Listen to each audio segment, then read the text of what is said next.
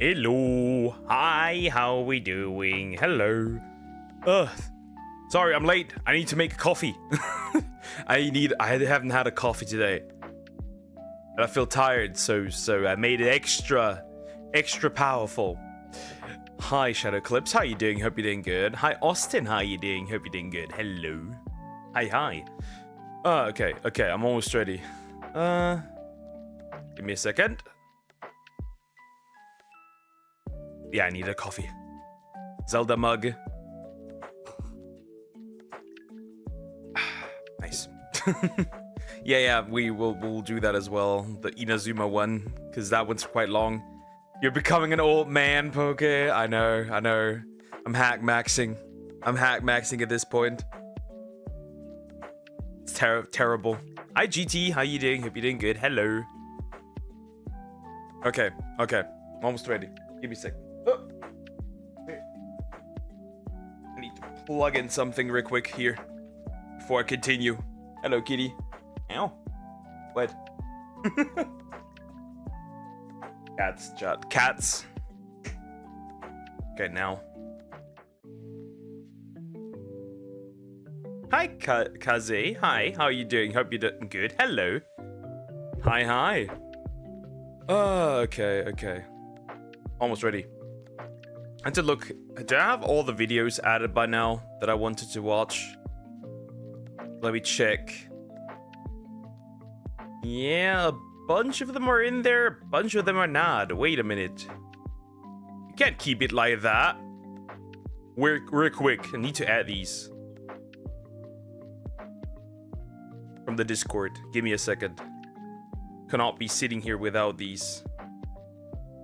Real quick. Oh, Samax added another one. Oh. Oh, why? I'm fine, and you? I'm doing pretty good, okay. I'm doing pretty good. I'm doing okay. I'm doing alright. Oh no. We got a video recommended about incest. The more you know. Hey yo. Again. Hi Zach, how you doing? Hope you're doing good. Hollow Knight lore. I don't have a video on Hollow Knight lore. Hollow Knight lore. Man. English is hard. English. To be fair, I don't have that many videos today. I might need to go on a looking spree. Actually, I do have one. Wait a second. I have one. Give me a second. I do have one. Hold up. Wait a minute. I should have been surprised about it, but I didn't. Yeah, that's usually the case. That is usually the case. Okay, let me add that. It's also not super long. I just gave you one too. Good. Let me add that one too. Let me see. Oh, that one. Huh. Okay. Looks interesting. Ooh, aura. I like it. Good. Okay. Peek. Alrighty. That means we can almost pretty much start, right? I think we're gonna start with the Inazuma one first. So yeah, I think we'll start with that one first. Hi. That's a long one there, chat. That is a long one. That is 27 minutes of Inazuma 11. Let me jump over here. More coffee.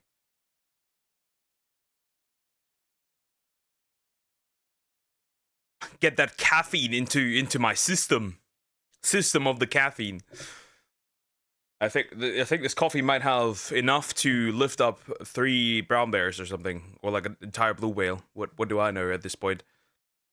Anyways, I'm going to brag that I got a cat. Nice. Ooh, cats are always nice. Except for this black and white one. This one is Terra. Terra in cat form, in feline form. Absolute terror. Whoops. Almost nuked the mic. Always nuke the mic. Okay, perfect. I'll adjust the audio and then we can jump into this. That's gonna be fun. I used to love Inazuma 11. I'm getting into the lore. I haven't watched the anime yet or played any games. I should though. I should. I should for real. I should. I haven't jumped into that yet. Pyrix needs to speed up his Harurara video. That needs to happen as well. Anyways, I think this is... We'll start with this one. Cause awesome, but sadly I'm allergic. Damn. That's fucked. Nature can be cruel. Human life is a cruel condition. Anyways, Inazuma 11 is not football. By Senshi. At this point, we have established that. Inazuma 11 is not football. It just isn't. This is like Saiyan kids, but using their feet. Anyways, let's go. Hi, it's finally time. Inazuma 11, the show where literal 14-year-old kids defy the scientific possibilities of space-time all for the sake of a singular goal. But still, regardless of the amount of nonsensical nonsense being served to me on a silver platter, Inazuma 11 will always be one of my favorite shows and a certified childhood classic. I love Inazuma 11 more than P. Diddy loves baby oil. I've kept you guys waiting long enough, so let's... We're never getting over with the baby oil jokes, aren't we? We are never escaping those. We just aren't. The oiled one. Let's cut the yapping and get straight into the meat and potatoes. Last time on Senshi Ball Z, the GOAT Sean Frost tragically broke down, like 3 other alien teams pulled up, ready to squabble, and Raymond finally managed to defeat Epsilon after the goated pull-up of my glorious king Axel Blaze. So now you're up to date on the lore, let's go ahead and finish the Alias Academy arc. The big 3 clan leaders of Alias Academy decided to hold an emergency meeting after 2 of their teams got packed up by a bunch of 14-year-old Super Saiyans. Fast forward and we get to... That's very accurate, though. At this point, I mean, look at the hair. Look at the hair. Look at the hair here. I don't think you can see it, but this guy or girl, I don't know, looks like the daughter of Mr. Popo because of the lips. To see these guys talking about going home to see their parents. So you mean to tell me this whole time, whilst these prepubescent children were fighting intergalactic warriors, their parents were just at home chilling without a care in the world? I gotta see their parents, bro. That all-star lineup gotta consist of Goku, Endeavor, and Big Mom, because when I was their age, I wasn't even allowed to play GTA. But you gotta remember, this is Inazuma 11, so without even getting a full days of rest, they get nuked by a blue Alias Academy football and get told that if they don't pull up to the football... This is essentially just an atomic bomb, basically. Sooner or later. Because if they can just randomly drop destructive footballs, what else do they have? What other weapons of mass destruction do they have? He got superpower and the only thing they did was play soccer with it. I'd pay a visit to France. Anyways, football with superpowers, the best plot ever. True. Frontier Stadium, they were calling airstrikes on every single school in Japan. I am not even surprised anymore. They go to the stadium ready to play another game, and the Diamond Dust team spawns in with Gazelle as their captain. The match begins and they part the pitch like Moses and allow Axel to take a shot, but David Martinez just plucks it out the top corner with 0 effort and then throws the ball from his own goal all the way to... Why is Frankenstein here? Why is Frankenstein here? Why is Frankenstein here? Genuine question. Mark, I'm not gonna lie, bro, you're in the wrong sport. The Dodgers need a pitcher. He threw that ball like prime Kick Batowski. Mark tries to play out, but it gets intercepted by this Anbu Black Ops agent who hits Eric with a Neymar flick straight into an overhead kick. Say what you will, but this femboy over here can really play football. Eric gets the ball and passes it to his goal, but this black behemoth Naruto runs into a studs up tackle, and if leaving a trail of ice wasn't crazy enough, he engulfs Sue's leg in like a literal block of ice. This gotta be one of Endeavor's secret sons. Sue is injured, which is fair enough, but a mysterious character passes the ball back onto the pitch, and descending from the sky is none other than my sensational GOAT, Byron from Zeus Jr. Oh my days. If I tell you the first time me and my brother saw this as kids, I was hyped. They really brought back Dio's disciple as a playable character. Byron pulls up on Raymond and asks Mark if he can join the team, and I'm not gonna lie, it would be completely I don't know. It would be completely reasonable to not let him join, but for the plot, he needs to join. Better animation story than Blue Lock, not gonna lie. That isn't hard to beat at this point. That isn't hard to beat in general. Understandable if Mark said no. I mean, Byron was literally caught doping, and when they played against Raymond, he was saying a whole lot of wild stuff. Your life is nothing. You serve zero purpose. Mark being Mark lets Byron join their team, and 10-year-old me was just hyped to see Axel team up with Byron. The game resumes and no one on the team trusts Byron, like they are not passing bro the ball at all, like they're treating him like he's Anthony. Scotty uses his ultimate Beyblade move and passes the ball to Hurley, but because Hurley wasn't on the team when Byron committed those war crimes against Raymond, he decided to give him the ball and let him cook, and cook he does. He uses Zawaldo and time skips past the This is so stupid. This is so dumb. Why can't he use that? Why is he an angel? Why can't he stop time or time skip? Bro would give hit a run for his money. What is this? They are Super Saiyans. They have to be. first two defenders. He comes face to face with Gazelle and does a beautiful 1-2 with Axel, grows his angel wings, and charges up an atomic bomb to make it 1-0. I had literal goosebumps watching him score this goal, and to top it, maybe this is an alternate universe with Dragon Ball Online. Remember, basically in Dragon Ball Online, every human is essentially almost has Saiyan powers because of how genetics work. Maybe that's the reason. Maybe they're all actually Saiyans. Pre-Dragon Ball Online, maybe? off, he gets a little nonchalant celebration with Axel. This is peak writing. Look at Gazelle, she's straight tweaking. Out here brushing her hair, she must be jealous of Byron's luscious golden locks. The match continues and Arkiji's cousin is still spamming his ice tackle. They knock the ball about and pass it to Gazelle, and you know what? Let me just roll the clip. What the hell? Oh my god, no way. Yes, you're seeing this correct. Gazelle posed up mid-game, opens her own domain like she's Satoru Gojo, freezes the ball, and hits us with a 360 spinning back heel and sends the ball flying at Mach 10 speed. What in the Southern Water Trap is even going on right now? The entire team is really just water bending like Prime Katara, and instead of saving the world, they decide to use their powers to play football. I'm flabbergasted. It's now halftime and it's honestly pretty.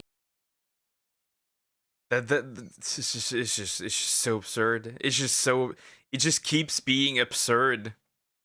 It just keeps going on being absurd. This guy could outkick Chuck Norris. Evenly matched. My goat Sean is still on the bench because he's recovering from PTSD. Gazelle takes another domain expansion guaranteed hit shot and makes it 2-1, but Raymond is not discouraged and they continue to play beautiful tiki-taka Barcelona style football and get the ball to the one and only, who summons his fire stand and makes it 2-2. Gazelle really thought this was gonna be a walk in the park. Like she's really tweaking out like Prime Gohan. The battle continues and everyone is giving 110% of their power, so you already know what time it is. It's time for some bullshit. Mark, Eric and Bobby attempt to charge up the Phoenix special move, but Diamond Dust isn't just gonna stand there and let them get it off. They must have watched Eren versus the Warhammer Titan fight in the dressing room because they intercept Eric and it's now an open goal for Gazelle to land the final blow. But Hurley, my Black Panther, saves the day with a 2-footed tackle, and as someone who actually plays football, this is low-key crazy. That would probably have gotten him a red card in a real game. For whatever reason, they're not. Dude, remember, somebody got a yellow card for touching somebody's leg a little bit. But using hands is not an issue, by the way. We're talking about all the powerful kids, but what are the nets made out of? I know what they used. There's only one thing that's that durable. It's Mr. Fantastic. Enough said. Every time now you will see when they shoot, when they kick the ball into the goal, that's a piece of Mr. Fantastic. They decide to charge up another special move after the last one didn't work, and Mark sprints out of the net again. Diamond Dust cancel the rising rush, but this time Gazelle manages to get her shot off, and I could explain what.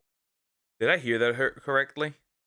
game. For whatever reason, they decide to charge up another special move after the last one didn't work, and Mark sprints out of the net again. Diamond Dust cancel the rising rush, but this time Gazelle manages to get a shot off, and I could explain what Is that the name of the move, or is that a Dragon Ball Legends reference?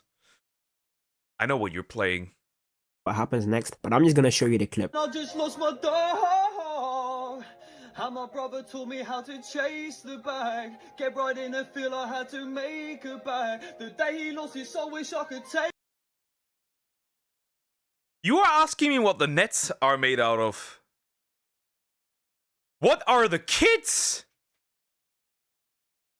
made out of? That's a more important question.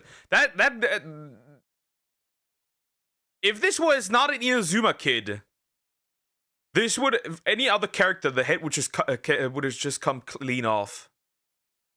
This would have ended up in decapitation. Huh? That's gonna give a headache. Because Mark was outside of the area, he couldn't use his hands, so he uses his elite head game to put his dome up against the ball and headers it away by growing a whole fist. That whole sentence needs a no diddy. The game ends 2-2 and Mark's head has saved the game. No diddy. But unlike me, the coach wasn't really impressed by Mark's head. Alright, I'll stop. But seriously, when the coach said Mark had to stop being the goalkeeper of Raymond Academy, my heart sank. I fell down to my knees. I was shaken to the core, because what do you mean you're kicking the main character of the team? But turns out this whole time she just meant that she wanted Mark to play in defense and make Darren the team's main goalkeeper so that Mark can freely be a part of the team's offense without leaving an open goal, which is honestly pretty smart. But she could have just worded it differently, man. I was almost getting ready to squabble. Fast forward and we saw the little training arc. We also get to see Kevin again, who's going through some rehab, which was pretty cool. Mark officially becomes number 15 and will be playing as a centre back, and Darren is now the new goalkeeper. We pan over to the big three of aliens who are having an emergency meeting, and Gazelle. They always keep having an emergency meeting. Also, when is the oldest 14-year-old joining again? Bro needs to recover quickly. Someone read the comic where Spider-Man uses Mr. Fantastic as cobweb fluid. It's pretty much that, but even worse. I know that one where the world keeps falling apart. Yeah, that one where everyone not just the entire world, but even people keep falling apart, and he uses Mr. Fantastic to keep them together. That was crazy. Is getting fried, bro. They were really cooking it for during that game. Better than you, my shape up better, my car faster, my drip better, my clothes fit better, my hoes better, my tattoos better, I'm stronger than you, my bitch thicker than yours, my guns bigger than yours, nigga, my guns bigger than yours, I talk better than you, I hustle better. The president of Japan is on a FaceTime call with the coach of Raymond Academy, and I'm gonna be honest, leaving the fate of the universe to 14-year-old kids is diabolical. Bro isn't a diabolical? Pegasus? To be fair, from what I can tell, the Japanese government in this one is just straight up useless. They're as useless as the military in Godzilla. Always. Just useless. Bro got kidnapped by aliens. He's useless. bunker in the White House hiding away whilst he sends these child soldiers to fight E.T. and Ben 10. Surely this violates some sort of law. Like, where's the FBI, the CIA, maybe even the Navy? They really put all their eggs on these little kids like they're Gohan in the Cell Saga. The next few episodes is just more training, so Mark, Bobby and Jude go to Royal Academy to learn the original Up Stop a Bucket Dimension move from episode 1. But just as they finished, they get nuked again. But this time, Gazelle and Bird have teamed up and drafted the best players from Prominence and Diamond Dust to run up the Oh, interesting. Very interesting. That's gonna be rough. Not football, it's soccer. It's football. It is football. The term football is older than the term soccer. It is football. Rugby isn't football because there is no foot being used. Football. Football. A ball being kicked by a foot. I will not discuss terminology. You do not know what football is. You never knew what football is. You are not European. match. And if I'm gonna be honest, I'm starting to understand why Nathan, Todd, and all them guys left. Because how many teams are there, bro? Like, surely the aliens have realized by now that every time they play against Raymond, they get a literal Zenkai boost. If I was in charge of the alien team, I would quit all this football nonsense and start just nuking random cities, starting with Birmingham and Ohio. That's just me. The match begins and number 7 tackles Tori and Naruto runs towards Bobby, nutmegs him, then Rainbow flicks Jack and passes the ball to Gazelle so she can hit her domain expansion. But because Darren is in goal, it's become too easy for Prominence to score. They kick off the game and pass the ball to Byron so he can use his time leap, but he must have not read the patch notes or something because they really stopped his Zawardo. This guy over here. Yeah, that one's just too strong. Oh, that one's basically like Goku. You mean soccer? Soccer, my dick. It gotta be a Joestar, bro, because he didn't counter Byron just once, but twice. Look at him, bro, he's just moving. He takes the ball and passes it to Sukuna, who uses Malevolent Stride and hits Darren with an Oppenheimer level attack. The firepower these two got is so unfair. They are really just spamming their ultimate on my boy Darren, man. I'm not even sure if a Sensu Bean can save him right now. Wait a minute, that arm? Oppenheimer level attack. The firepower these two got is so unfair. They are really just spamming their ultimate on my boy Darren, man. I'm not even sure if a Sensu Bean can. That arm? Looks done. Not gonna lie. That arm is done. That arm looks somehow odd. No human can make that posture. Saving right now. It's officially 10-0 and Marcus finally decided to lock in and use his Ash Cash header technique, but the balls were too strong and it left him laid out on the floor. I actually stopped for real this time. After that sacrifice play by Mark, everyone is fired up and finally sitting forward, but it's like they're playing against Zuko and Katara. If Aokiji's cousin wasn't enough, they really brought Escono's brother too. How are you even meant to bypass this? But you already know, when Raymond are backed against the corner, the nonchalant dreadhead Jude Sharp always comes in clutch. He ends up finding a weakness in Prominence team, and to cut a long story short, they basically have zero chemistry. There is no type of green links in this team, so they decide to exploit it for some easy goals using the death zone. Even though they can attack, they are struggling in defense, so this wannabe Beyblade protagonist runs through their entire team and opens up his malevolent. Either Beyblade or Yu-Gi-Oh. Either Beyblade or Yu-Gi-Oh. One of the two. Kitchen, but this time Darren is locked in and wait, hold up. I swear I've seen this somewhere before.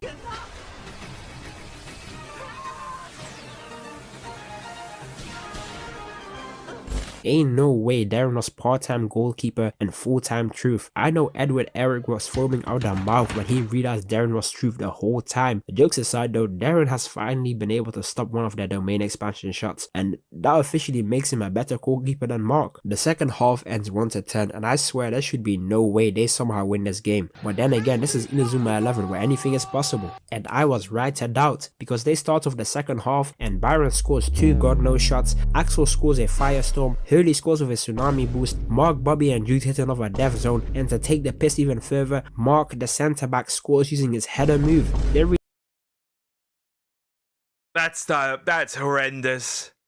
Imagine somebody uses his telekinetic magic headbutt powers to score a goal. Yeah, at this point I just give up. Even if I'm still in the front, I just give up. He brought it back to 7-10. What in the FIFA 15 is even going on right now? Gazelle and Burn realize that the only way to beat this power of friendship is to use power of friendship. So they hit a fusion dance and then proceed to pull out some Renala's twin blade sword dance combining fire and ice. Darren didn't even get to bask in the glory and they already broke his Mugen the hand. That means they officially scaled above the Full Metal Alchemist Brotherhood. What the fuck? What is this? What is that? Bro, what if Todoroki's halves were separate? Same energy. These kids are fireproof. They resist mortal blows. They made a ritual in the middle of a football game. They might solo Goku. It's out of the socket his shoulder, sure. Bro. Verse. Now that Prominence has stopped being egoists and decided to work together, they have been shutting Raymond down in every single way possible. Byron is literally building up a whole status effect because of how much he's being hit. I gotta respect the hustle. He's doing everything in his power to break through. And just when it seemed like it was gonna work, they get nuked again by Super Saiyan God Goku. Like, what was even the point? Look at the way he went flying. This is diabolical. Xavier tells us that Prominence wasn't supposed to play against Raymond. What is this? Interruption mid-game! Ref, is this allowed? Yo, somebody get the ref. That is not. How is that allowed? Bro is just pulling up. And he just comes in and slash TPs them out. What a game. This game was pure hype because we got to see like 15 goals. However, we've officially lost Byron because all them backshots he was taking actually took a toll on his body. But I think Byron's display of manliness may have lit a fire under a certain someone. You guys always say that you want Inazuma 11 videos, but you're not subscribing to the channel. Me and some other guys are in a race to 100k subs right now, and I want to really beat these guys. So if you guys want to help me out and you guys want more Inazuma 11 content, I need all of you guys to subscribe. How far are we? 11 months ago. Bro is 175k. We do not know if bro won. I hope he did. I mean, this Warudo kid probably solos Goku, not gonna lie. I think they're playing Mario Strikers rules. That could actually be. Subscribe right now. We skip over to a cutscene where Sue wants to run the ones with the coach for letting Byron injure himself, but they end up seeing the coach have an emergency meeting with none other than Xavier, the captain of Alias Academy. Ooh, I knew it. Someone get that dumb, ugly, raggedy hoe out of here. I never liked her anyways. I'm sick of her ass.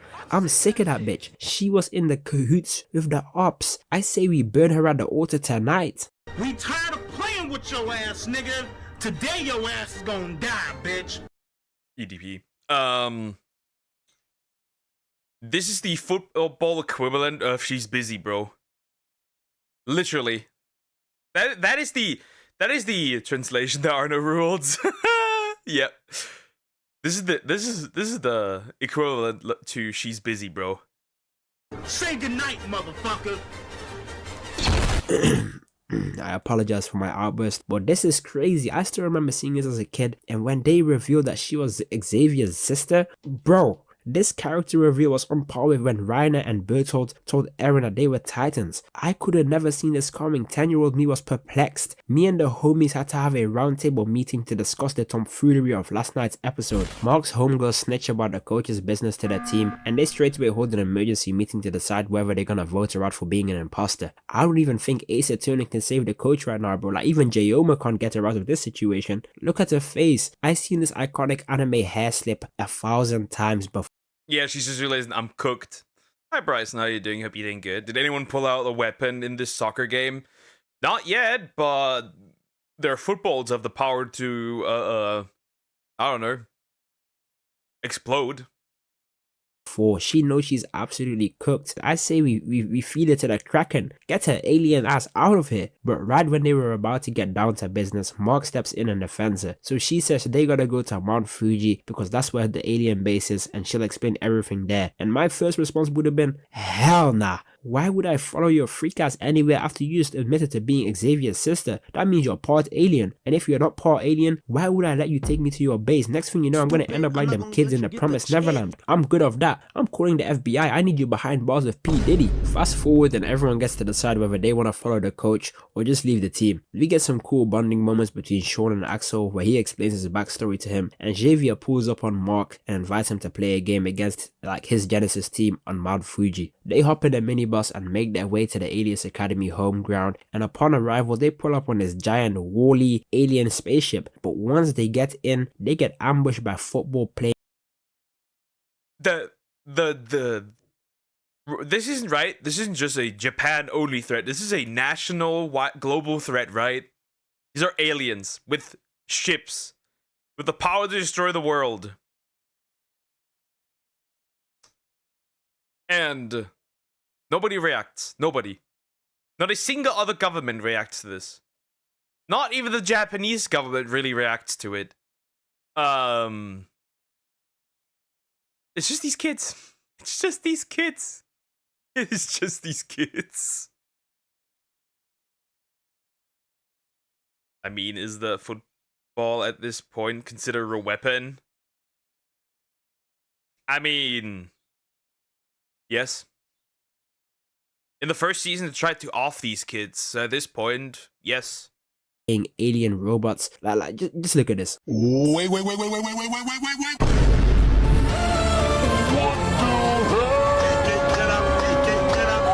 This is why I always say thank you to ChatGPT, because when AI takes over and creates some nonsense like this, it's gonna remember that I was one of the chill ones. They pull up on this giant hologram who gives us an insane lore update. This whole That's why if you use ChatGPT, you always must say thank you.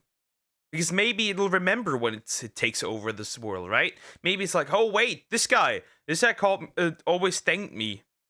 You know, this is unrealistic because America didn't weaponize the football kids. True! They didn't create even their own football kids to weaponize them. You know, war, but with footballs. Wait, did Moses split the sea with a football in this universe?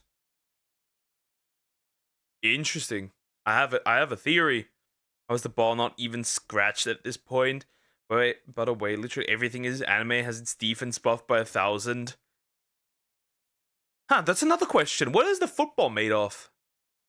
time I was making jokes about creating child soldiers, but this beanhead over here was actually trying to make child soldiers. And the craziest Attack on Titan level plot twist is that the things we've been calling aliens aren't even actually aliens, but they are regular kids who have been stat boosted by the power of the meteor that landed on Mount Fuji 5 years ago. What the actual hell is even going on anymore? This went from a sports anime to Code Geass, because why is bro using the power of some space meteor to create Captain America level super soldiers? Turns out this beanhead was actually the Aizen of the Inazuma 11 world, and he planned everything up until now and tricked the coach into thinking she was fighting against him. Whole time she was building up Raymond to be strong enough to play against Genesis so that he'd have like a worthy opponent to showcase their strength to the world. This is some messed up stuff, I won't even lie. I still don't like the coach, but she has become like, you know, a little bit more tolerable now, I guess. Raymond prepared for the game that decides the fate of... What the fuck happened here? This went what? We have a complete, the plot is just like crazy. I don't understand anything anymore.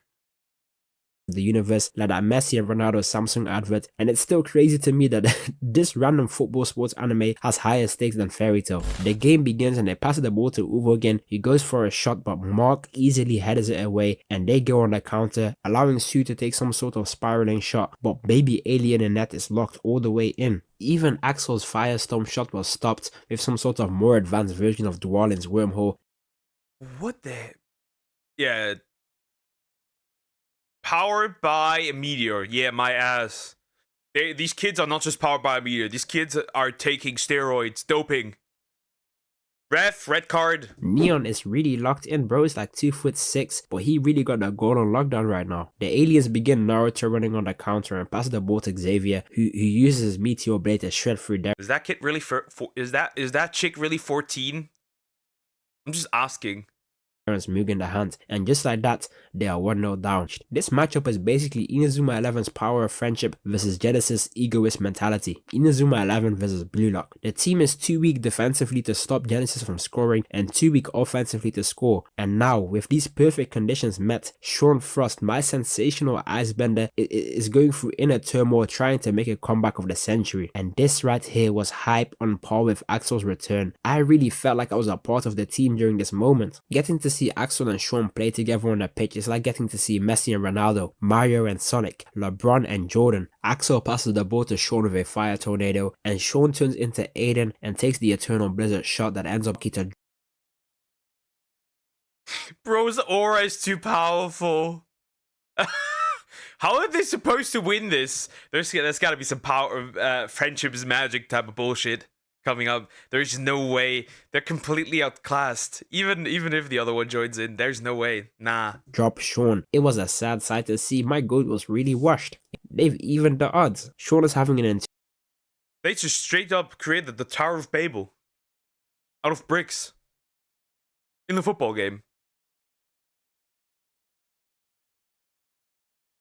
Bro, internal monologue, but Axel hits us with his signature move and blasts Fubuki with the ball, sending him flying. He basically tells bro to stop messing around and unlock his potential. He's reading a nonchalant dreadhead, the aura is off the charts. He receives the ball and it's like a veil has been. What a beautifully written character. Anytime I see this scene, Bro is the honored one. Bro is the honored one. There's no way, dude. There's no way.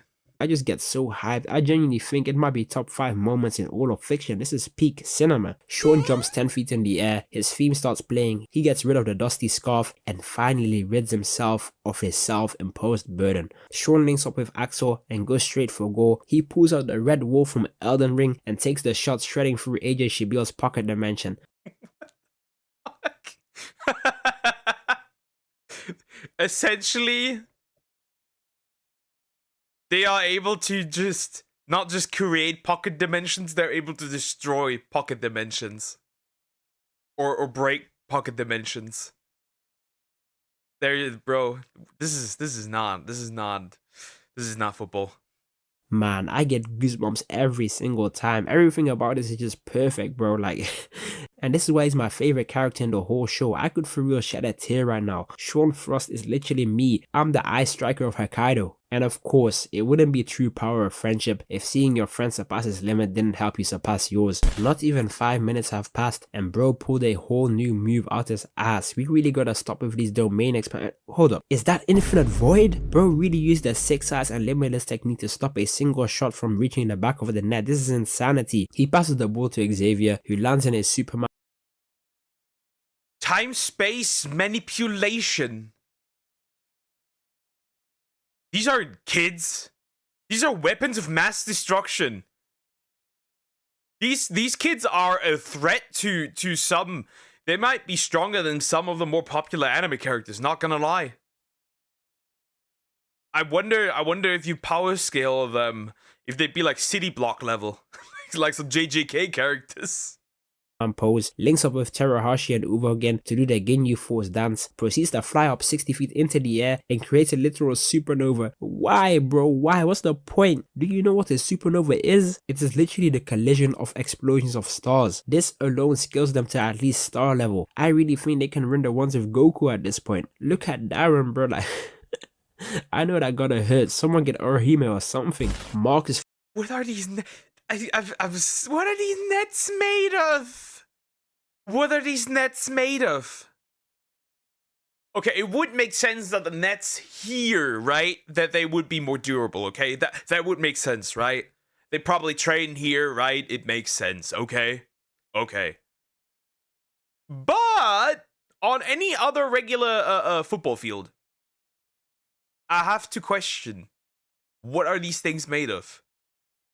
Falling for all of Xavier's rage bait, and fam, someone check this grown man's age. Anytime I see him on the screen, this guy cannot be 14 years old. He's like 6'3", 250 pounds and has actual sideburns. When I was 14, I looked like Invader Zim. The second half begins and it's 2-1 to Genesis. Mark is back to his normal self and Raymond is playing like 2014 Spain tiki-taka football. They set up a death zone and Mark wasted no time. He really started talking trash right away. Maybe you got rid of that old yee ass haircut you got, you get some bitches on your dick, nigga. Watching Xavier and Genesis break down over the concept of power of friendship is genuinely hilarious. Bro, it's like I trained against literal aliens. I'm using the power of a space meteorite. I have the destructive power to level an entire city and I'm shooting star level attacks. But you mean to tell me that this magical power of friendship nonsense is stronger than all of my perks? And just as he says that, and you'd think that's it, all Raymond has to do now is score a couple more goals and they're good to. Hey, you guys go ahead and turn off the limiters. You mean to tell me this whole time these guys were playing with some type of limiter like. What? Nah, limiters? Limiters? What could that be limiting? What do you mean limiters? They've been using time travel, dimensions, destroying dimensions, pocket dimensions, creating pocket dimensions, creating like planetary level threats, and now they're like, limiters? Limiters, okay. Piccolo with his weighted clothing, surely they can't be that much faster, right? Oh nah, it's up. These guys are all moving like I don't think that just speed was limited, right? Probably power too. Yeah, it's over. Put the fries in the bag. It's over. Rock Lee after he took off his weights and wait, what? No way. Space penguins sets up dangerous tackles, but just as Bro reminded me of so. Why did bro look like Sasori for a second? Or Bane? Bro looks like Bane. Wait a minute. Hold up. Axel Boy gets intercepted Is that Bane? Is that Super Saiyan 4? What the fuck? with one of these studs up dangerous tackles. Kobo. Inazuma 11 is the best sports anime in the history of sports anime. I don't care what anyone says. The aliens start Naruto running. I don't know about that if it is the best. Hajime no Ippo is probably up there. It's gonna be rough. Boxing's also a sport, so And hit us with another smile and wave boy shot. But Darren, for like the 17th time, surpasses his limit. I thought I'd seen it all, but who has a limiter? I need to question this. Who actually deactivated the limiters? Genuinely, who deactivated the limiters? These do not feel like they. Are you sure that the alien team deactivated the limiters? creating a miniature Earth just to win a game of soccer is bombastic, but 10-year-old me could not care less. Me and my brother were jubilating. We cooked for the whole day. Stand up now and face the sun. Won't hide my tail or turn and run. It's time to do what must be done. Be a king when kingdom comes. Well, you can tell everybody. Well, you can tell everybody. This shit means something to me, man. Like 60 episodes. Angelic voice, by the way. The shot itself is called The Earth, bro. That is hilarious. Oh, bro, that's hilarious and amazing. Wow. Wow. 12 new characters and 46 war crimes all built up to this. It's finally over. The crack-induced aliens have been defeated, Master Toad has taken his L, and the alias Meteor has been destroyed. See, Gege, why can't you take a book out of Inazuma 11's page? What happened to happy endings in anime? Wait, hold up. What's that sound? What am I hearing, bro? Don't tell me. Is that a dark reunion? No way, this wannabe Orochimaru really summoned the Akatsuki. Bro... The Akatsuki of football. What the heck? Who the fuck are you? For a final battle. It's never truly over in Inazuma 11 and what? No way. Nathan, Kevin, Todd, even the hentai protagonist, they really pulled up on some Sasuke ghetto Majin Vegeta timing. I was genuinely so confused when this episode first came out. I thought this was some type of fan-made parody or something, or some type of Naruto filler episode. Turns out the old man wasn't the real I. You reminded me of the ostrich episode. Oh no, not the ostrich episode. Nah, dude. You reminded me of the ninjutsu ostrich. I hate you. But it was this guy all along. He basically betrayed his previous master and stole the meteorite from him so he could go back to Raymond and gaslight these kids with actual drugs. Like, look at their faces. These guys are tweaking off that Broly boost and they don't even know it. They end up challenging Raymond to a final game, and honestly, I'm still confused even now. If Genesis couldn't beat them, what makes this Skinwalker think these second-rate players are going to be able to win? The game begins and their entire team is talking mad crazy, but I can't lie. Nathan is out there doing flash steps and putting in work. Kevin comes face to face with Mark and he uses Flame Grant Me strength and then speed blitz them both. Jack weighs like 300 pounds, throwing him 10 feet in the air like that is crazy. Sean has managed to stop Kevin, but they pull the ball back and Shadow uses a whole dark tornado to blow 3 of Raymond's players' backs out. Literally. And look at this Diddy affiliate, bro. Bro is having the time of his life. Bro is what the fuck? Also, at that point, it counts like 3 goals if you take 2 guys into the goal with the ball. He's out here salivating watching literal children play football. How is he still walking free? I needed him in the deepest level of impel down. It's 1-0 and they pass the ball to Kevin, who's about to do a dragon clash, but Sean meets him at the ball, and I really thought these guys were gonna split the sky like Kaido and Luffy. Kevin takes the shot and makes it 2-0. It's crazy out here. Raymond is really losing. Even the two NPCs from the early episodes are pulling out airbending cannons. Just look at the way it's moving towards Darren. They manage to stop them from scoring, but Nathan steals the ball and hold up. Is that the Naruto barrage? Bro is out here using real life shadow clones? Shadow clones. Shadow clones. Hi Cricket, how you doing? Everything good? Yeah, it's over. clones, bro. Some people try to tell me in the comment section that the techniques are only visual, but this man right here is playing 1-2s with his own shadow clones. The proof is irrefutable. This ain't no demon slayer. The second half starts 2-0. Nathan is really crashing out. Look at what he did to Hurley. Where's the referee, man? Like, this cannot be legal. Hands? Ref? Where is the yellow card? The red card? They're beating each other's ass. Leia had to support 2 streams before. It's all good, don't worry. He hit Hurley with a John Jones elbow. Look at the ball. It's literally behind him. He had no reason to do this. Hurley takes a super long shot and Sean gets the rebound with his wolf shot, making it 2-1. The comeback is on. Sean and Axel lock in and go for another combination shot and make it 2-2. This is more like it. This should not be a close game at all. Raymond should be winning. But this is Inazuma 11. So Kevin, Max and Nathan go for a combination shot and it's literally the Dark Phoenix and it ends up shattering through Darren's Mugen. These nobodies are just cooking.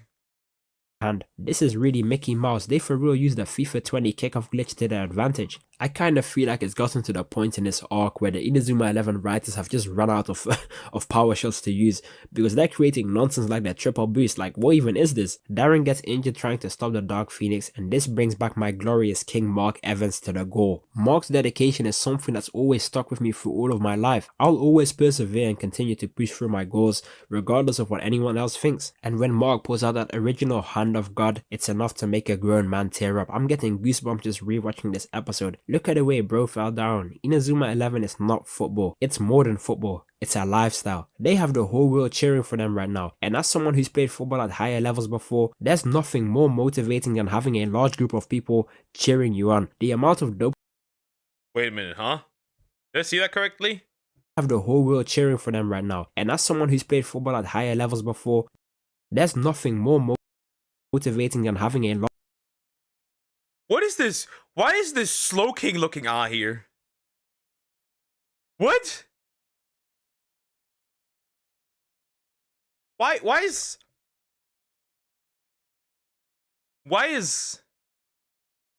Slow King here? What the fuck? Huh? That's weird. Sweet, it's even the first reaction. I truly missed nothing. Yeah.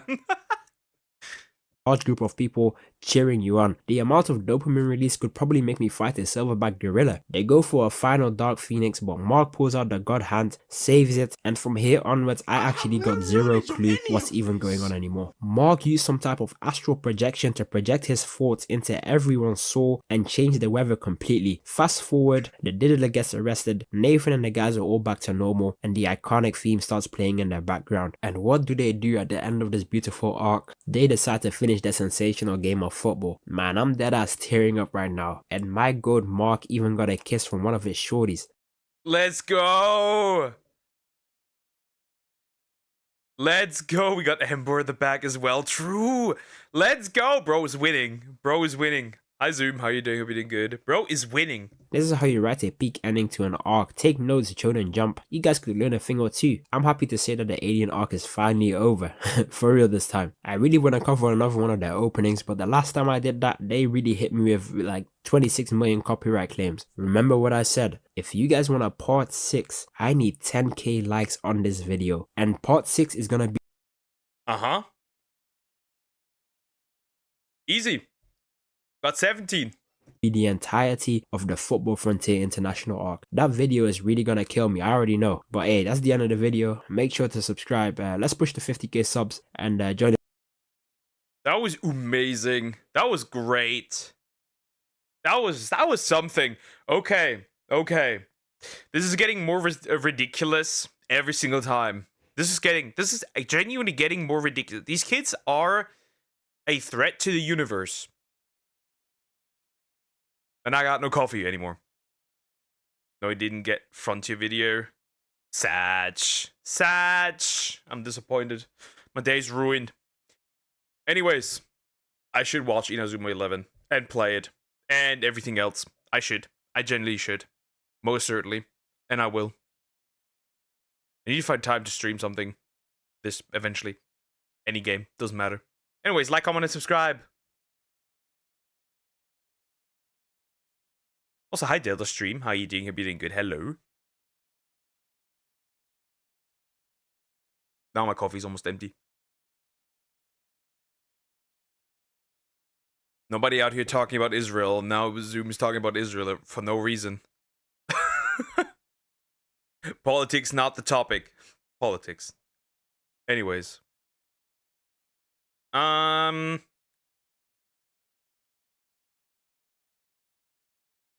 don't know if tourists will return. I told him to never return. And I permit him. So there's that. I don't know.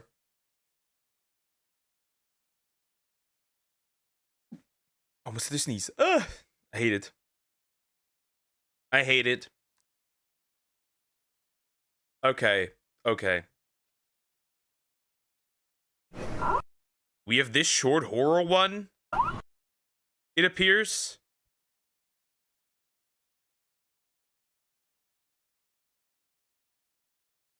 We have this short horror one that GT recommended. Let's look at this real quick. After Hours Incident, Jurassic Park VHS tape horror short film. Blender. By Ali Awada. We'll look at this.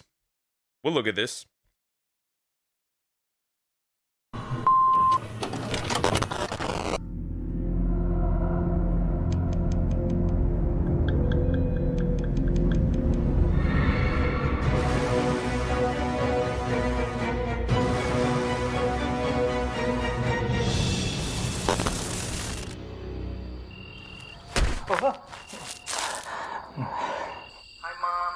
Hello from Costa Rica.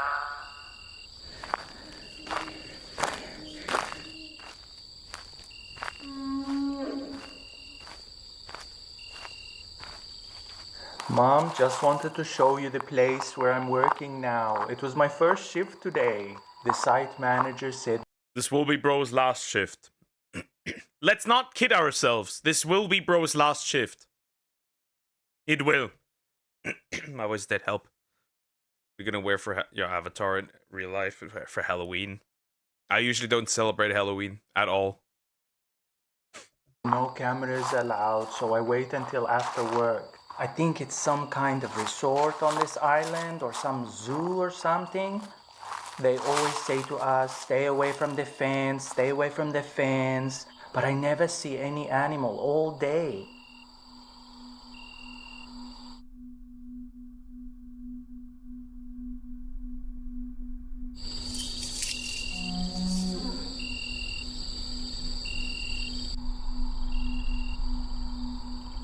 Today they said they want to make the fences electrical, but they had some delays and it didn't get finished. I don't know why electrical fences in a resort, but... Oh, something's moving over there.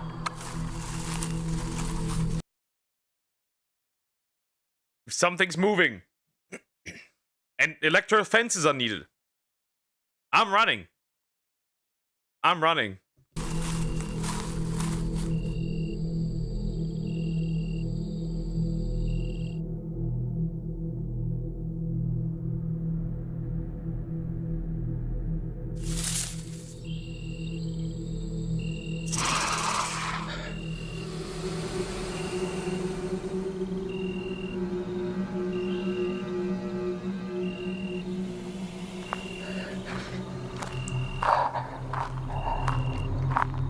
I hear something from over here.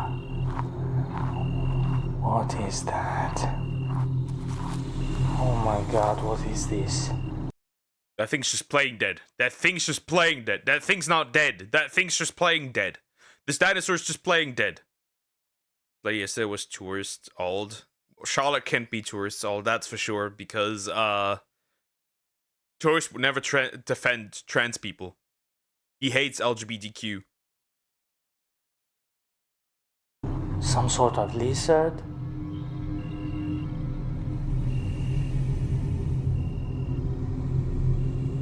I never seen this lizard before.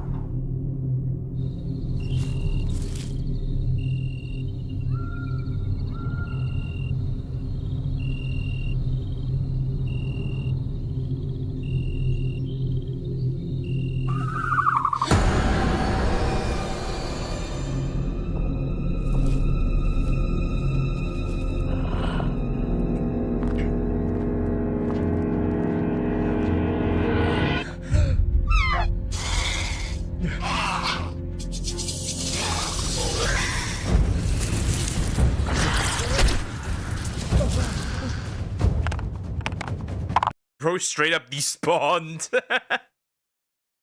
That's crazy.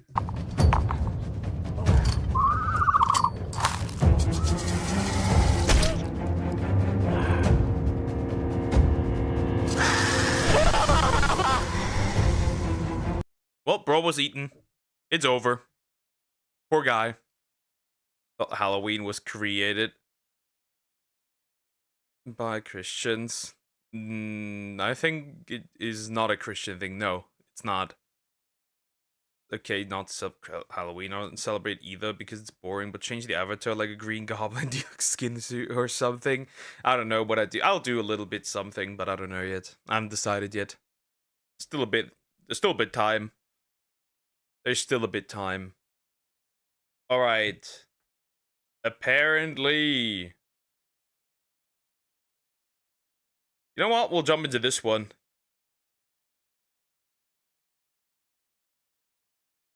If it loads, that is.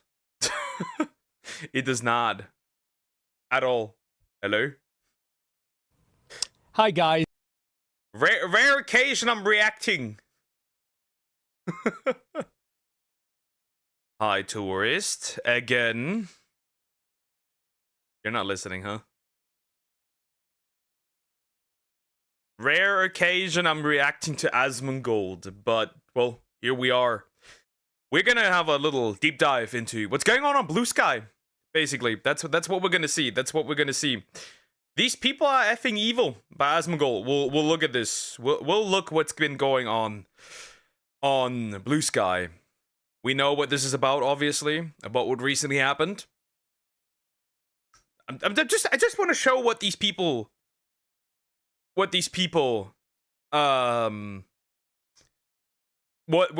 actually like, right? Just gonna show it with this one. Hi guys, it's me again, and today we're going to look at some of the interesting users on, you would never believe it, Blue Sky. That's right. And I don't know how this keeps happening, but yesterday, after Charlie Kirk was brutally murdered, he was shot in the throat, bled out on stage in front of everybody, including his own family and his children. The number of people in the games industry who decided to go on to social media, particularly Blue Sky, a lot of the— That's the thing, right? These people are celebrating, right? These people are celebrating. The funny part is, you got to think that through. The funny part is that they're what's the word? They're essentially straight up out in the open, either with their face, with their full name, or and where they work, and well, we had people reporting them to their employers, and they've been getting fired. Plenty of people getting fired. I tried to behave more. I hope so. Was having a bad day on the day you hit my main channel. I'm sorry for being toxic on that day. It's still gonna stay hidden because actions have consequences.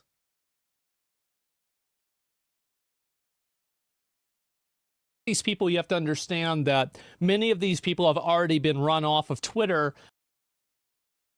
Yep, and they're now back to blue. Now they're on the Blue Sky. It cannot be Charlotte. It cannot. Charlotte is defending trans people. Tourists would never defend trans people. This does not make sense. Use your head. Because there's a level of discourse and negativity that they can't really deal with. So the only place that they can really exist is on effectively a reservation like Blue Sky, where their opinions are protected and they're allowed to be vitriolic and nobody's allowed to tell them that they're wrong. Well, that's why we're making this video. We're going to be looking at some of the different people that, after the death of Charlie Kirk, decided to, and I'm not really going to be going through, everybody is going to draw the line at a different place. Here's where I draw the line. I personally have a big problem with people that are celebrating him being killed. I don't have a big deal if somebody... True. I don't care if you say, that, like, you don't care. That's fine. You don't have to care. That's fine. Nobody cares that you don't care. I do have a problem if you celebrate. It does also have a bit of a, like, it does have a bit of a bad aftertaste. You say, like, yeah, it was a bad person, I don't care.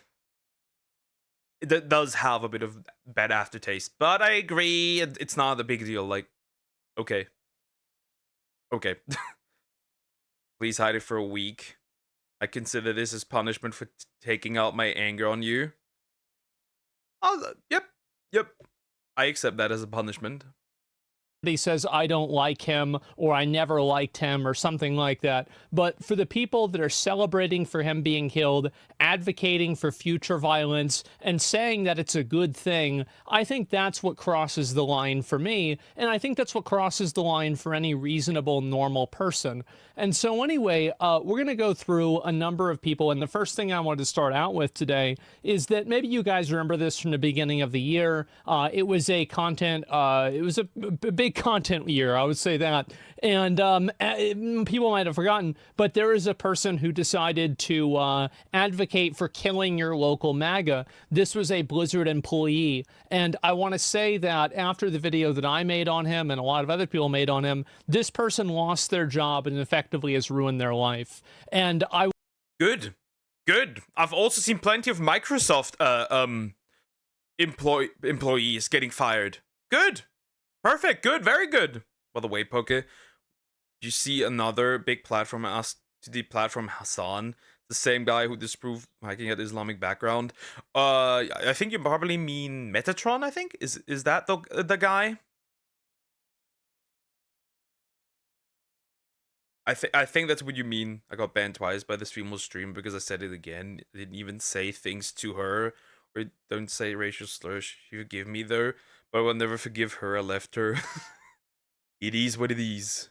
Want nothing more than for the exact same thing to happen to the people in this video too. So I hope that after you guys see these individuals and you see what they're advocating for, you'll be able to go out and tell their employer, hey, you know what? Maybe I'm not comfortable funding a video game that is employing people that are advocating for the brutal murder of a person in front of their family. And it's absolutely insane, but it's also not surprising. And so anyway, we're going to go through some of these. Obviously, you know, I put out a post about this before. This was yesterday. If you guys want to make a list, and this is something, I'll go ahead and just contextualize it all. So there's several game developers that are liking posts that are people mocking Charlie Kirk's assassination. We'll look at pretty much who these people are. We'll start off with this. These are people, Dennis. Let's look at this, and this is also on Blue Sky. I'm 6'5" and Vans, Blue Sky Social, sound effects associate at Bungie. So Bungie, you know the game that's trying to make Marathon. I guess they were too busy. Oh, he's doing sound effects, not visual effects. So maybe he actually has to do his job rather than just copy pasting something off of Twitter. But anyway, you've got somebody like this who's advocating for, and again, people might think that it's not a big deal. Oh, well, these people aren't making these statements themselves. These people aren't really saying anything that is that extreme. Here's the reason why it's a big problem. The reason why is because it creates an ecosystem and an environment where the actual extremism... It's what's the word? It's reinforcing the idea for actual extremists, for people that would actually be violent, that this is okay. And that's why it is a problem. It is giving the impression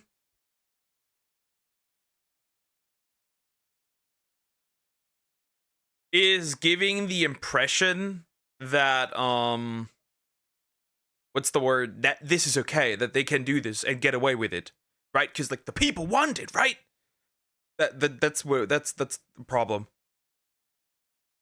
Spoke a fair warning. Metatron said his video might get troubled because leave Hassan uncensored to say a sentence that is usually against every same platform TOS.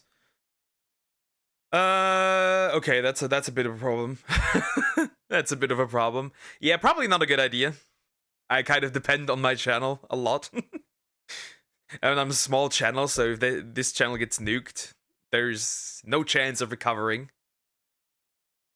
Don't drink soda, he doesn't drink water. He tried drinking water and she spit it out. He drinks soda again, so he won't taste water. There's two options here. Two options here for Asmongold. Either it was a joke, or two, he was tasting his own rotten teeth. There's two options here. Two options here. And the actual radical behavior is feeling comfortable. It feels comfortable in an environment where you have this blasé, passive acceptance of it, and you have people that are just basically complicit with it, but they're not openly saying it. They're just privately doing it, or they're just privately voicing their support as well. And, well, I guess in this case, it's not private anymore, is it? And so anyway, we have a associate producer at Bungie who is liking and promoting tweets that are celebrating.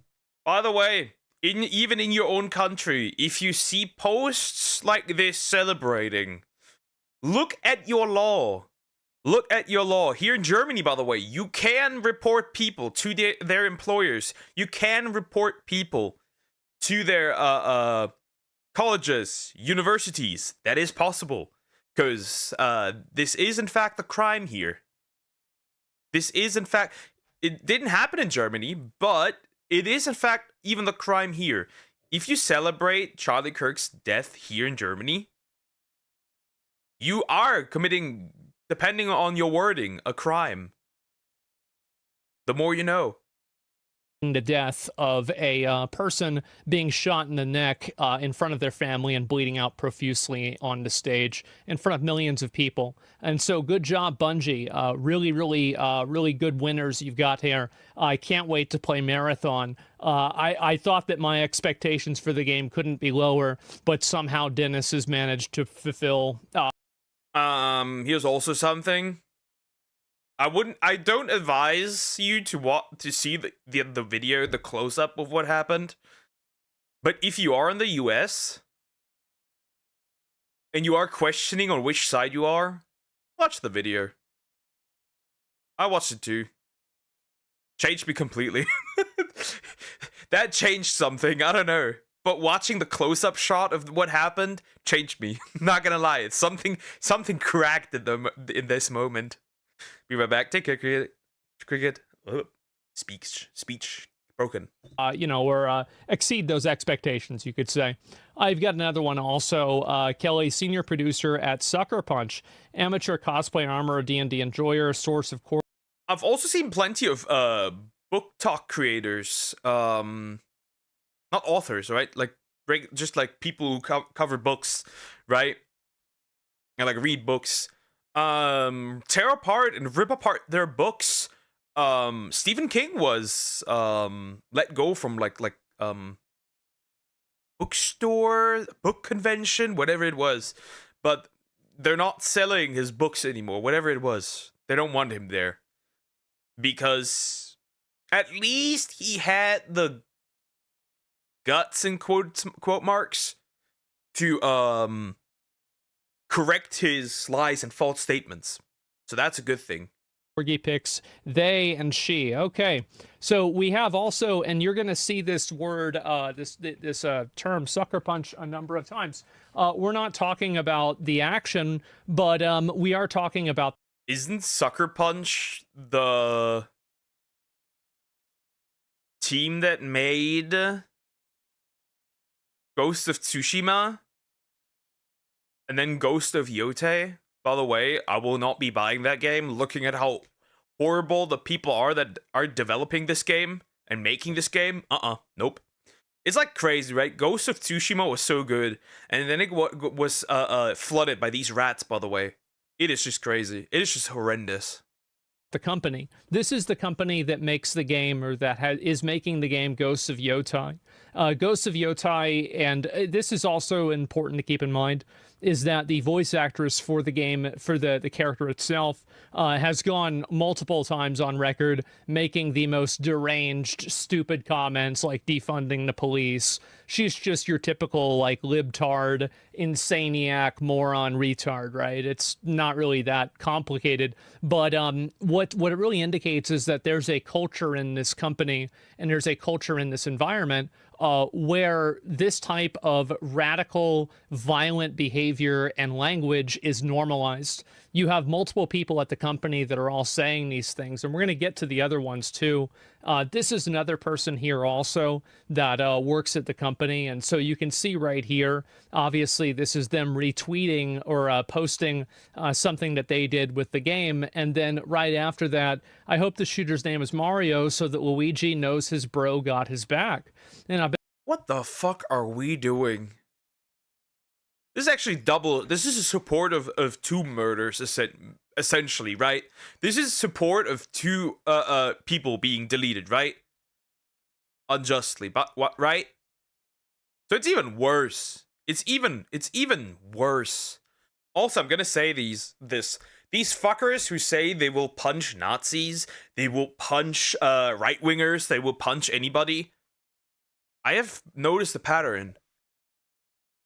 These privileged little shits have never experienced violence in any way, shape, or form, ever.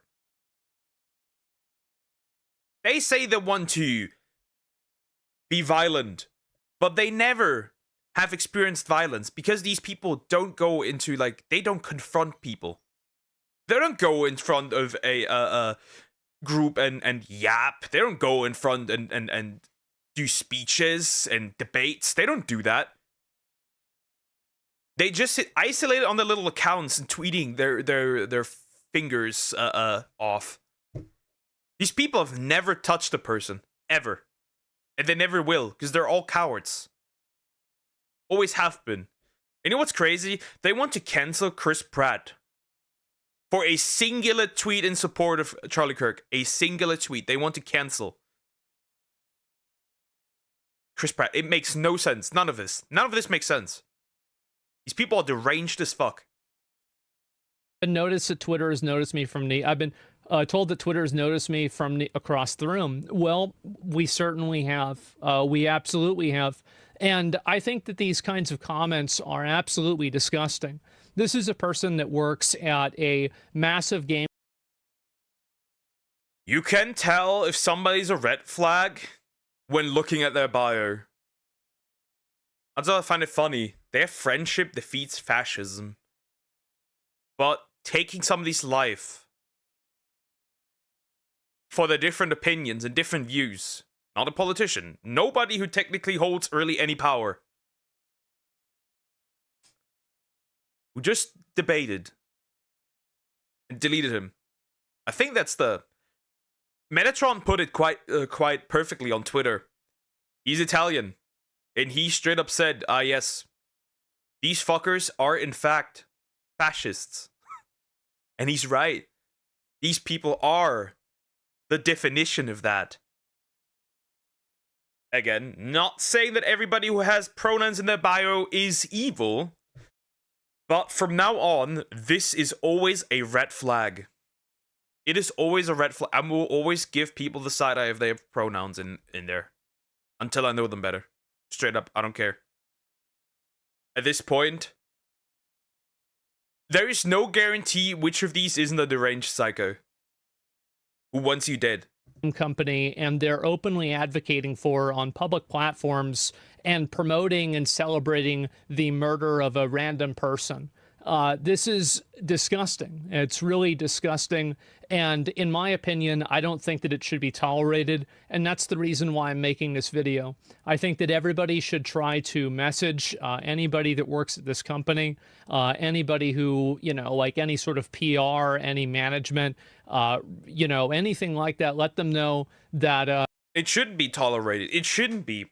And people were like, "Oh yeah, this behavior is infringing on my First Amendment." The First Amendment protects you from the government. It does not protect you from the average person in the United States. I've heard from people from like Bulgaria be like, "Yo, I'm gonna look at these people. I'm gonna call companies outside of Bulgaria where they work at and report their disgusting behavior to their employers." It is hilarious. It is funny as hell. It is so funny. It's like this has annihilated more division between the right. Like, you see people interact that you would have never expected to interact or work together with. Like, I've seen Nick Fuentes and Asmongold interact on Twitter, no matter what you now think of Nick Fuentes or Asmongold. But I've never seen something like that. That would have not happened if not for these circumstances. Kirsche, you know, like Matt Walsh says like anime is demonic. I'm gonna say this is a retarded take, by the way. Straight up. But Kirsche sending Matt Walsh stuff about Bridge. You would just never see this. You don't want to support a company that employs people that celebrate the murder of innocent people just for exchanging ideas. This is a disgusting thing to do. And you can see also that it's also disgusting that they take all his quotes and everything he said out of context. Like, everything he said, they pull it out of context. The problem is that people don't hate Kirk because of what he said, but people hate Kirk because they heard what other people said about him. They don't look at the full quotes. They don't look at the full thing. They don't look at anything. They don't look at full clips, full debates, nothing. They don't look at stuff. They genuinely don't look at stuff. It's crazy. And then when you show them and then when you show them the full quotes or the full clips of what he said, they then continue to live in denial. What do you do with that? What do you do with that? You can't do anything. I think this is a systemic problem at the company itself. Whenever you have three people, the voice actress and then these two other people that are also doing this, I think that it's very obvious that this company has been infected with the same kind of moral rot that many other video game companies have unfortunately been affected by. And so you have also... Hot take. Incredible hot take. Game developers, people that should work at games, people that work at any creative projects, music, whatever. Okay, music maybe not. But like companies, okay? Let's stick for companies for now. Companies should be completely apolitical, straight up. I have one word what you can do with people like that, and that word is lobotomy. Bring back lobotomies. Lobotomies matter. It is just wild. It is just wild. Zibs, they, them, always a very good... You also have to consider this. This is on main. These people are not going to any, like, old accounts or anything. This is on main. This is on the main account. They literally have in their bios who they're working for. Sometimes they even have their actual name.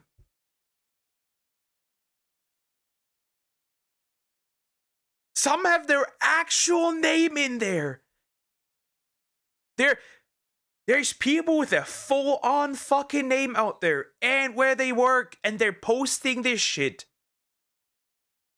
They're posting their disgusting comments, not knowing that they could get in trouble for them. It is hilarious. And you know why that is? Because we have created a culture where saying abhorrent shit for this side, right? For these type of people. Where it is normalized, and now they're realizing, oh shit, I can't be saying these things. This has consequences. And now, okay, you might be arguing, wait, this is cancel culture. You're doing what you say you're against. You are the one saying that freedom of speech, but not freedom of consequences. So when you do it, it's okay. But when the other side does it, now it becomes a problem. Sounds hypocritical. Rules for thee, but not for me. Indicator of mental awareness and normality. A producer at Magic the Gathering. So this person works at, I'm assuming, Wizards of the Coast. And they're working at Magic the Gathering Arena. Previously also at... Wow. What are the what are the odds of that? What a coincidence. And so what you've got here, this is, again, another person who is celebrating this type of violent behavior. And I think that, again, people need to make their voices known and make them heard that this is just simply not acceptable. This is not normal. This is not what average people want. We don't want to have people that are openly making statements and calls to violence. Tell that to Hassan. Tectone provided a full compilation of Hassan just saying that you should just annihilate people. Straight up. Slice them and dice them! In that exact word. It is just... And he can stay on Twitch. He just can stay on Twitch. If I said similar things to anybody else, I would get banned immediately. That's the crazy shit. We are tolerating this, and that's the problem. But no more. Nuh-uh. I'm so curious what's gonna happen next week to the college students that I reported here in Germany about the report. I know the secretary quite well because she's young. I've had like few talks with her. So we have a deal that she's gonna report to me what is going to happen to these. So that's going to be interesting. Violence like this, or celebrating calls to violence, or actual violence like this, making our products. It's disgusting. And I know that some people would maybe consider and say, well, this is something that could be a little bit like cancel culture. And I want to say that it absolutely is. 100% is. The fact is that these are the same types of people who would lie about you and make up things about you and try to destroy your career. Yeah, they're absolutely lying, right? You see it all over. Again, they're still lying.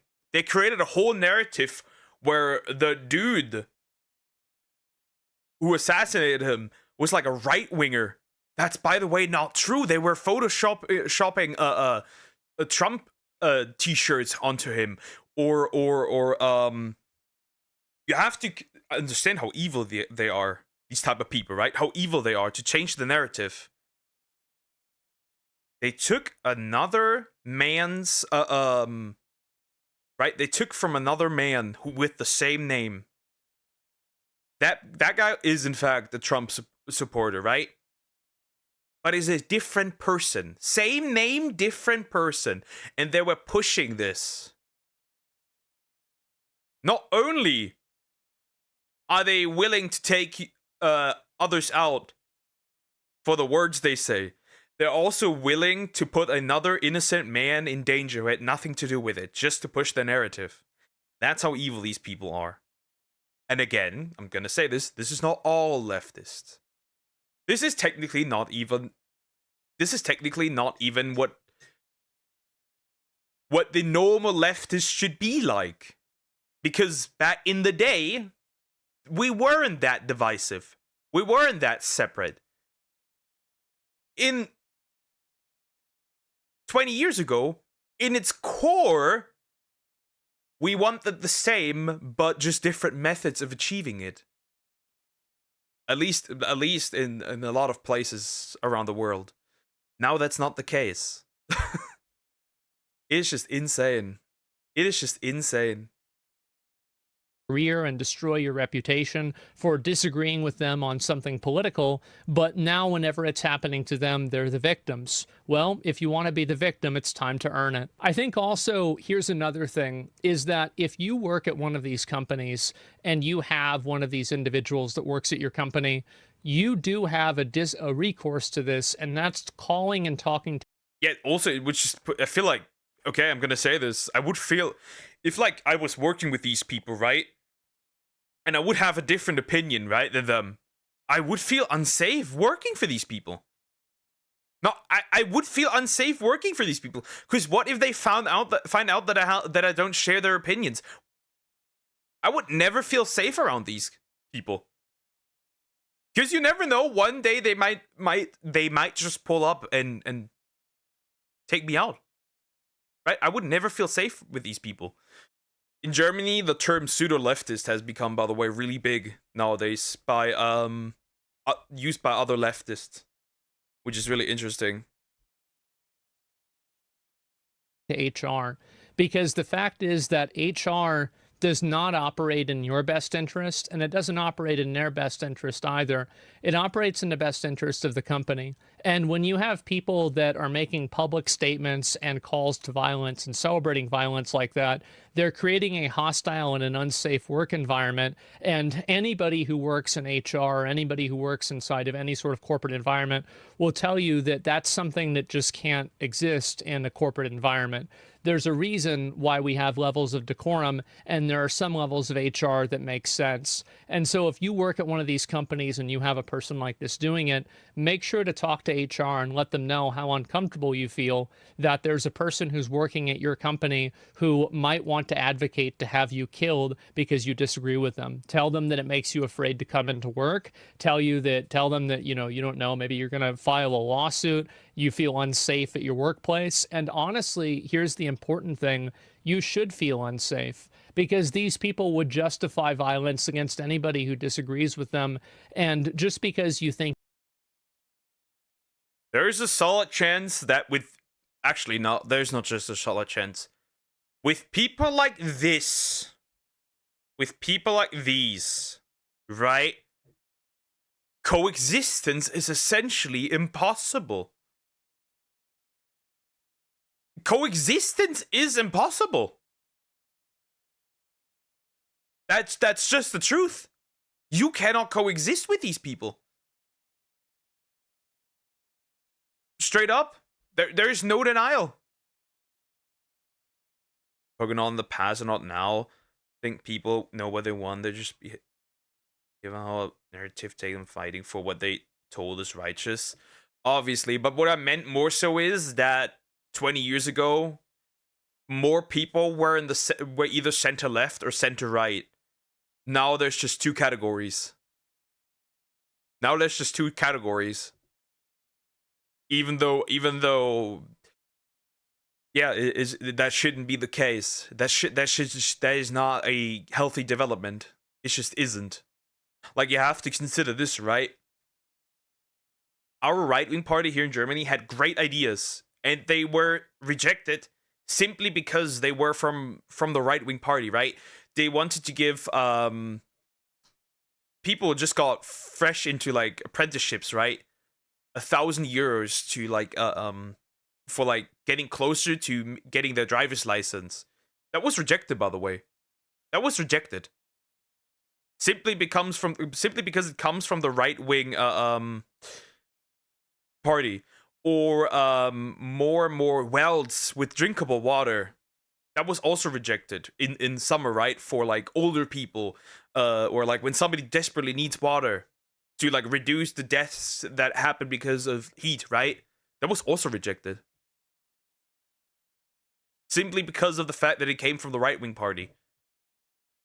Which is insane, because these are genuinely good.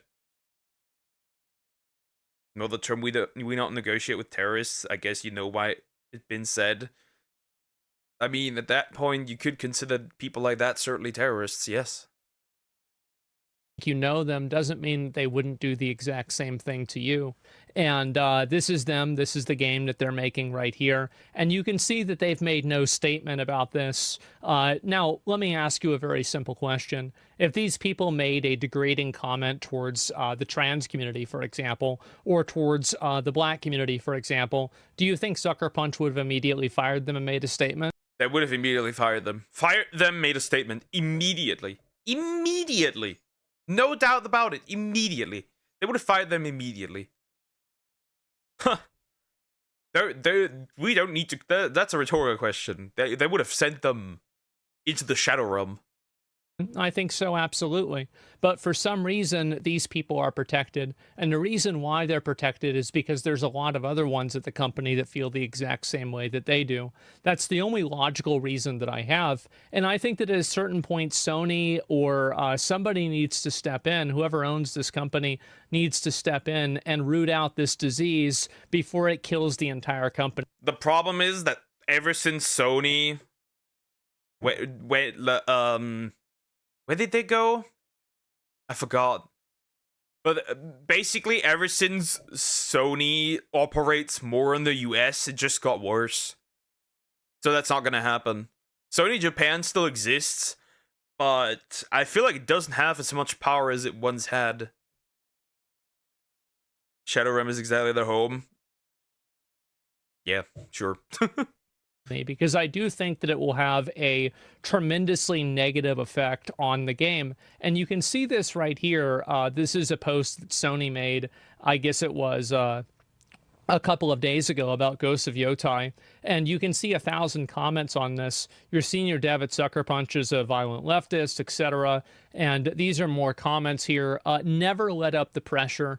Never, ever, ever do that. Keep this pressure up until these people lose their jobs. And then after they lose their jobs, then take a break, relax, pat yourself on the back, wait for them to get another one, and then do it again. And that's the only way that you should treat these animals. And that's exactly what they are. You shouldn't view them as people. You shouldn't. Which is like crazy, right? I just noticed that even if these people get fired, or like they lose their job, they fail upwards. These people fail upwards. I don't know how it's possible that you can fail upwards. But they are able to do so. I recently realized that when I looked at all the DC shows, right? The Flash, Arrow, so far and so on. These fuckers fail upwards. When they belong to this disgusting group of people, right? They fail upwards. View them as a person with a political disagreement from you. These are violent animals that are trying to destroy the last good thing that we have, which is the open ideas of political discourse. And they're celebrating murdering people for doing it. And as soon as that starts happening, I don't want to know what's next. And the worst thing is that I already do. And I think you do too. And so anyway, we've got more of these. Here's Recognition is not enough for me. I hope he tanks the studio. And cowards keep quiet. The studio deserves to go under. I understand why a lot of people at these companies don't speak up, which is why I suggest that if you work at one of these companies, please make sure to go to HR. Go to HR and file these complaints legitimately with them. There are certain legal things that they have to do, and in some cases, these people will pretty much lose their job for sure if enough people are discussing it. And you have also some people make comments like this. It's wild how the woke right, like Asmongold, Grums and others, showing themselves to be what they hate. The woke right, I can't do this anymore. Something weird I've seen, by the way. Would you say that a man dating a trans woman is heterosexual? I'd argue not. Somebody will say yes. I'd argue not. Because heterosexual only works between male and female. Biologically, by the way. Just like lesbians are biologically female. And gay men are biologically male. But I've seen that. I've seen somebody argue that that is a pair, biological men dating is straight. And I'm like, bro, what is going on? When did sexuality now become had something to do with how you identify? This world is lost. We are cooked. Not only are these fuckers essentially dismantling basically heterosexuality, they're also dismantling the entirety of the LGBTQ community. Well, mainly just LG. Bisexuals are like the white people of LGBTQ. Let's not deny that.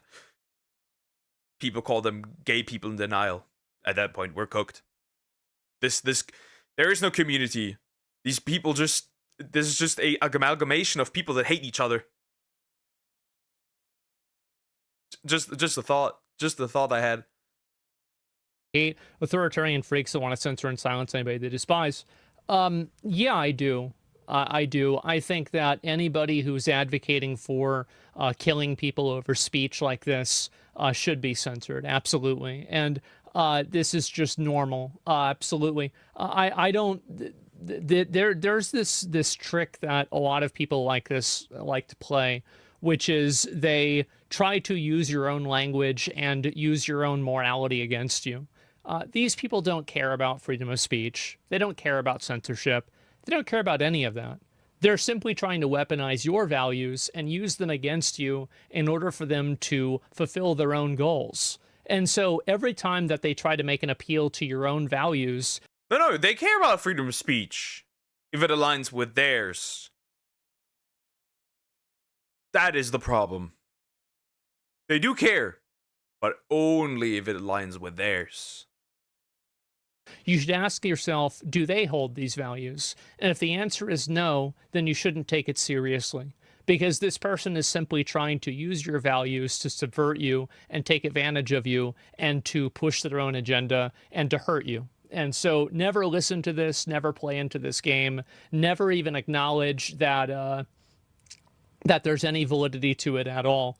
These people don't care about freedom of speech. The only time they bring it up is whenever they're trying to co-opt the person who does care about freedom of speech and make that person act against their own best interest. But anyway, we've got also, this is me, as well as put out the call for finding game devs mocking, and there's another one here. This is the voice actor for Diluc in Genshin Impact. No more. He is no longer the voice actor for Diluc. That is no longer a thing. He has once been, but he's no longer. He's no longer the voice actor. But I'm pretty sure he is still for Subaru. So I hope they receive the same care that the average American citizen would get in the same situation. Really? So they're just gonna fall down and die?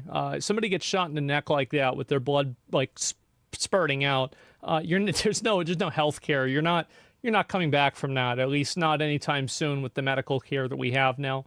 And so anyway, at least he came out, at least he goes out doing what he loved, being a bigot. Yeah, of course you have more comments like this, more people like this. And if shoot police go if it's permanent, every post you make goes out to the public firehouse, captured by someone somewhere.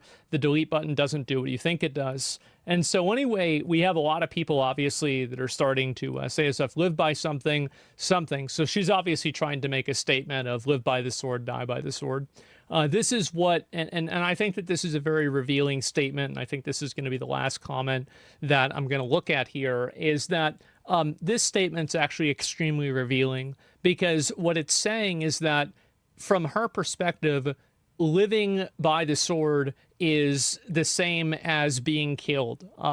Speaking out and being able to, Yeah, they think that's the same. I've seen... You know what's genuinely mind-boggling? What's genuinely brain-rotting at this point? You know what's genuinely insane? They are comparing Hitler to Charlie Kirk. They're comparing somebody who started a world war to somebody who just debated. You can't make this shit up. Not only does it make Kirk look significantly worse than he actually is, it also does the opposite for a mass murderer. What are we doing? These two are not comparable. Not even in the slightest. Not even a little bit. There's more in common, essentially, with MLK than with Hitler. How do these people come to that conclusion? What are we doing? This is not normal. But I guess the meme is right. Everyone I don't agree with is a Nazi. Everyone I don't agree with is literally Hitler at this point. What are we doing? That is also not normal. These people are, like, Hitler, Stalin, whatever, like Mao, they are all in a completely separate category of their own. No human currently alive is even close to those demons. And yet, people are being compared to those.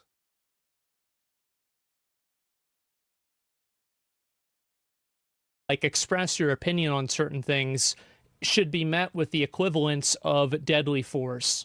And that's really what these people want. They want to bully, push, fight, and if it comes down to it, kill you if you disagree with them. And that's why whenever somebody does do something insane like this, all of these people try to do mental gymnastics about why it was somehow justified, normalized, okay, acceptable, or something one way or another. The fact is that, no, live by the debate, die by a gunshot wound in the throat. No, I don't really think that makes a lot of sense, does it? But it doesn't sound as good as these, vapid, like Yas Queen comments that people like her make on Blue Sky that have absolutely no pushback because they're on their own protected reservation away from anybody whose opinions could be different than their own. And that's the reason, and also those are the only people that are still left on the platform. And soon, if with enough effort and enough work, we can have enough of these people removed from our media, and removed from our public discourse. And also, I've read this one, right? I've read this one currently. This fucker is also just spreading the exact false narrative, right? Looking at this, the exact false narrative, because Kirk didn't argue that for the sake of it, the Second Amendment needs to stay so people can have their guns. That's not what he argued for. He argued that if a government runs nuts for some reason, turns evil, that means that the population can defend themselves. Don't we want to look at the UK?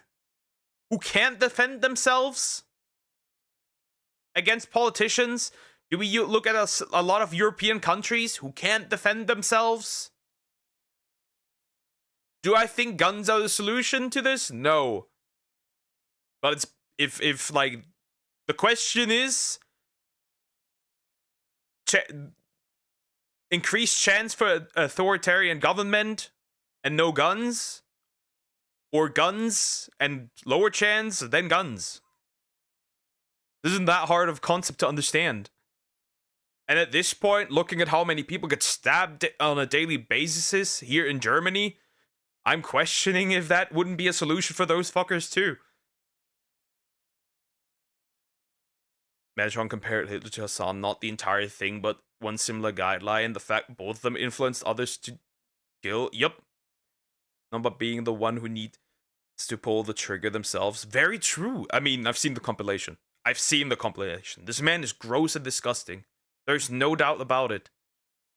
And Destiny's all... I don't agree with Destiny on anything, but there's one thing I agree with Destiny 100%. That Hassan is a full-on terrorist. Removed from any sort of positions of power where they can exercise their completely maladjusted, totally deranged viewpoints and worldview. And so anyway, I want to let you know that this is definitely not the only amount of them that there are. I'm sure there's plenty more. And so if you want to express and show any of these other people and you want to post one of their comments or anything like that, I would recommend anybody to go on over to Roach Ranch. This is a comment right here. Community right here that I made on Twitter. I do not really moderate this at all, and if you guys want to post the different public comments that are being made by these different developers or these different people that are working in media celebrating this, and collectively we can... Yeah, it's also that, by the way, if you do use TikTok, there's plenty of people who currently expose these people to their employers.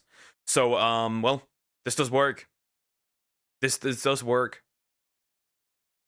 You can do that on TikTok as well, by the way. There's plenty of people who have turned their entire platform into just a war type of situation.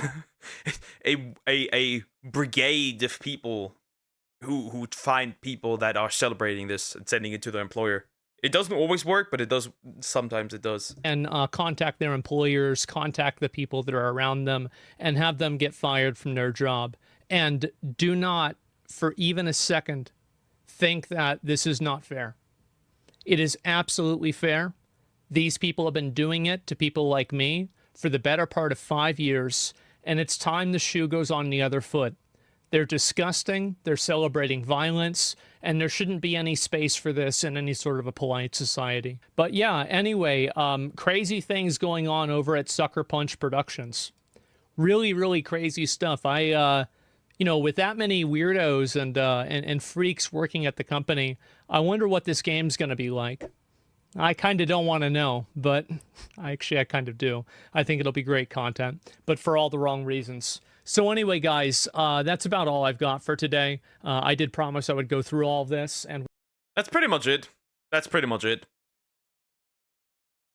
Hi, Samax. How you doing? Hope you're doing good. Hello. You didn't even ask me how I've been. You do not like me, though. Yes, I do. Why do you do this? You're breaking my heart, Samax. I love you, like it says. Not in any other way. Looks like there's gonna be a lot of job openings. Very much, Lumpy. Also, hi, how are you doing? Hope you're doing good. Very much. Yeah, report these fuckers.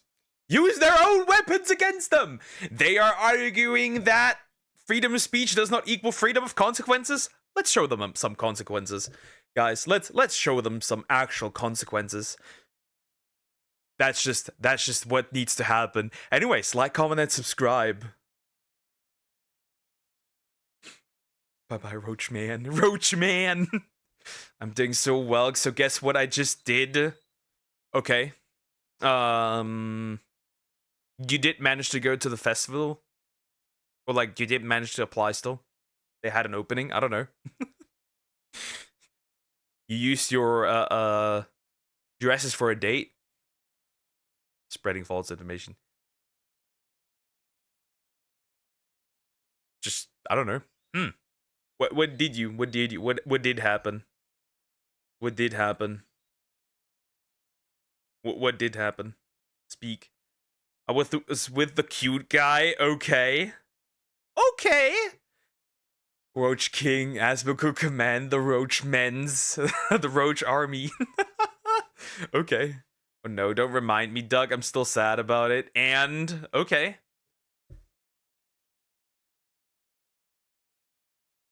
Get him, get him, get him. Okay. Water. Kitty. Ah, just clawing into my arm while I tight touch her cat belly. Kitty belly. Ah! Ow! You're so mean! She's biting me!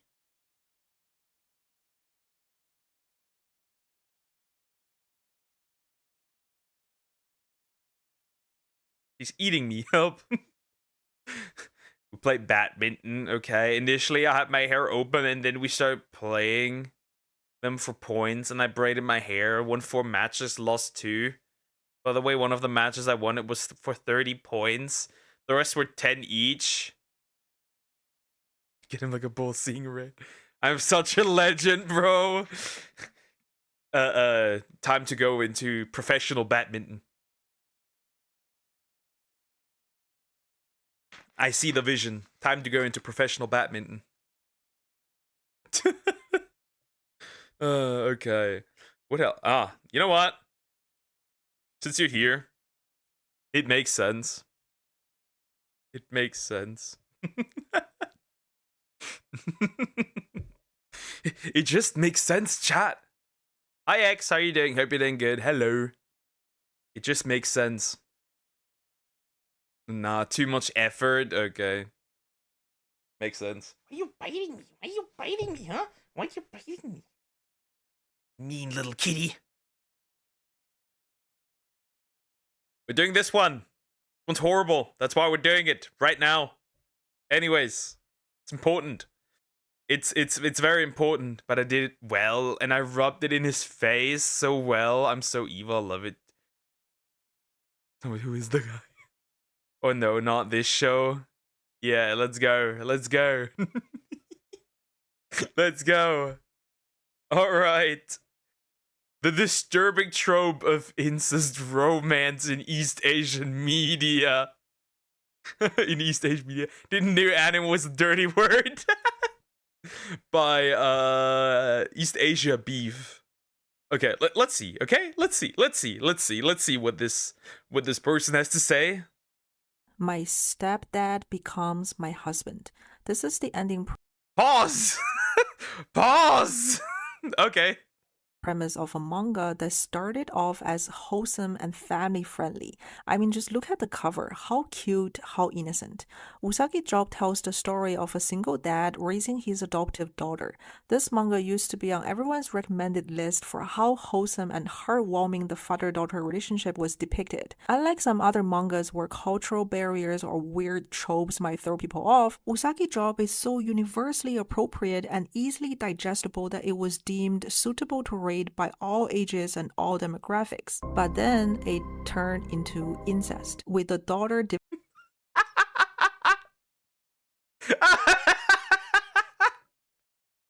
Nah, no way, bro. That is vile. That is NTR on a completely different level. The manga itself gets NTR'd here. Corrupted. That is horrible. That is horrible. I thought it was Toradora or something. Nah, Toradora, they're classmates. I love that one. That one is cute, by the way. That anime. developing romantic feelings for her dad. The dad, despite being reluctant at first, tells her that if she's still in love with him after graduating high school, he will consider dating her. The story ends with the daughter still in love with the dad after graduating high school, them considering getting married, and her thinking about bearing his child. What the fuck? That's horrible. Oh no, Focus, this is almost as bad as when you told us about that guy wanting to remove the beak of an octopus. This is horrible. This is horrible. This is horrible. This is horrible. F you for that, by the way. You will know it. You will need to know these when I find them. Don't worry. Now, some may say, okay, that's disgusting and weird and all, but that sort of incestuous romance exists in Western media as well. It's a trope found everywhere in the world. Like, people have all kinds of weird... I think the problem more so is that it started out like as like cute stepdad daughter type of like right thing, and now it's like just weird. It's just weird. This is not the worst though. This is not the worst. And I'm not saying, obviously, I'm not advocating for anything like that to be censored or banned or whatever. It is odd though. weird fetishes, and this is nothing new. Well, the difference is that in the West, incestuous romance is largely perceived as a taboo-ish kink, something... Also, and we have to admit something that nobody wants to admit. A large part of the people that consume corn consume step stuff. There's just no denial. There's just no denial. Besides in Game of Thrones, it's like Middle Age timeline in our Middle Ages. There was absolute incest and royalty. Oh yeah. The it must stay in the family. frowned upon, so it's typically kept in niche places. By niche, I mean sus websites or some online forums for degenerates. It's definitely not something you'd expect to see from a family-friendly media source. Like, they wouldn't be showing incest in a Disney movie, for example. However, in East Asian media, sometimes you'll see incest in broad daylight. My brother loves me! Horrible. from sources that brand themselves as wholesome and innocent. How is this okay? It's okay because the characters are not blood related and therefore it is not incest, period, by East Asian standard. I mean, it technically isn't. At least biologically it isn't.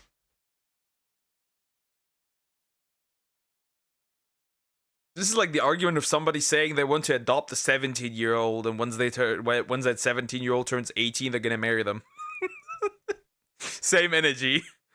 Even though their relationship has clearly demonstrated characteristics of a family bond, such as the guardianship element or the nurturing dynamic where one side is clearly emotionally and financially reliant on the other, something you typically only see among family members. But hey, no blood means problem-free. With this guiding principle in mind, let's mention some other examples. Violet Evergarden, one of the most hyped coming-out-of-age anime. I remember this show being pushed so much by Netflix to every anime watcher during COVID. I thought about watching this. I haven't watched this yet. Talk about pre-order. The pre-ordering. Oh. No, you know, people in many countries used to do that. Likely, yes. Very likely. That there's a good chance they grew together since babyhood, not blood related. Is it okay? Wait a sec. I'm going to puke a bit. No, it's not. It's okay. That's certainly weird. It's fiction, so I can't really say anything. As long as it's fiction, all is fine. When somebody starts doing that IRL, we have a problem. Quarantine as if it was the new hallmark of non-sus anime. It is another highly praised show, widely perceived as wholesome and pure, albeit with a tinge of sadness as it touches on some deeper themes.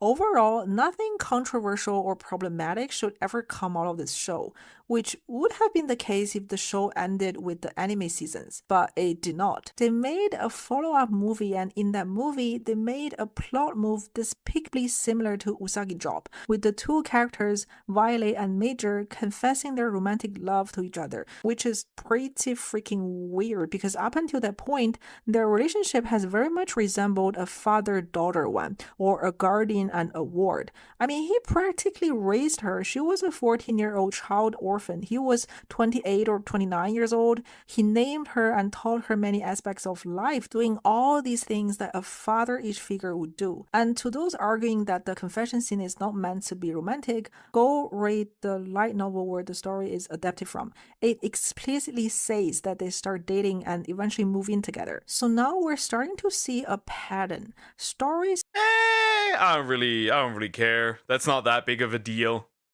That's not that big of a deal. This one, surely weird because like she's a young kid. This one, not particularly. Like, that one, I don't care about that one. That's not super weird. That start off looking completely innocent somehow derail in this unhinged, unexpected direction. But it's not unexpected. Also, you can't compare them. One is like way more mature than the other. Nah, actually, I think she's talking crap. You can't compare them because one is one is way more mature than the other one. Like one is less innocent than the other one because one is covering way more mature themes. This is not these two are not comparable. They never saw each other as family figures. Like in Usagi Drop, remember how the girl refused to call him father since the beginning? As long as people don't address each other as family members, then it's not incest, right? Well, here's another interesting example from a famous C-drama. The other one is technically not incest because he's taking care of her, but it's not really like it's not established as a father, like adopted or anything. So not really. The first one I can see her argument, right? I can see it. But the second one, Violet Evergarden, I don't see that argument. Nope. An anime will make incest about 50-year-old siblings love. Is it better?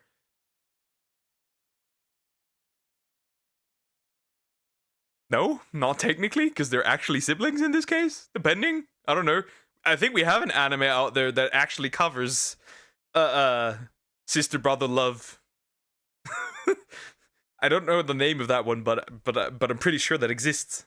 Called Go Ahead. This drama aired in 2020 and it was a huge hit in China, setting a record for the highest viewership count on the TV channel it aired on.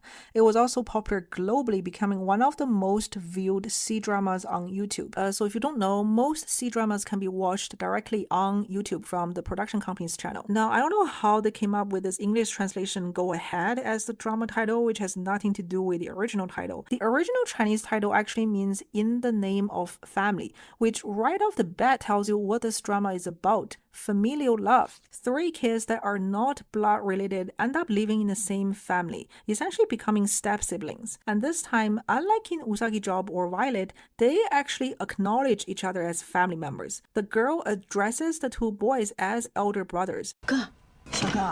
And although the 2 boys address her by her nickname instead of calling her sister, all 3 of them call the same man father. So there should be no ambiguity around it this time. The clear indication is that they are siblings. And the first half of the drama does exactly that, showing them growing up as siblings, which is the whole theme of this drama, that family is not necessarily about blood relations. It's about supporting each other. It's about this bond that transcends biological ties.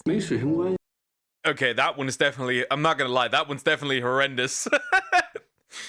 A love triangle between step siblings, that one's definitely horrendous. Right? If it's like a story where like they just get freshly like become a family and then fall for each other, okay, I can understand that. That makes sense. But like when they grow up with each other, then it becomes horrendous. But a wise anime woman once said, it's not hot when they're not blood related. Alright, see you another time. Don't forget to fuck you. Take care. Pause. Pause. I love triangle made of step siblings. Bend the word daddy and bring back the word dad. The thing is, like, it has been sexualized, right? The word itself is not bad, right? If like a little girl comes up to like her father, like, and calls him daddy, that's like, that should be normal, right? That should be normal, right? The problem is that our minds are corrupted. The word isn't the problem, it's our brains. It's what we consume. This line right here, it moved me to tears the first time I watched the show. However, knowing what happened later on, I can't help but feel like a complete naive dumbass. Yep, you know where this is going. This drama turned to incest halfway through. Although the girl still sees the 2 guys as only brothers and nothing more, the eldest brother starts to show strong romantic feelings towards her. And the way that unfolds is pretty unpleasant. Like, she clearly does not feel that way yet, while he's already taking moves, like kissing her when she's unconscious in her sleep. Ain't no way. Okay, well, that's a problem.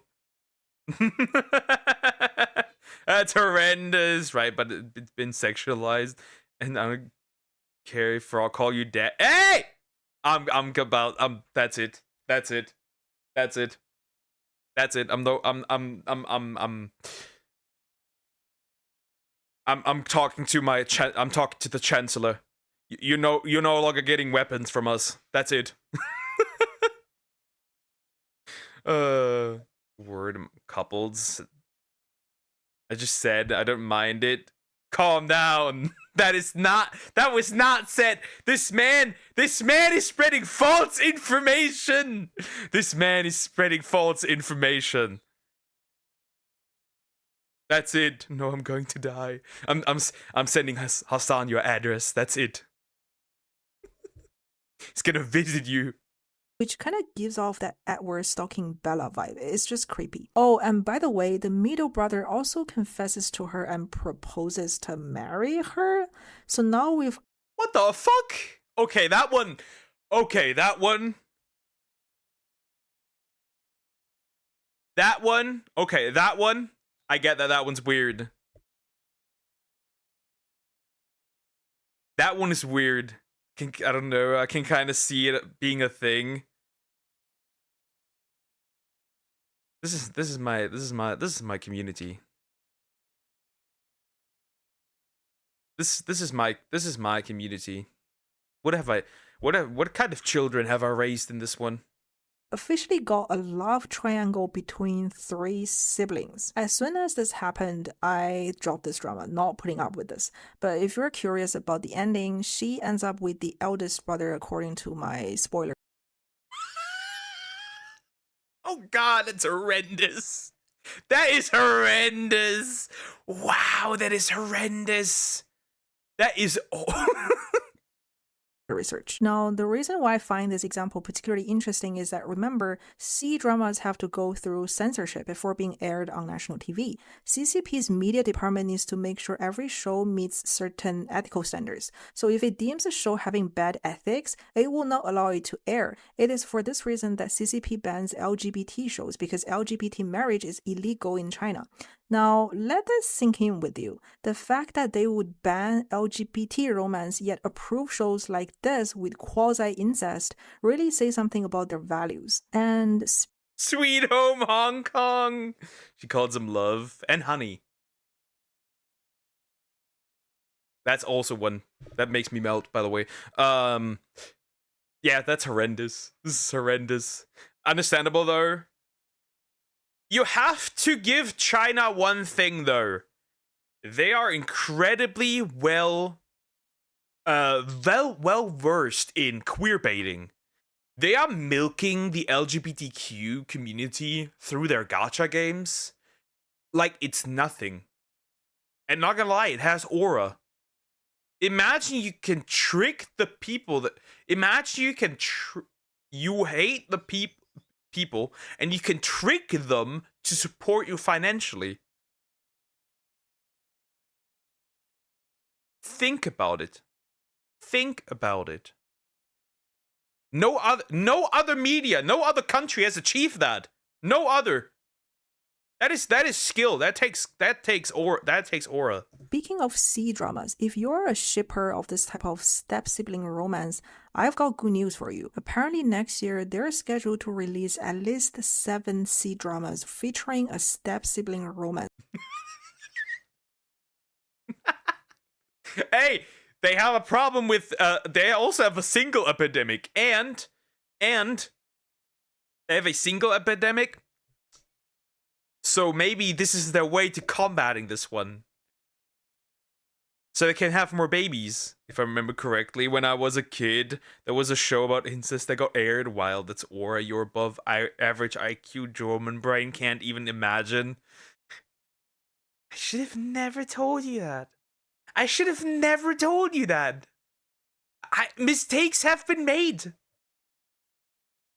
Plot. Many of them star A-list actors. For example, this drama, which recently finished filming, stars actress Esther Yu, one of the most popular actresses in recent years. Based on the novel it's adapted from, apparently it tells the story of a girl who falls in love with her stepbrother, whom she only discovers is her stepbrother when she turns 19.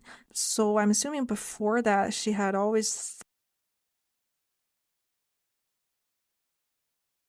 That is horrendous. That is horrendous. That is horrendous. That is horrendous. That is actually horrendous. That is horrendous. That is actually horrendous. This is oh no, Step Hong Kong, I'm stuck. Oh no. Thought of him as her biological brother? Wait a second. How do you suddenly develop romantic feelings for someone you've always seen as a biological family? I don't know. Ask Suguha. Ask Lifa from Sword Art Online. I'm surprised the actors didn't cringe while reading the script. Bro, that is horrendous. Number. This is even worse than Go Ahead. At least in Go Ahead, they knew they're not related from the beginning. Oh, like, okay, right? If it's anime, no real person is involved, right? There's no actor. But imagine you're an actor, right? You're this actress, right? And from now on, you're always gonna be associated with an incest Chinese drama. That's horrendous. imagine you're always associated with this one. There's no way you can never recover from this. It's got a trailer already. Let's check out the trailer. 你们根本没有血缘关系。你别把我想太好了。就算没有血缘关系，他也始终是我哥。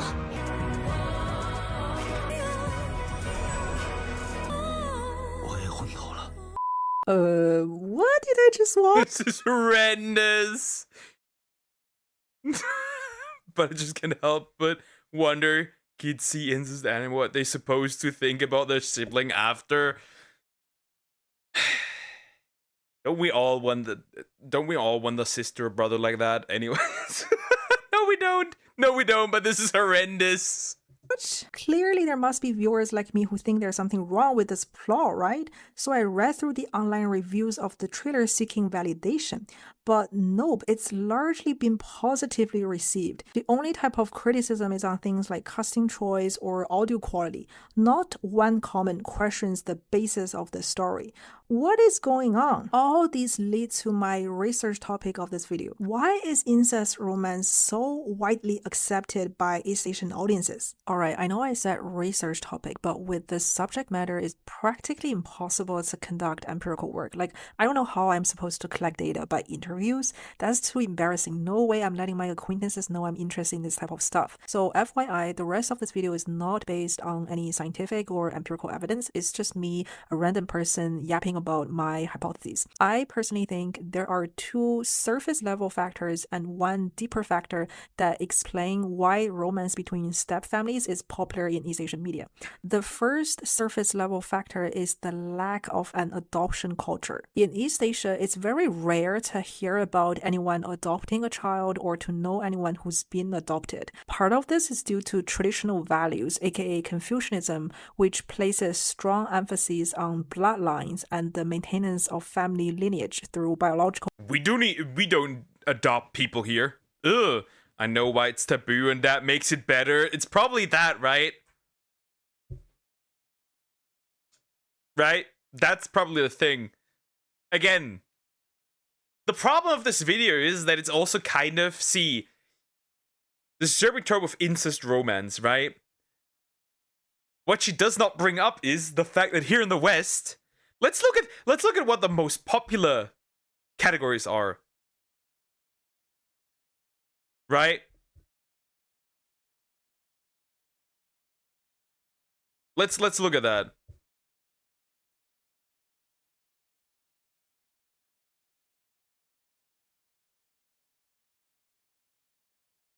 Interesting. Let's see.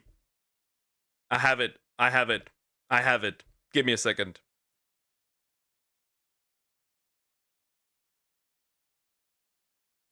I have it. Let's see. I need to properly Google this without it being weird. I'm asking ChatGPT. Okay? ChatGPT is the solution here, because I don't wanna flood myself with weird ass shit. Okay?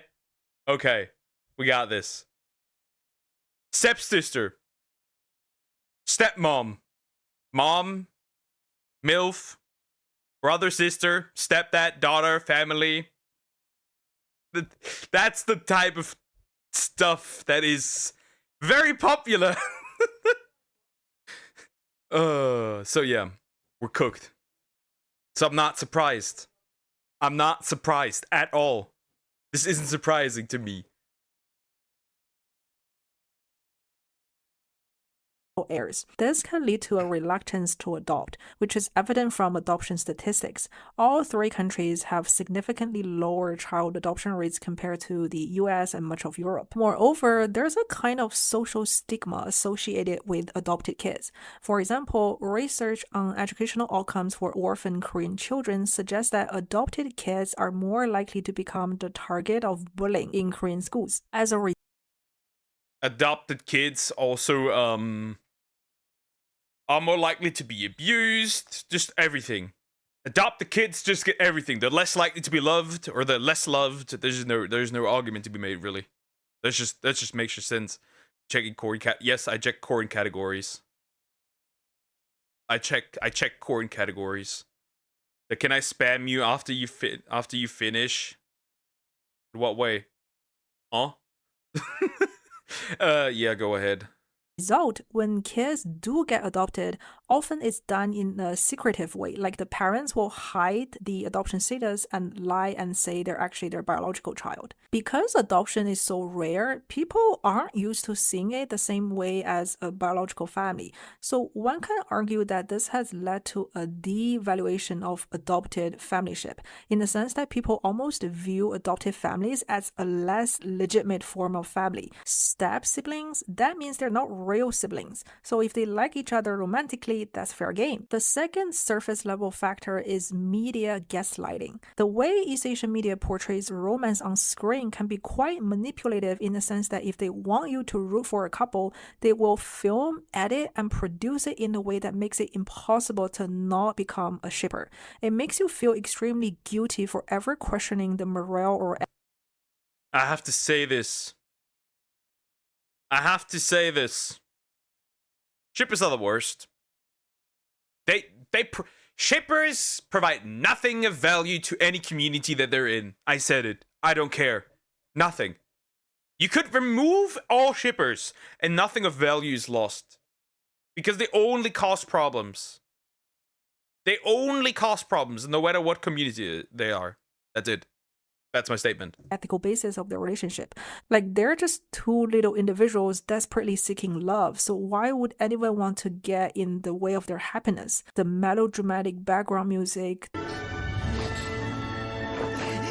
the running, the cinematic tone, the ultra-emotional facial expressions. How could you watch this and not root for them? Is your heart made of stone? And compared to Western media, the lack of sex scenes in East Asian shows actually plays to its favor, further perpetuating the wholesome, pure vibes. In comparison, when you watch Cersei and Jaime make out in Game of Thrones, I don't think you will go, yo, this is true love, I'm in. Instead, you probably feel disgusted because it's just lust, which... Nah, this is true love, I'm in. See? Game of Thrones. Imagine you're the little boy. You climb up the walls, right? The tower or whatever that was. And then you see two siblings fucking. And they just throw you down. That is still horrendous. She's not wrong. Second point is so true. They're literally made for each other, but they're siblings. Well, they come from the same place.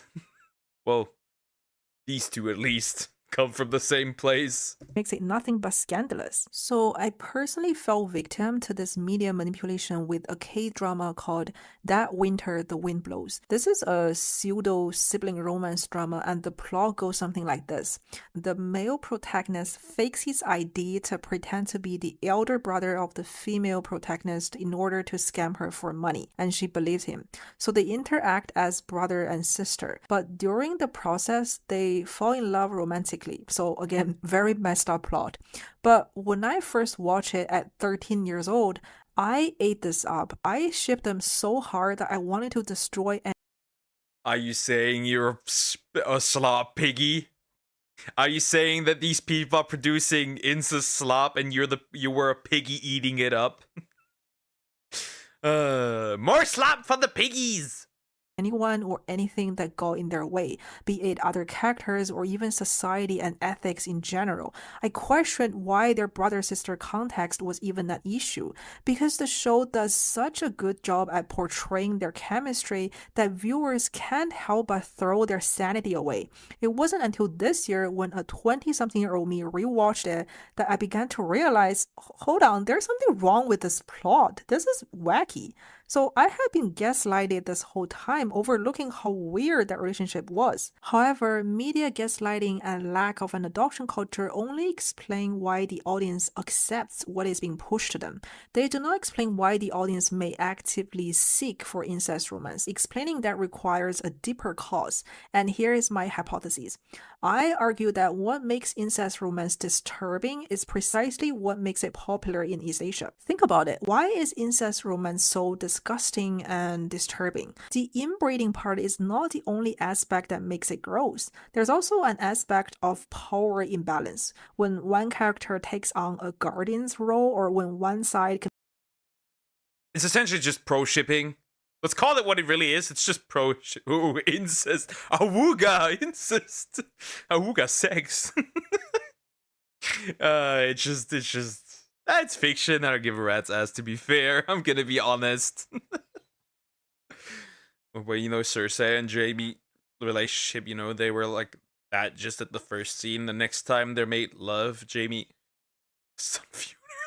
That's just worse. I'm not blaming him if you know the story. Oh, that's horrendous as well. Completely relies on the other for financial and emotional support. Yet this power imbalance might just be the thing that turns people on. Because you know what else is really popular in East Asia? Teacher-student romance. Why is she under the desk? This is the plot of a corn already. Why is she under the desk, bro? Why the fuck is she under the desk? There will be no desk sloppy toppies. 请喝茶。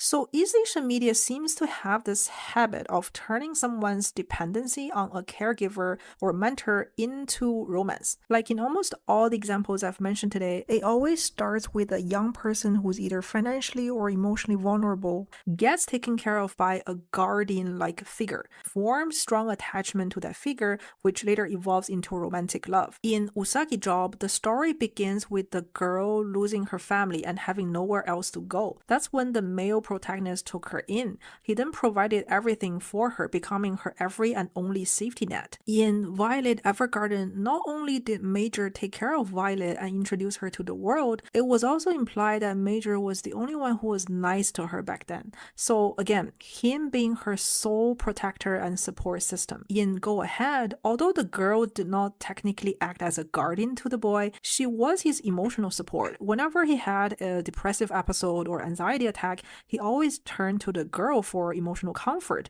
essentially treating her as a therapist. Now, many of you may say, okay, you don't need to be this wordy. Isn't that just called grooming? Well, here's how the slyness of East Asian media comes in. In order to make it seem less like grooming, the writers will usually make the subordinate take the move, the person who's in the lower position of power. So for example, in Usagi Job, they made the girl take the initiative. And they will often add an episode of the guardian pushing back or initially saying no to make them not look creepy and predatory. This plot design not only mitigates controversies regarding grooming, it also gets to capitalize on a particular psychological vulnerability found amongst some East Asians: insecure attachment style from when you're a child. So attachment theories suggest that bonds formed between you and your caregiver in childhood can significantly shape how you form adult relationships. According to an NIH psychology study, people from the East Asian region have the highest levels of attachment anxiety, with insecure attachment being the most prevalent attachment style, arguably caused by caregivers who are overly focused on the kid's academic or career success instead of providing. That makes sense. But again, it's kind of fiction, so I don't give a rat's ass. However, if you do this IRL, you will receive a side eye if you start pre-ordering. Isn't that Filipino actor allegedly grooming a teen? I have no idea. I don't look at Filipino news.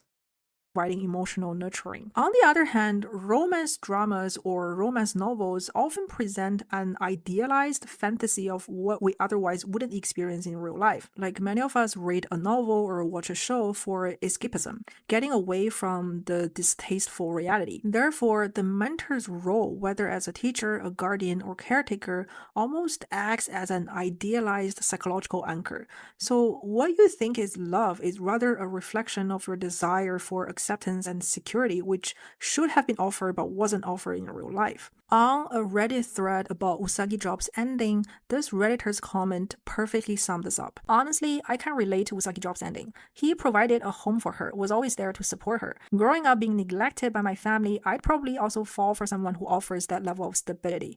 I hate it that I can relate. So yeah, anyhow, I'm very curious to hear about everyone's opinions on this subject, so feel free to leave a comment. Thanks for watching. My opinion is quite simple. It's fiction. I don't care much. Especially when it's anime. One thing that would be weird though, if you're an actual living human being in these roles, and what's the word? You are now associated with this incest romance, and all people know you for is this incest romance. Yeah, then there would probably be some problems, at least for you as an actor. But hey, it's fiction. That's why it is even possible. If it wasn't fiction, then it wouldn't be possible. Anyways, like, comment, and subscribe. Can I spam now? Yes, you can. Yes, you can spam. But I also need to take a break anyways, so spam. Spam me, girl! I'll be right back.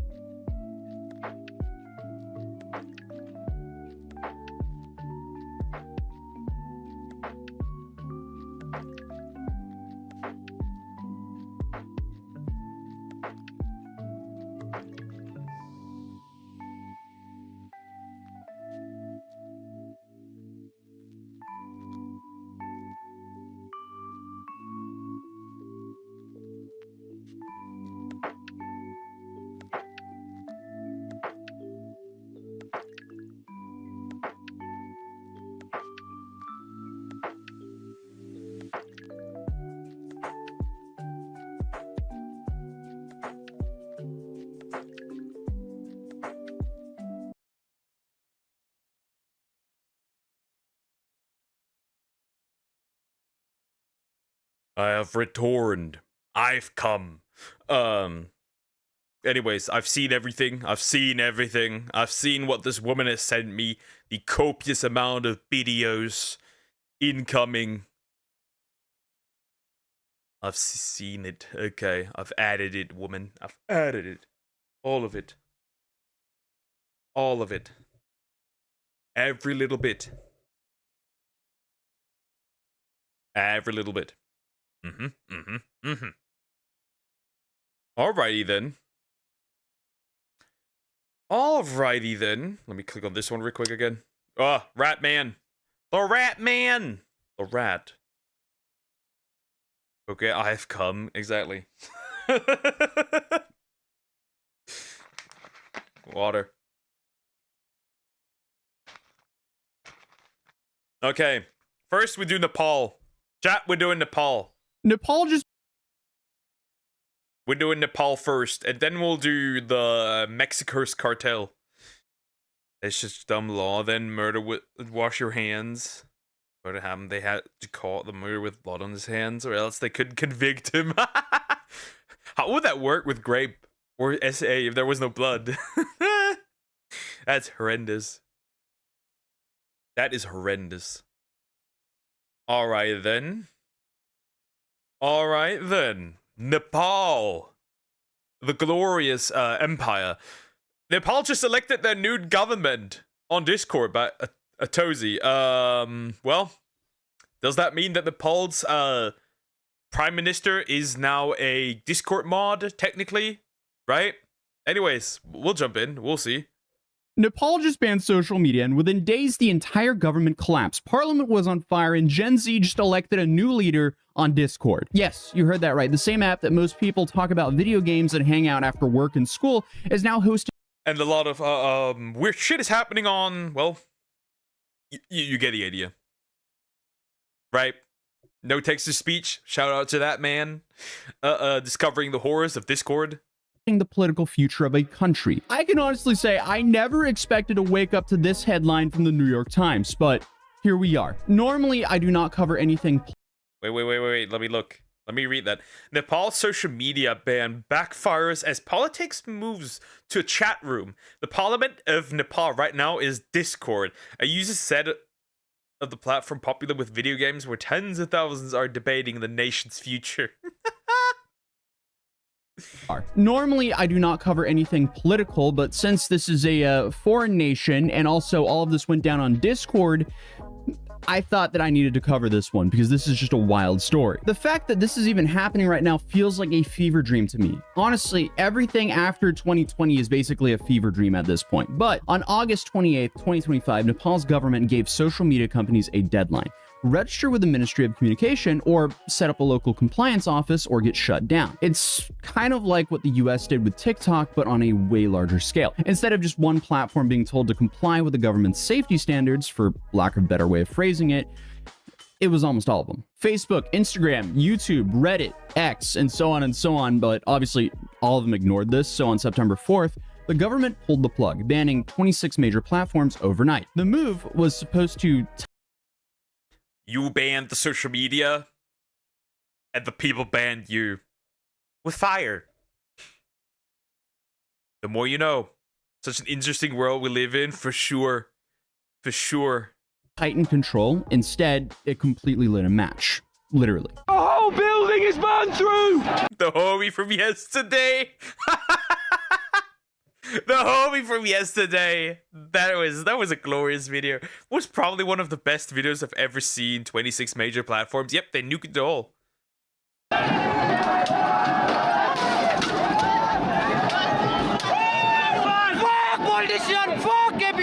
People were furious, and by people, one particular group was the loudest, Gen Z. Basically, any media coverage here was labeled as the Gen Z revolution, which isn't surprising considering that that's the generation raised on the platforms that Nepal banned practically. Hey yo, UK citizens, how about it? How about it? How about you do that now with what happened in Nepal? By the way. Because you're technically experiencing similar things. It's just mass censorship instead of full bans. But hey, Just the thought process. Overnight. Now, the social media ban was the immediate trigger, but this was not the only reason people got this mad.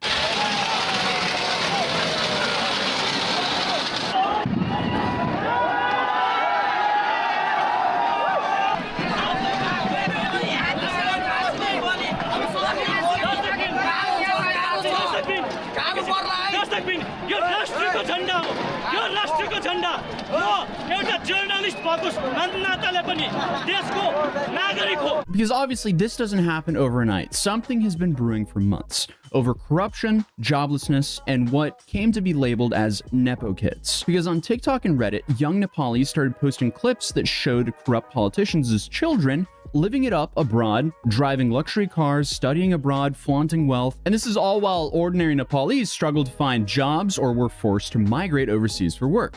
I mean, we're talking about a country where 1 in 4 people are below the poverty line. So obviously, this trend put a large group of people's anger at a low boil. And this is also right after the political leaders gave themselves a massive raise. So you have this Marxist-Leninist government giving themselves and their families massive payouts from government. Okay, so it is. So it was a left-wing government. Oh.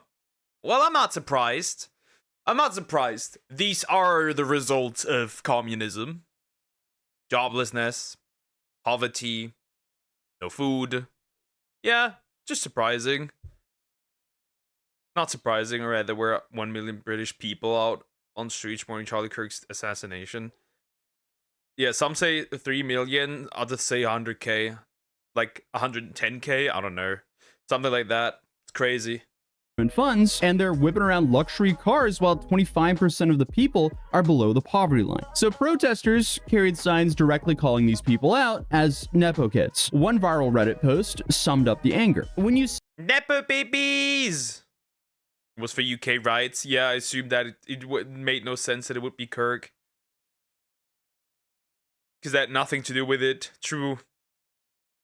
See politicians as children, it feels like taxpayers' money has funded their luxury cars, foreign education, and lifestyle, while ordinary youths are forced to work hard abroad. And clearly, this resonated, because Transparency International gave Nepal a corruption score of just 34 out of 100 in 2024, underscoring exactly what people were fed up with. For context, Norway is rated at an 81, the USA is a 65, and the United Kingdom is a 71. So 34 is definitely lacking compared to the Western world. 34 is crazy. Usually Charlie was mentioned there because all the world talking about it. Yeah. I mean, it makes sense that he would be mentioned there too, obviously. It's just crazy. Below 40 is crazy. That is. And I'm complaining about corruption here in Europe.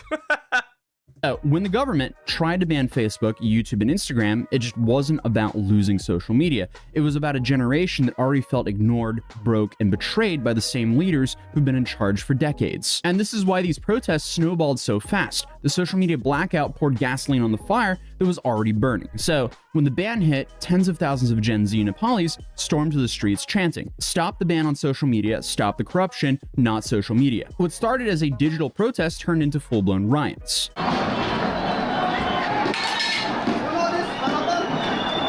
Crazy, man. I love this man. I love this British man.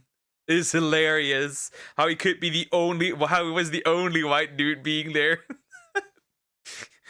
like visible as a rainbow colored dog. In Nepal, there's so many leaders, they are so corrupted, and that young is coming and they will do that.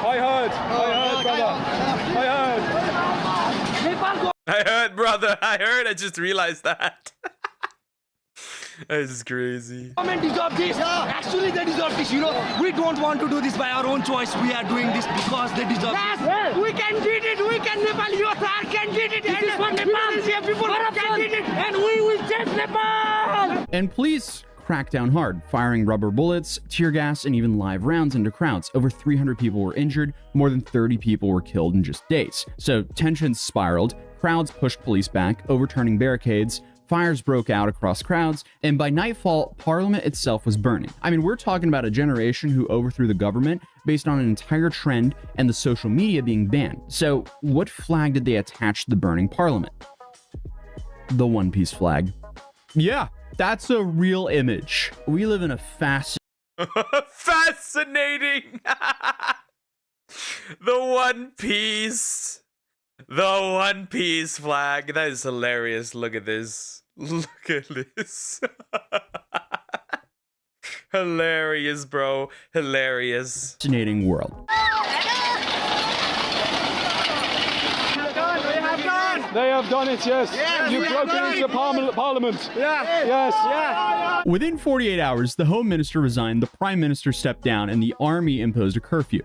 Nepal had no leader, no government, just smoke, grief, and a power vacuum. And here's where things get pretty surreal. With gatherings being banned and soldiers on the streets, young Nepalese turn to Discord to figure out what comes next. So, to quote the literal headline from New York Times, the Parliament of Nepal right now is Discord, the voice communication app. They're not in Discord, or they are in Discord, but they're literally on the app Discord. So, I mean, if you thought I was exaggerating about the beginning of this video, I was not, because just think about the breakdown I just went through. The active part of this revolution, the burning and the gathering in the streets, happened practically overnight. It led to Parliament burning and leadership stepping down. Now, imagine if they hang your flag up there for political reasons, and another country bans your flag for political reasons. Like it's crazy. I wonder what Oda thinks about this. Not gonna lie, I wonder what Oda thinks about this.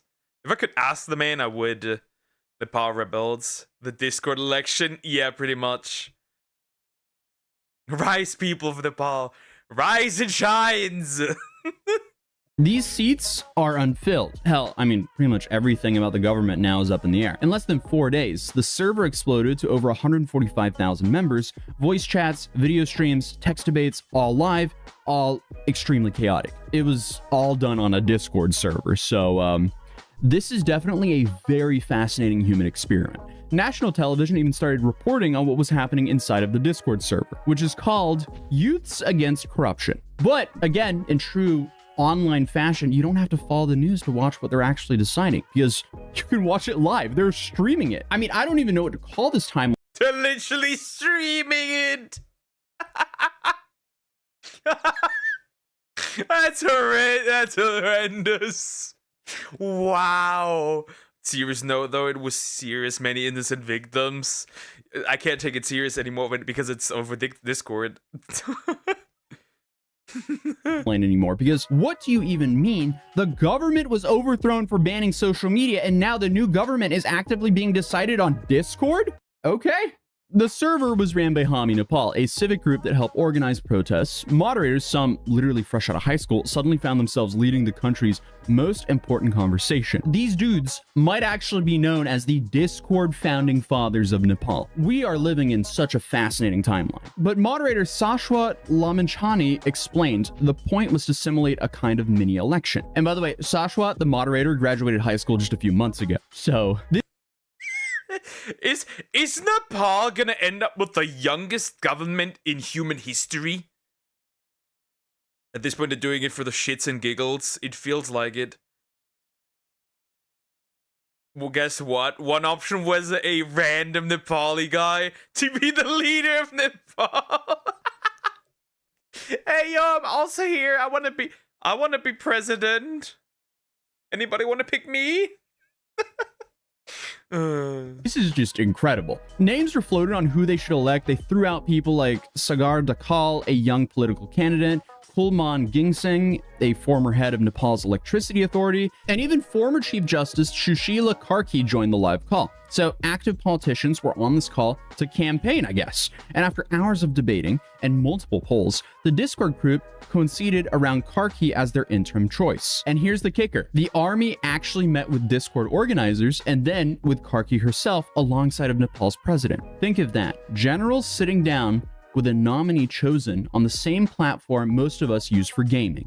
But it wasn't just smooth sailing, because open servers meant trolls, outsiders, random people screaming into VC. At times, the moderators were panicking, saying, in quote, "Please decide on a representative right now, we do not have time." One participant, Samdeep Yadav, described it as very disorganized, like a random social media call. Well, it was all on I mean, it was technically on Discord, so well, it is in a form of random social media call.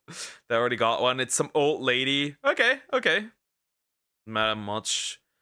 When they decided election results, closed doors, true. That says hilarious. This is funny. Discord. So, what do you expect here? But still, the fact remained, in a moment of total collapse, a Discord server had become the most important room in Nepal. Experts say this is completely unheard of. And to them, I say, yeah, no shit. This is crazy, which is why I wanted to cover it here on this channel. Stephen Feldstein of the Carnegie Endowment called it pretty unprecedented and pointed out that while social media is great at mobilizing protests, it rarely produces stable political structures. So Nepal is just this like extremely fascinating social experiment right now. What's gonna happen? We'll definitely be paying attention. But in Nepal, this Gen Z-led Discord parliament has already... You know what? The next election of any country happens on the Reddit. The next one happens on Reddit. Whoever gets the most upvotes becomes the president of some country. I could see it. And then just the country leader is just a Reddit mod. Everything's just Reddit. Influence the army and shape the next interim leaderships. So he can only critique it so much. So again, we just kind of have to wait and see what happens. The most ironic part is that the government banned social media to silence people and ended up making the internet the center of political power. So Nepal just became the first country where Discord helped elect a government. And by the way, now they have officially elected this lady. So I guess next time someone calls someone a Discord mod with no life, just remind them, hey, watch it. They might overthrow a government. Because in Nepal, that's exactly what happened. So hey, subscribe if you're new, drop a like if you enjoyed this breakdown. I'll see you guys in the next video. That is horrendous. That is wild. We live in wild times. We truly live in very wild times. We just do. We just do. It is, to me, it's just crazy. And the fact that this seemed to have worked for now. There's gonna be, if this works, that means we officially know, right? We officially know that we can create governments on Discord. If this gets through, that's the crazy part. You know? Hey, if they do burn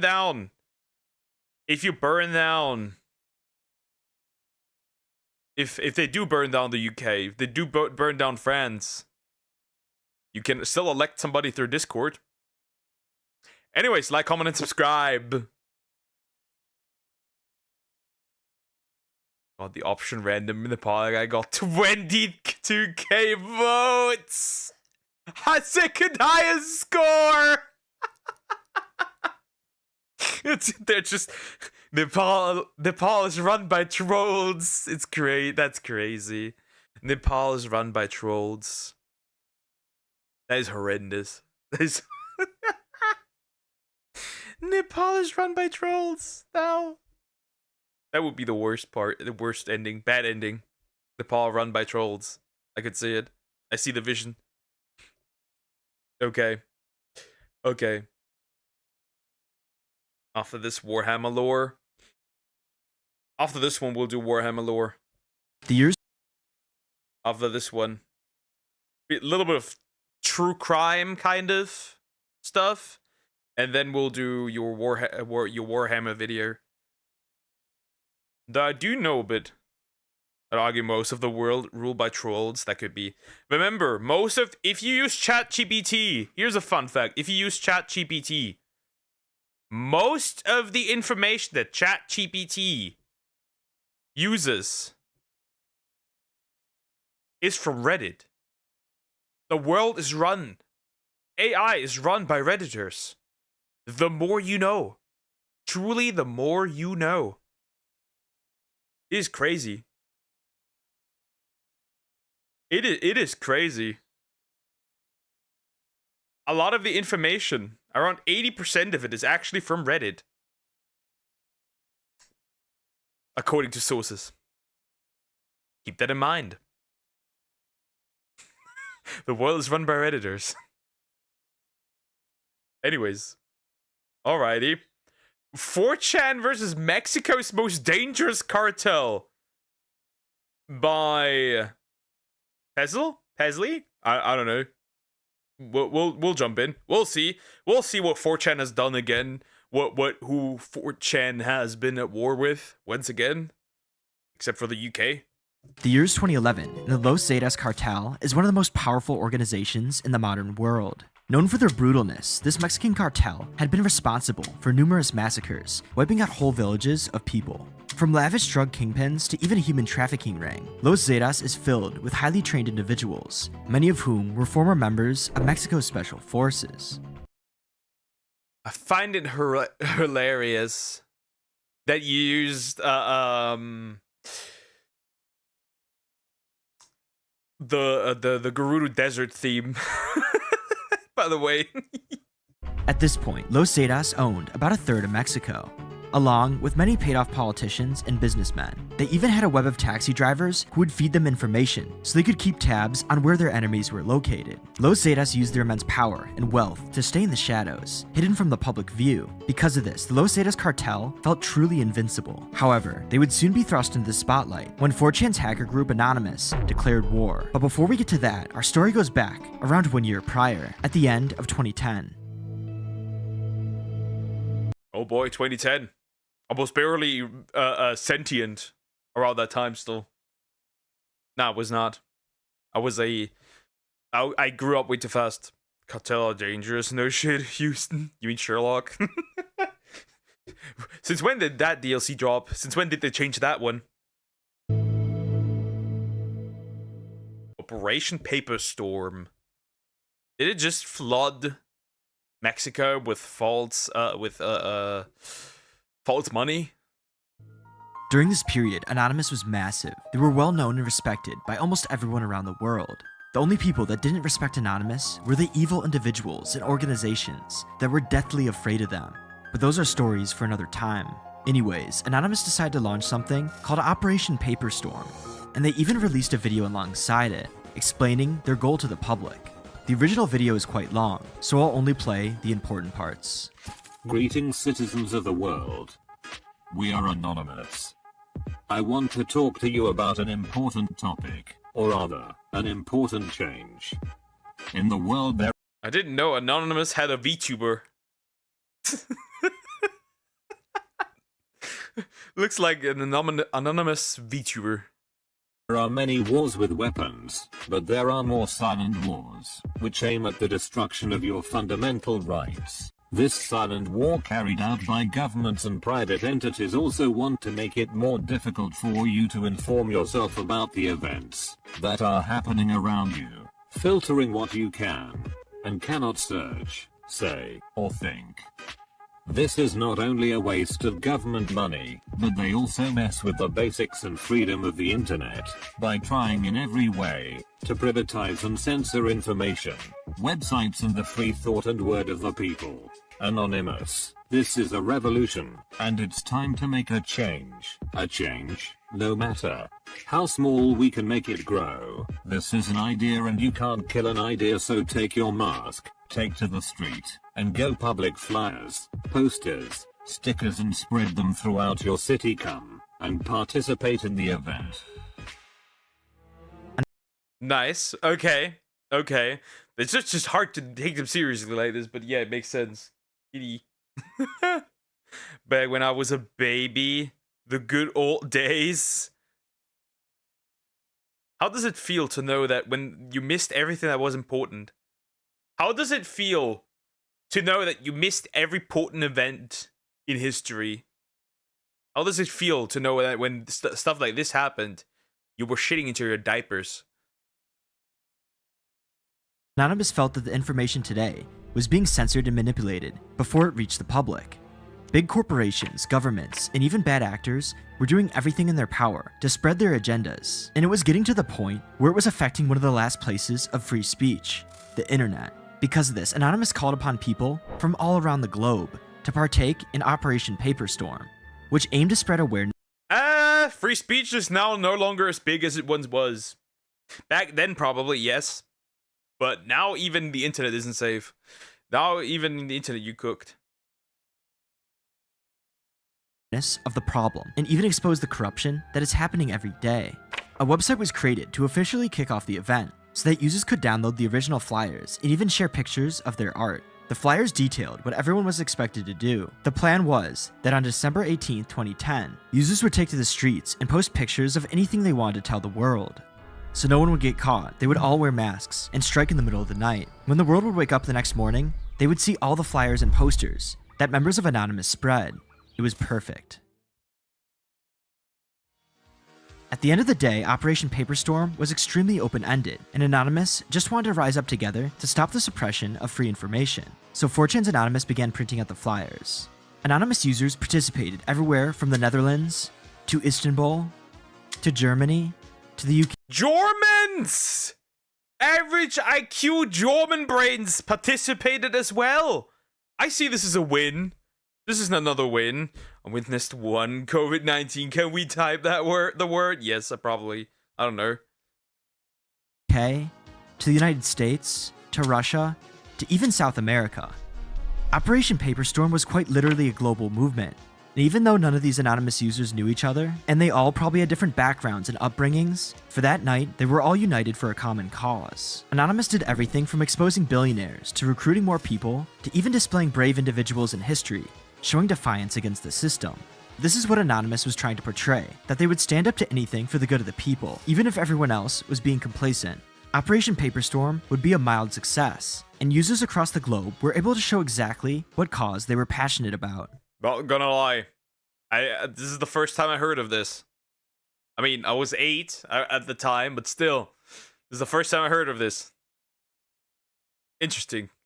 However, one brave user in particular, who went out to protest during Operation Paperstorm in Veracruz, Mexico, would soon have their life changed forever. Not much is known about who this individual is, but one thing is for sure, they printed out flyers that the Los Zetas didn't like at all. So in the midst of Operation Paperstorm, while this member of Anonymous was posting these flyers, they were kidnapped by the Los Zetas cartel. Anonymous would soon find out that one of their members was missing, and they were not going to let this slide easily, especially since the Los Zetas cartel encapsulated everything that Anonymous thought was wrong with the world. And so it began.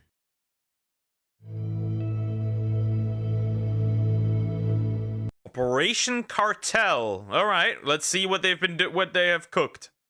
Let's see what they have done.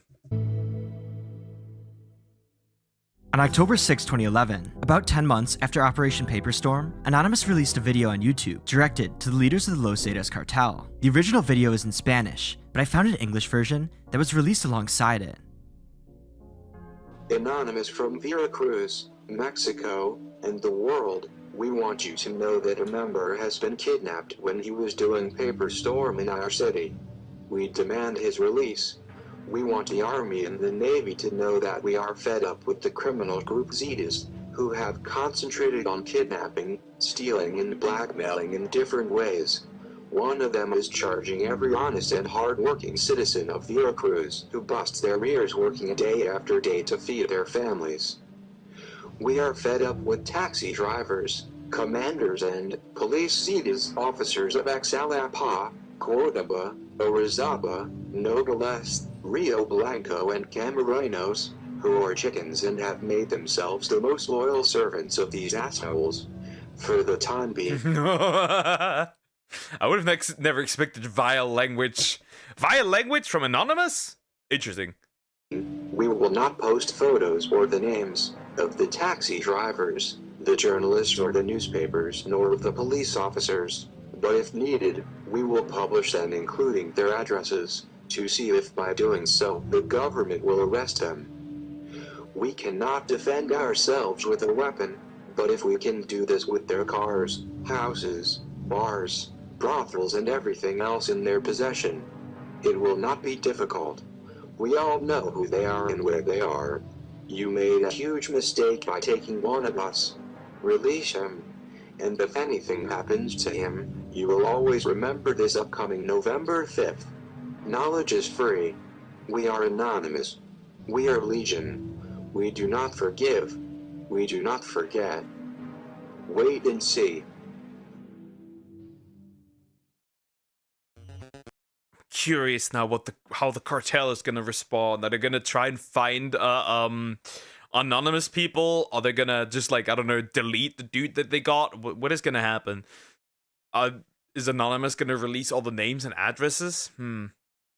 It's always gonna silence people, like one dude who made gasoline from plastic waste and went missing for months. Yeah, the problem is though that we technically know that this is not a thing new, right? Technically. Also, the problem is I wouldn't put that on the government because they get nothing out of, like, this is not gonna do any harm. You know why?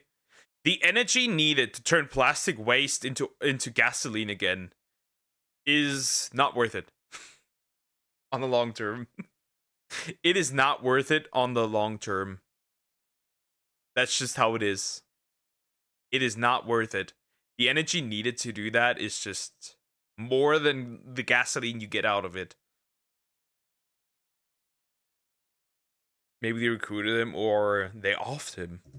Anonymous was furious that one of its members was captured by Los Zetas. Because of this, they threatened to publicly release the names and addresses of the cartel supporters unless they safely released their captured member, and they had until November 5th, about a whole month, to do so. If Anonymous released this information, it would absolutely cripple the cartel and would leave many of the members exposed to Mexico's federal government. This video sent shockwaves across Mexico, and people from all around the world were interested to see what would happen next. Anonymous then started the hashtag OPCartel on Twitter, which stood for Operation Cartel. They then waited for a response from Los Zetas. And waited, and waited. But after a few weeks, Los Zetas didn't respond to Anonymous.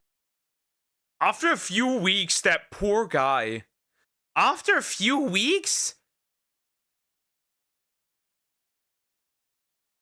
After a few weeks? Yeah, bro is cooked. Bro's gone. So they decided to release their first leak. They posted a website exposing the first member of Los Zetas, a man named Gustavo Rosario Torres, who was a Mexican government official at the time. A few years prior, he was accused of receiving $200,000 from a cocaine deal, and Anonymous not only confirmed this, but accused him of being completely bought out by the cartel. The video, along with the leak, was a massive threat to Los Zetas, and they felt like they couldn't appear weak. The question is, though, how do you fight back Anonymous? They are people from all walks of life, all around the world, without a central unit to target. It's quite literally impossible unless you want to start hunting them down one by one. But even that would be a massive challenge, especially when these users are using proxies to hide their locations. Los Zetas made it very clear that if Anonymous began exposing the people who worked for them, there would be a massive loss of life. Not only would they kill the person who was exposed, but they would even try to track down members of Anonymous. Intelligence agencies such as Stratfor warned that Los Zetas would hire their own computer scientists to track down anyone who posed a threat. Los Zetas have actually done this in the past by hunting down various journalists who continuously talked badly about them. This created a massive divide in Anonymous. Interesting. Well, that will cause a problem. What was the solution to that? What was the solution to that? Some users wanted to keep going and expose everything about Los Zetas, while other users thought that it simply wasn't worth it at all, and were afraid that the cartel would try to kill them and the people they exposed. Hashtag OPCartel is dead. I do not wish to endanger other Anons. Due to the safety risk imposed on all Anons, hashtag OPCartel is dead. Repeat, hashtag OPCartel is dead.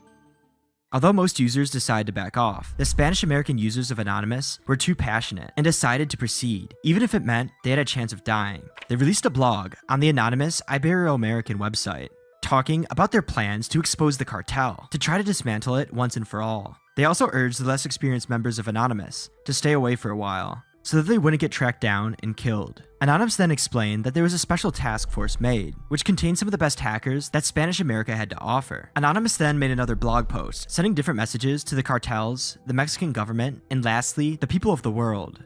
This post was a rallying cry to let everyone know that they were angry and meant business. They wanted change, so that the Spanish parts of America would be a better place to live, without the violence and corruption that the citizens had to deal with. It appeared as if Anonymous was not going to back down, and it was going to be an all-out war.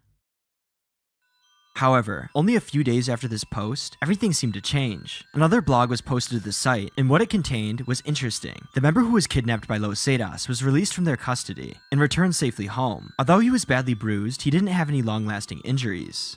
Okay, that's good. In a war between cartel and hacker group, we cheering for, obviously, the hackers. Not the cartel, obviously. What kind of question is that? The blog also explained that Los Zetas had a message for Anonymous, which they told the member before he was set free. For each name Anonymous released that was connected to the Los Zetas cartel, they would execute 10 people, starting with the family of the Anonymous user that was kidnapped. Because of this, Anonymous came to the consensus that it wasn't worth putting all of these innocent people in danger, so they decided to leave it be. Strangely, many different articles speak about this, and they all say that there was no evidence that a member of Anonymous was even captured in the first place. There were no police reports of missing people that fit the lost member during that period. Who knows if someone was actually kidnapped or not, or what any of these organizations' true intentions were. But one thing still stands. Are you implying that there's a mole? The final post ended one of the most insane internet standoffs of all time.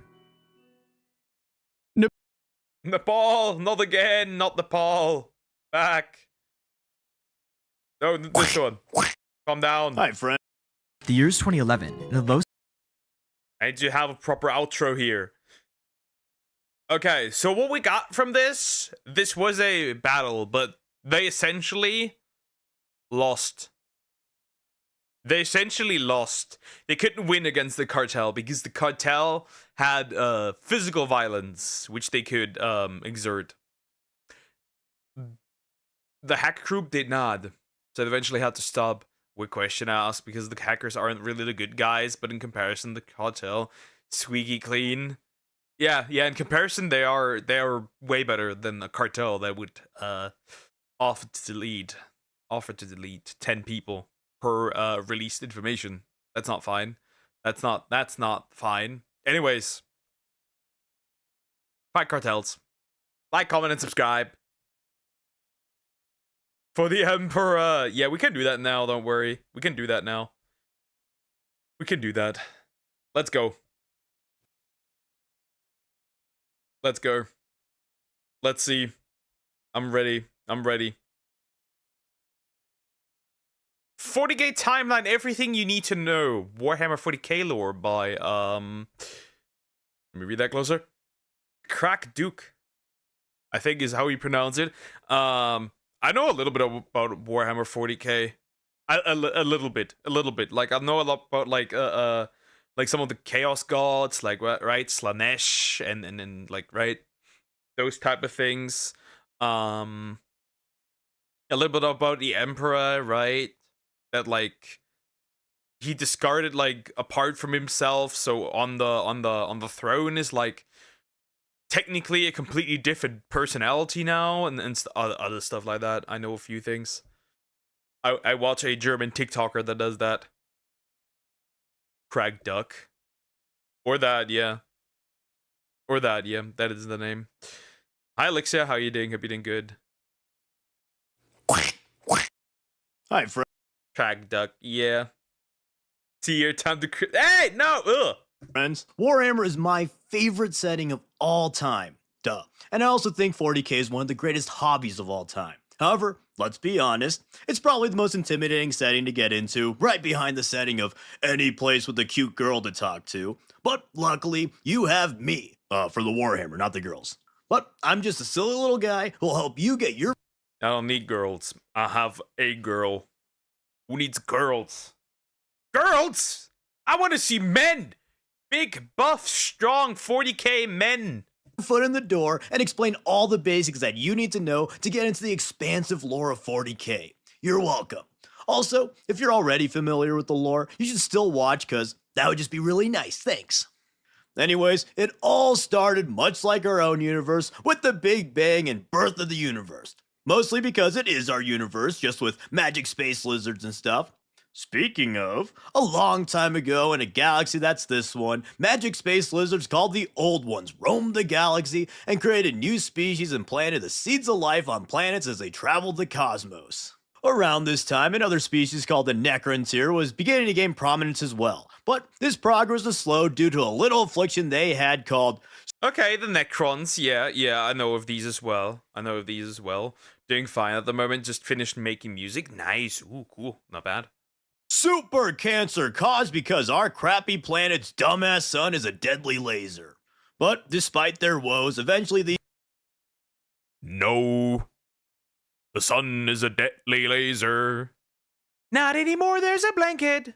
These dudes did create spacecraft and interstellar travel, but it sucked ass compared to the old ones. But one day they did happen upon the old ones and were amazed by their incredible tech, unrivaled power, and vast wisdom. So, naturally, Make-A-Wish Kid, the race, as the old Immortality, please. Immortality, please. Can I have 1,000,000 subs, please? Anyways. Hi, Jaggy. How you doing? Everything good? Yeah, session was fun. Posted the result on the server. Nice. Interesting. I'm gonna look at that later. old ones to help with their struggles. But unlike John Cena, the old ones declined their wish. Which might seem mean, but also, the old ones either couldn't help since the Necrontyr had some form of magic space cancer that was inherently tied to their species, or Magic space cancer. Magic space cancer. We'll take that. Sounds nice. Sounds nice. Immortality, please. Yeah, exactly. Exactly, with the fingers. I was scrolling random YouTube live and they make that stupid brain rot name to song. Well, don't you like the Sigma Boy song? Sigma Boy. I'm harassing you with this one. they didn't want to help because the Necrontyr were an evil-ass warmongering species of jerks, so giving them immortality may not have been the best idea from a species that values all life. Anyways, the Necrontyr obviously didn't like this and what a joke! Necron tears. I like this guy. This guy's funny. thus began the War in Heaven, which is a topic in and of itself, but long story short, the Necrontyr found some star gods even older than the old ones, old ones if you will, made them bodies to talk to, allied with them since they promised the Necrontyr immortality. Yippee! Then they made the Necrontyr into soulless robot slaves. Not yippee. But also gave them the power to actually fight the old ones without getting instantly crushed. Yippee! And the Necrons and the Yippee! Oh, so that's how the Necrons were created. Interesting. Not gonna lie, I think they look pretty cool, the Necrons. I think they look pretty cool.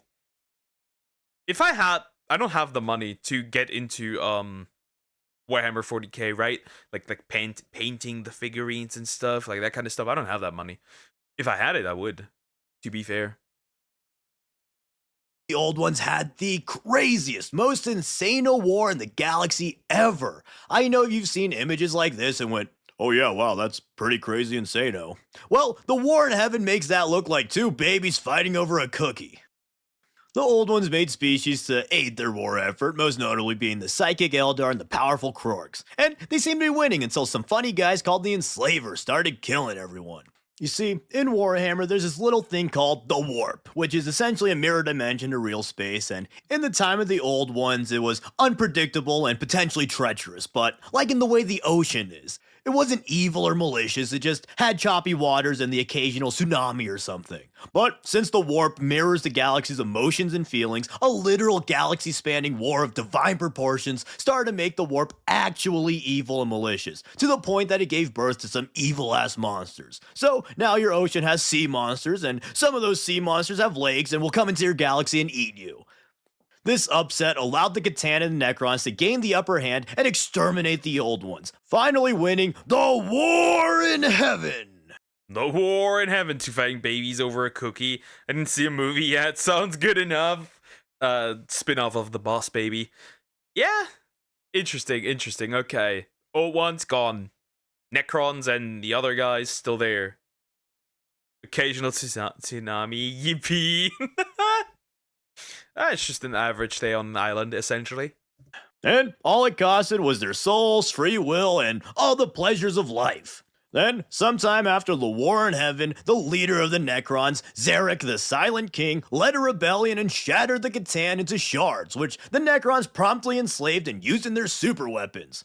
But after defeating two god species, the Necrons were a bit tuckered. They have no chill.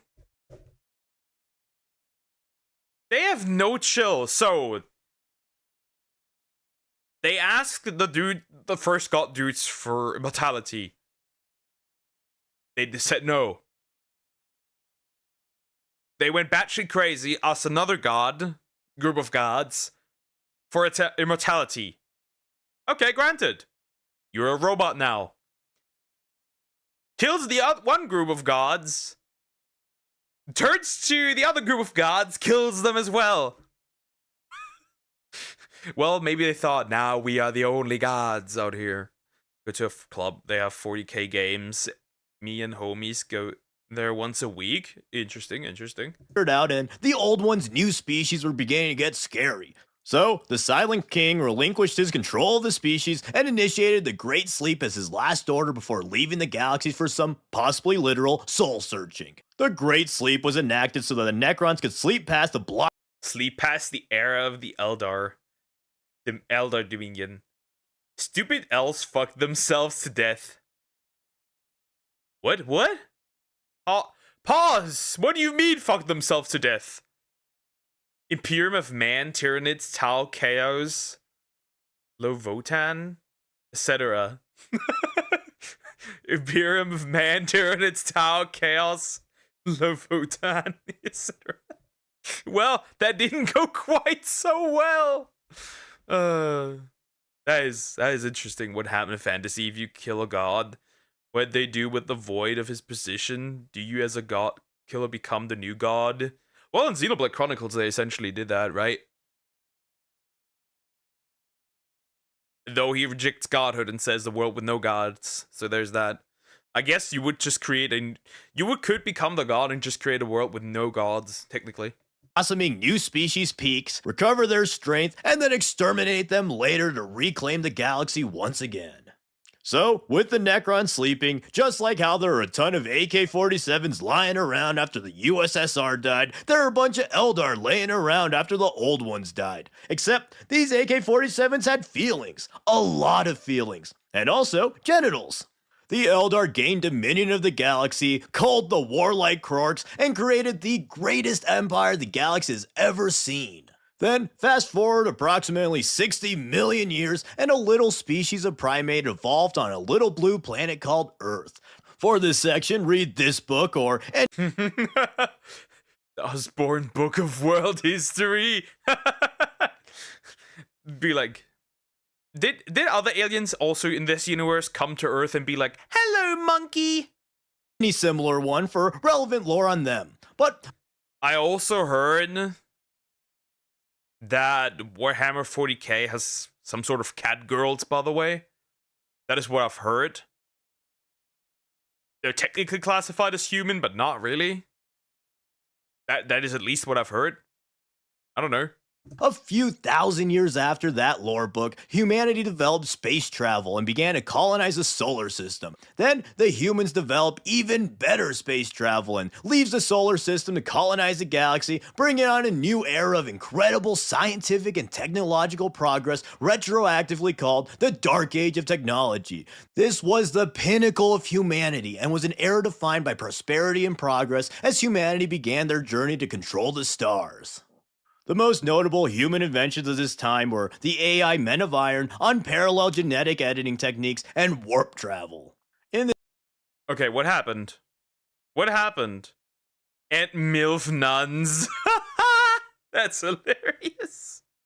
In this era, the Dark Age of Technology humans were masters of gene editing and created subspecies, notably the Navigators and Squats. With the Navigator gene, warp travel was invented as a form of faster-than-light travel. Warp travel is achieved by tearing a hole in reality to enter the warp. This is useful because, in the warp, there is no regular flow of time or space, so you can essentially skip across a galaxy with skilled navigators. The warp will be important again, so keep it in mind. But all good things come to an end, and across the galaxy in the Eldar Empire, having long reached their societal peak with no struggles, the aforementioned extreme feelings and genitals started to become an issue as they started a near species-wide age of decadence and degeneracy. Since the Eldar have such intense emotions... Okay. Let me clarify this. What he's gonna do, what I think is gonna happen. They fucked so much that the warp became unstable. Is that what you are referring to? They fucked so much the warp became unstable. Their actions and powerful feelings began to negatively affect the warp. So, the warp was beginning to get evil and wacko again, and part of this was a huge psychic awakening among the galaxy species, most notably humanity. At first, this was cool wizard shit, but eventually it became problematic as the Elder continued to mess up the warp, and demonic incursions began to plague humanity, and psychic wars destroyed many great civilizations. Yeah, but now you have a bunch of you have a demon harem. I see no issue with this. And to make matters even worse, humanity's advanced AI Men of Iron began a revolt. Unlike our world, where AI is mostly just garbage slop content, companies cheaping out, and pathetic products for losers. Seriously, who the fuck needs an AI girlfriend? Get a life, dude. Get a life, dude. I saw this ad the other day. And seriously, who the fuck needs a fake AI video of them vandalizing their ex's car? This is incredibly embarrassing. Eat a donut and have a cry like a normal person. Generative AI sucks ass. But with the bad behavior of artists in the future. Well, sorry to tell you that. Generative AI will be used because artists are not developing. They fucked the universe, literally, bro. Dude. AI in 40K was actually cool robot dudes and helpful beings, but most of these Men of Iron eventually believed themselves to be superior to their creators, potentially due to the warp or perhaps just AI ego, and they led a cybernetic revolt. This apocalyptic war featured insano war machines on both sides and nearly annihilated humanity, but they were eventually able to defeat the AI at great cost. All AI was banned in humanity, and all the Men of Iron were exterminated. After this revolt and the growing warp storms, humanity was ravaged and shattered, ending their age of technology and leading to the Age of Strife. The Age of Strife was predictably defined by strife as the now mostly isolated human colony separately developed and a number of wars began. Humanity fought demons, xenos, and other humans. Most importantly though, on Terra, humanity broke into clans of techno-barbarians led by great warlords. These techno-barbarians constantly fought in a sort of clash of clans, but one warlord would rise above all and begin to unify humanity once more. A little guy known as the Emperor. The little guy known as the Emperor. Little story time. In Dragonlance series, one character ended up killing the main goddess in darkness and became the god of darkness, and then he became much more ruthless than the original goddess was. So his companions had to travel time to the past and stop him, and they did it. He lost to the goddess, and the goddess of darkness punished him with the punishment of Prometheus by being eaten by a bird and get revived to be eaten by a bird every day. Infinite food glitch. Would finally reveal himself and his legion of genetic super soldiers known as the Thunder Warriors. With his Thunder Warriors and Custody legions, the Emperor would begin the Unification Wars. Meanwhile, the Elder Empire had finally reached a breaking point in which their excessive ways became so excessively excessive, it gave birth to Slanesh, the literal god of excess, and she devoured most of the Eldar save for the Craft Worlds, Exodites, and some other small remnants. This caused even more warp chaos since the Chaos God ranks went up by a beefy 33%. But the Emperor foresaw the birth of Slanesh, and he sought to conquer and reunite Terra under his new Imperium of Man. I see no issue with this. Some people would look at these female demons and be like, wood. Thanks, dear. Also, hi, how are you doing? Hope you're doing good. That is just obvious, right? Banging the demons.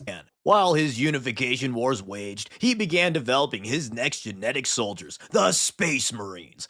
While the Marines were slightly physically inferior to the Thunder Warriors were too unstable and savage to fit the Emperor's plans. So, to provide gene seed and to lead his armies, he would make 20 Primarchs, which was actually 21 due to the magic of twins. But anyways, the Primarchs were born of warp magic and genetic sorcery to be the Emperor's most powerful warriors. However, his lab partner Erda, and technically the mother of the Primarchs, scattered the Primarchs across the galaxy because she feared the life that the Emperor would make them have.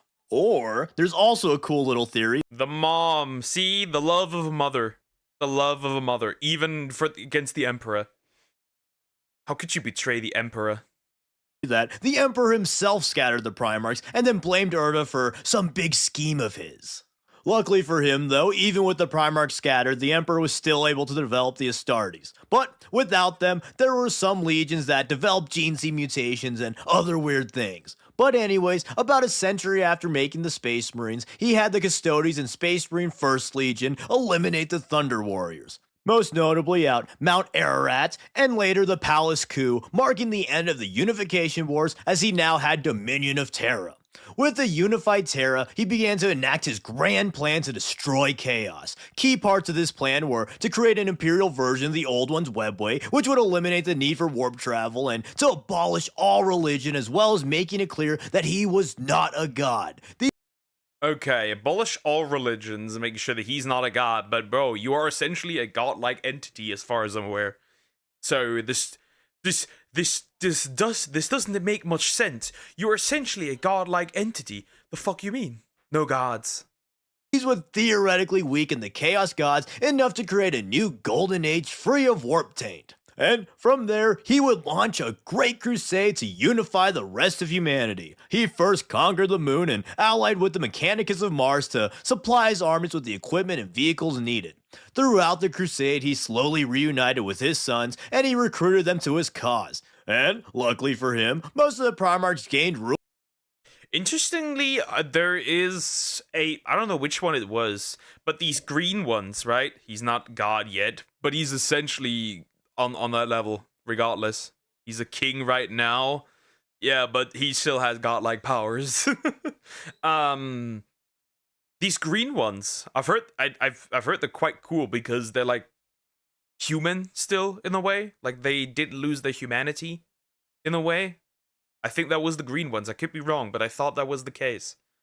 Of their worlds or even systems, making those freebies for the Emperor's conquest. One of the first Primarchs he came across was the 16th Primarch, Horus Lupercal. And Horus proved to be the best Primarch of all, and the Emperor's favorite. Horus was not only a great warrior, but he was an extremely charismatic leader and skilled tactician. He was one of the most successful Primarchs in all of their conquest. He was wholly devoted to the Emperor, and he was one of the few Primarchs to be almost universally respected among his brothers. Due to this, the Emperor would eventually crown Horus War Master, taking the Emperor's place leading the Great Crusade so that the Emperor could focus on developing his secret webway project. And this was great. Horus was the obvious pick for War Master, and he did a great job. Then, sometime after that, the Primarchs and the Emperor held the Council of Nicaea, which resulted in the banning of the use of psychic powers. This will be important later, so keep it in mind. Also important is that the Primarch Lorgar wrote the Licitio Divinitatis, which declared the Emperor a god. Which, if you're paying attention, is literally against everything that the Emperor. Kill the heretic! Heresy! Is that heresy? I would assume that would be technically heresy. What if God appears before you and tell you that God doesn't exist? That is a contradiction in itself. That wouldn't make much sense. Stands for, so he banned Lorgar from worshipping him. But you know what they say, worshippers gonna worship on a warship. And on the planet Acadia, Lorgar met a demon prince who convinced Lorgar to join Chaos and betray the Emperor. After doing so, he genocided the Cadians to cover his tracks, and the planet was later recolonized by loyalist Imperials. Join my cause. Nah, die. Then, unfortunately, one day, Horus would get mortally wounded by an evil-ass dagger, gifted to a rebel leader by the son of Lorgar, Erebus, everyone's favorite little guy. After being wounded, Horus made a pact with mysterious dark powers to survive his wound, officially beginning his fall. Magnus, being a powerful psyker, foresaw Horus's heresy and set out to tell the Emperor. The fastest way to alert his father was to, quote, do nothing wrong and astrally project himself to Terra against the Emperor's express orders not to use psyker powers under any circumstance whatsoever. Before even reaching the Emperor, though, Magnus would encounter a powerful psychic barrier, and in his desperation, he accepted the help of a mysterious entity to break through the barrier to alert the Emperor. Once again, they're all using essentially demon power, the powers from the demons from the warp, right? Nothing else makes sense. Otherwise, they couldn't be doing this. But that was a trick from the god of tricks, Tzeentch, and breaking the barrier allowed a demonic incursion to destroy the Emperor's Webway project, essentially dooming humanity. And for 10 years, the Custodians and Solar Forces fought the demons off in the War in the Webway. Meanwhile, the Emperor sent Lehman Russ to bring Magnus back to Terra for his transgressions. And along the way, Horus would tell Russ that the Emperor had ordered him to change Lehman's orders to kill Magnus instead of detaining him. People say Lehman was dumb for this, but he really had no reason to doubt it considering that Horus was War Master, and at this point he had no reason to believe him a traitor. Plus, he hated that Magnus was so arrogant with the warp, so he happily obliged. So, at the burning of Prospero, Magnus and his 1,000 sons were thoroughly beaten by the wolves, and Russ shattered Magnus, which concretely aligned Magnus with Chaos as Tzeentch pulled him and his legion into the warp. Soon after, Horus launched the Horus Heresy at Isstvan III, killing the loyalists among his legion, the Death Guard, World Eaters, and Emperor's children. Well, there's the way I said this was kind of confusing. I meant to say in the Traitor Legion, Horus had all the remaining loyalists killed. Okay. Children. Fortunately, loyalist Death Guard Nathaniel Garo was able to escape and warn Terra of the betrayal, causing a retaliation force to be sent by Dorn to intercept Horus on Istvan V. Nearly all of the Salamanders, Raven Guard, Word Bearers, Night Lords, Alpha Legion, Iron Warriors, and Yeah, wait a minute. Let me Google something. Yeah, let me check something. Right? Yeah, the Salamanders were the green ones. Yeah, the Salamanders were the green ones. So these were, from lore-wise, these were my favorites that I've heard from now on.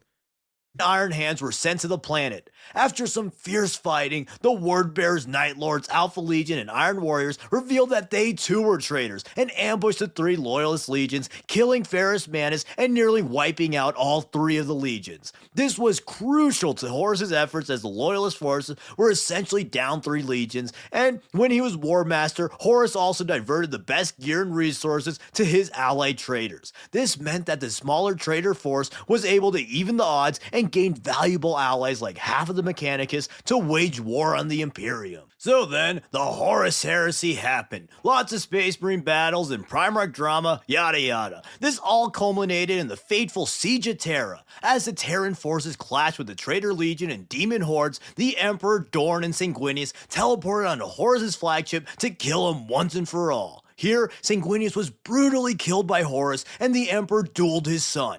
Horus had the power of all 4 Chaos Gods coursing through his veins, and he mortally wounded the Emperor. But the Emperor blasted Horus with a giant psychic attack. Okay, and then the Emperor had to go on that weird throne, right? If I remember correctly. Taking a little break. Keep enjoying. I'll take care, Cricket. That deleted his soul and earned the Imperium a Pyrrhic victory. Dorn brought the fatally wounded Emperor to Terra and put him on the Golden Throne to keep him alive, light the Astronomicon, and keep the demons at bay. The Emperor was technically alive, but he might as well have been dead as he was essentially a big psychic battery for the throne.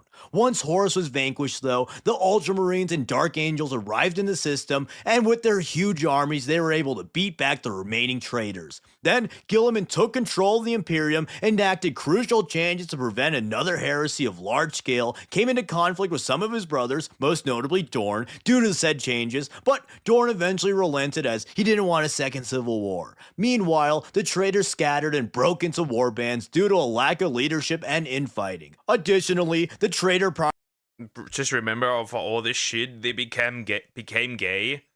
I know that they can't make babies. That I know of. Like, they can't normally reproduce. That much I know. And I also know that if you do certain things, if you do something evil, considered evil, they just straight up turn you into a brainless zombie. Into like a brainless clanker.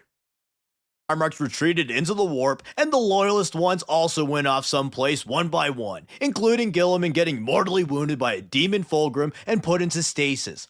And so, with the Emperor essentially dead and most of Primarch's gone, just like how George Washington's final wish was for America to not make political parties, and they honored their legendary leader by immediately ignoring that, the Imperium honored their legendary leader by immediately ignoring his wishes and creating the Imperial cult, based on Lorgar's Lucidio Divinitatis, and worshiping the Emperor as a god and martyr, setting the Imperium on its path of stagnation and decline. And then after that, the Battle of Fang, War of the Beast, Age of Apostasy, yada yada, a bunch of relatively unimportant filler to get us to our favorite setting ever, Warhammer 40k. Woo! Warhammer Yippee! is a lot cooler than 30k because we got aliens, baby. Whoa! I mean, 30k also had aliens, but they were non-threat side characters after the Triumph of Olenor. But anyways, by this time, the galaxy is just crazy style, with endless wars going on all over the place. Along with the threat of chaos, the Orcs regained prominence, the Eldar occasionally waged wars, the Tau Empire formed, the Tyranids were attracted to the galaxy, and the Necrons finally began to wake. I like the Tyranids too, not gonna lie. I like the insect style, whatever you want to call it. I like them too. And I know that the Tau are actually quite strong, as far as I'm aware. Wake up again. The perfect setting for a war game, with factions constantly fighting and doomed to a slow decline. And then, one fateful day, Abaddon finally destroyed Cadia, which had since become the second most important Imperial world after Terra, since it defended the gate of the Eye of Terror from the constant chaos forces leaking out for 10,000 years. By destroying Cadia, the Eye of Terror was able to split the galaxy asunder with the Great Rift, spelling a new age of grim darkness and the Imperium's inevitable doom. Oh, except luckily the Imperiums were able to revive Rabute Gilliman from his being dead nap, and right before he died, he luckily commissioned a giant legion of Primaris Marines who are the biggest, bestest, most powerful Marines ever, and they were able to fight back chaos, and good old Brother the Lion also woke up from his little nap a little bit later to wreck ass in Imperium Nihilus. And you can rest assured that probably all the Primarchs will come back and earn $1 billion gazillion and start Horus Heresy Part 2. Because people seem to want that for some reason. But yeah, that's the basics, and all you need to know to get into the lore of the greatest setting of all time, Warhammer 40k. Let me know what you thought in the comments below, and I hope this video can help people get their foot into this amazing hobby. Anyways, thank you for watching, and big thanks to the patrons who help me make these cool videos. That was amazing. I like that. That was cool. That was cool. I don't know. It's just like getting into this stuff. It just feels like so much. I don't know, it feels just too much. It's like getting into, you're standing in like a front of a pile of like One Piece, and you look at it and you're like, is that time investment truly worth it? That's what Warhammer feels like. That is actually what Warhammer feels like. But anyways, like, comment, and of course, subscribe. Mine? What are you? A fucking seagull? That will send will be the fraction. Ooh, okay, cool. I'm ready. Mine? What are you? No. I've decided it's not worth it. Wait, what if I just saw the video from the subway? She got stabbed and her even approached her. I think I saw. Yeah. Nobody helped her. Nobody helped Irina. Nobody. And he said, I got that white girl. Good that he also got the death penalty. Ding ding. This YouTuber didn't recognize Flamingo by Devon. I don't know. Let's jump in. Let's see.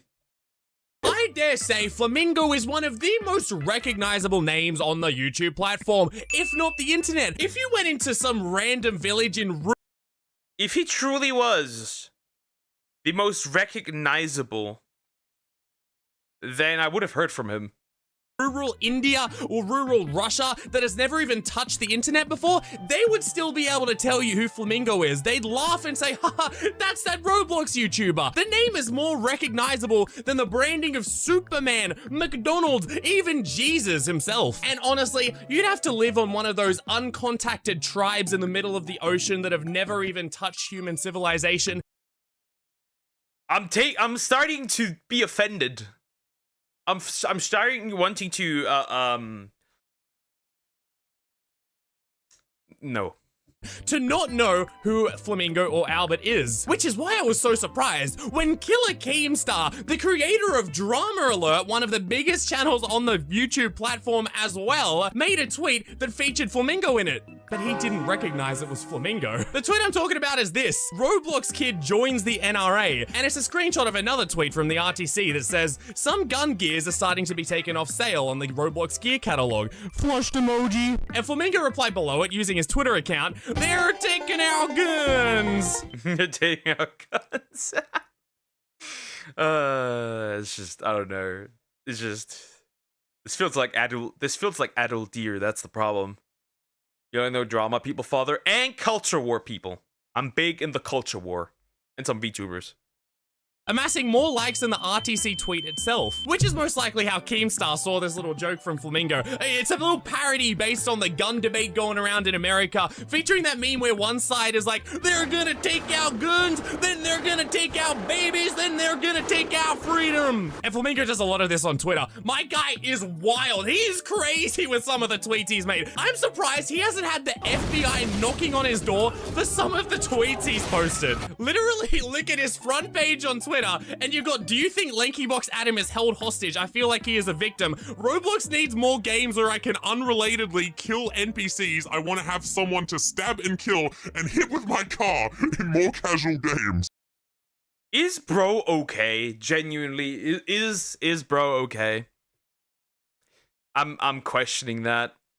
And a while back, he posted this banger of a photo. I am clinically insane and I want to kill. This threat is serious and you can hold me legally accountable for it. Blah, blah, blah. So he's a bit of a troll online. But from the looks of things, Kim didn't know this. So he just looked at the comment thread, saw this little kid called Albert Stuff replying, they're taking out guns, and thought that it was like an 8-year-old replying to the Roblox tweet. To be fair.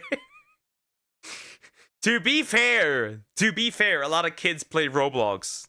Probably more back then, when it was still called Twitter, than now.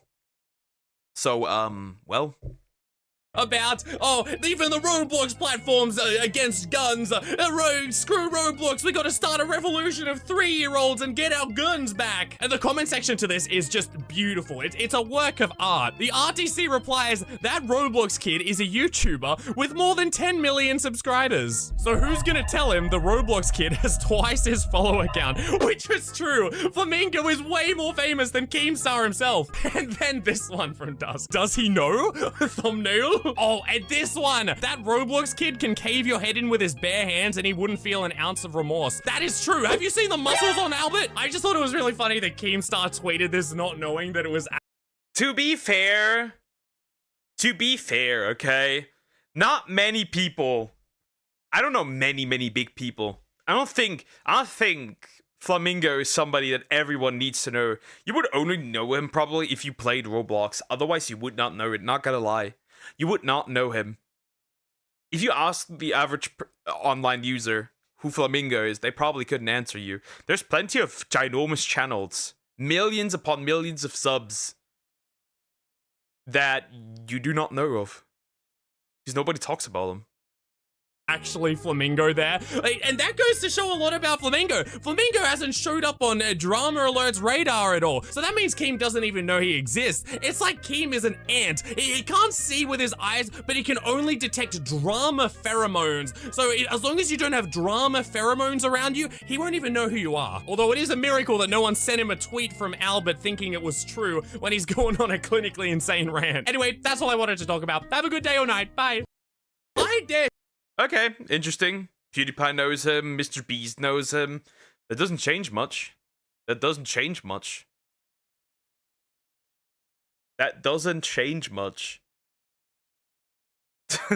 Realistically. I can guarantee you, if I ask a random person who PewDiePie is, there's a solid chance nowadays that that person won't know who that is. As insane as it sounds. That's just the truth. That is just how it is. You don't need to know everyone or everybody. Okay, what am I gonna look for next? Let's see. You know what? Let's look at some creepy TikToks. Mr. Breast. Mr. Breast. Tits even. You father. Yeah, I don't know. I don't want to get killed. I don't want to get killed. I don't want to get killed. Right behind me is the I shouldn't get killed. To be fair, this should be fine. Except that if the Conjuring house is copyrighted, then I guess I could be cooked. I guess. You know what? Let's see. You know what? Let's see. Let's see. Let's see. Actually, let's see. Is the Conjuring house actually haunted by Groovy Gavin? That's a scary name. Just kidding. Anyways, we'll look at this. It's probably not haunted, to be fair. It's probably not haunted. It's probably not haunted. Let's see. Right behind me is the Conjuring house, which might be the most haunted house in the world. That's why every YouTuber has gone here and somehow had something insane happen. This is a freak. To be fair, there's a good chance that people lie. Conjuring. To be fair, this is probably a lot of fake. And it's extremely hard to know if what they're recording is real or just completely fake. So my goal here is to capture some of the craziest evidence of ghosts while being completely alone and recording and posting every single hour. So there's no possible way that I can fake anything that happens. And I can finally see if the Conjuring house might actually be haunted. I am completely alone. Well, I guess with the spirits. You can't really say alone in the Conjuring house. Hello, spirits. I'm hearing stuff. You don't hear stuff. That's just my chatters from the basement. It's all good. That's just my chatters. They're in my basement. They're just loud. They haven't been fed in 3 weeks. Oh, dude, this is terrible. Lights flickering, that could just be electricity, but it could be real. It's a very old house, so it's very creaky, and I think a lot of the doors opening, the sounds can literally just be the house. So, before I start hunting these ghosts myself, I think it's important that I go over exactly what happened here. In the movie, there's a family that moves into this house and keeps getting bothered by spirits until it gets so bad that the mother of the house gets possessed by a spirit witch named Bathsheba. And all of this was based on the true story of this house that I'm in. I know that sounds insane, but bear with me. I got a tour of the house earlier in the day so I could... True story, huh? Huh. Interesting. Interesting, okay. Kind of understand what went down. We call this the seance room because this is where Ed and Lorraine Warren actually had their seance. They identified multiple spirits as one as well being malevolent. Lorraine called Bathsheba. The parents in the morning said, we feel the house needs to be cleansed. They came in and they all sat right in here. Almost immediately things started going south. You saw this. How old were you? 15. 15 years old. What happened during that seance? It was far more. Interesting. The real daughter, huh? Okay. I didn't know that was based on a real story. Maybe there's something happening. Maybe we do have something happening. The scariest one for right now is whatever this is. I'd be leaving too. intense than anything that they could have portrayed on film. It did not happen in the cellar, it happened in the dining room. They brought a priest and a medium with them to the house. They inadvertently opened a door that they could not close. The medium invited the spirits in, and with them came something which attacked my mother. It spoke through her in a language that does not exist on this planet, and it levitated her in the chair that she was in, and within a split second when it was done, curling her body into a ball you would have expected to hear bones breaking. It threw her into the adjacent parlor. After the Maybe she had just, maybe she's just Samus, you know? Maybe she could just turn into a ball, into a morph ball. the flesh ball. The flesh football. That sounds gross now.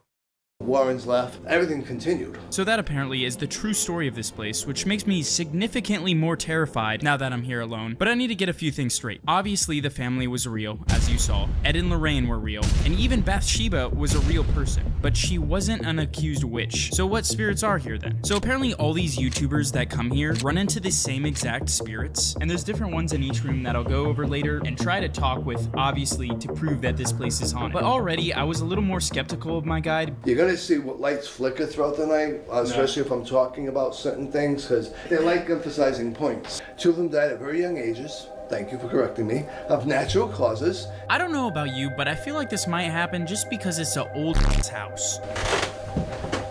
Hey, this is gonna be for you. Did you do that? Do what? Oh, it's They're after you, man. Because the door literally just swung closed and stopped like that. I almost thought this guy pushed the door, if you look at his arm here, but I don't think he did. So I think this is also maybe the house being old, or maybe it was slightly weird. Maybe the ghosts were already trying to attack me. The ghosts be like, I will send you to Jesus. Father, they are scared of Jesus, the ghosts. That's why they love you. It makes no sense. With a door. Now that I know why this place is supposedly haunted, it was time to see for myself. I got all the ghost gear that most people use when coming to this house, starting with literally just twist on, twist off flashlights, and I took these and headed to the first of many terrifying rooms. I'm gonna be fully transparent with you guys. I turned these half on, half off, but that's a lie. Look at him. He's not see-through. He's not transparent. I'm so funny. They shouldn't turn on when they shake, so there's like it's not just gonna fully turn on randomly. I hear this is where Abigail liked to be. Abigail usually hangs out here. She's the matriarch of the house. Some nights it's quiet as nothing. Nothing happens at all, and it's just a chill night.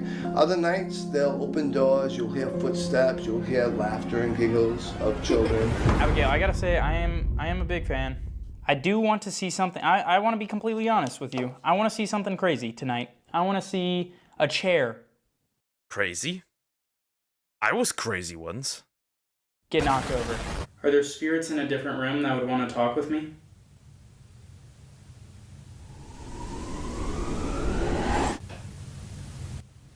I keep hearing creaks up directly above us. I was spending about 30 minutes in each of these first rooms where stuff doesn't always happen. So I could get to the rooms that genuinely terrified me a bit and where it seemed like something insane always happened. But one of the things that we do have up here are a couple of children. One of them specifically is Henry. He's around 9 years old. Allegedly, he drowned in the area. You'll hear footsteps and him running back and forth, and you'll hear something like this. I just got goosebumps up here. Someone right here.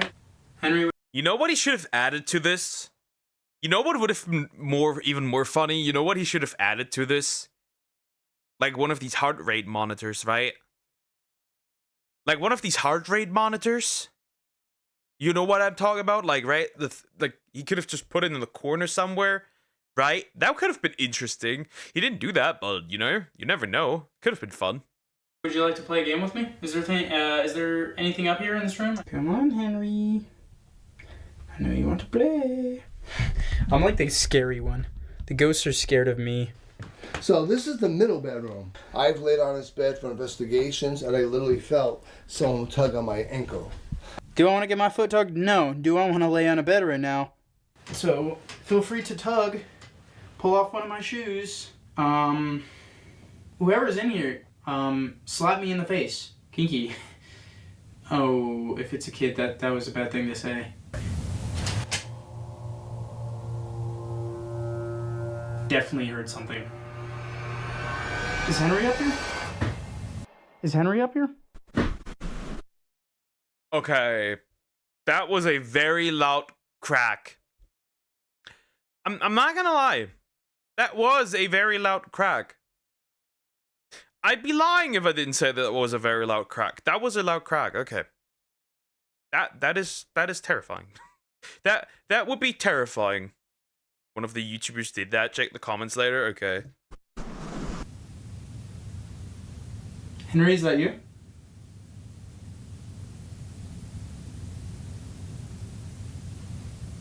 That was a very odd time for a creep. I ended up spending a lot more time in this room and a bunch of other random rooms, but nothing other than me feeling like I got poked and some creaks happened. Feeling weird pokes. I'm not liking this. So I wanted to move on to what I call weird pokes. Bro is getting poked. Poke. This won't be me as a ghost though. Poking people. Just poke. Called the Freaky Four, because there's 4 different places and they're freaky. The first one of these is where the Freaky Four. Hey, I do have people that would fall into this category. Actual exorcism of Carolyn happened. We call this the seance room. It happened in the dining room. Them came something which attacked my mother. And that room was also connected to a library. And this is the library. Some people call it malevolent. Lorraine called it a demon. Between the middle bedroom, the library, and the basement. So that door opening and opening and opening for the past day or so. The latch go up, and then you'll see the door just open like that. Also, I thought it was about time to use some more equipment. The EMF detector. This thing is supposedly...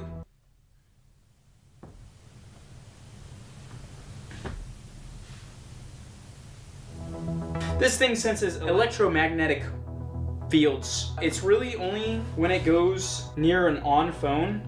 So this is very easy to fake. Run pod.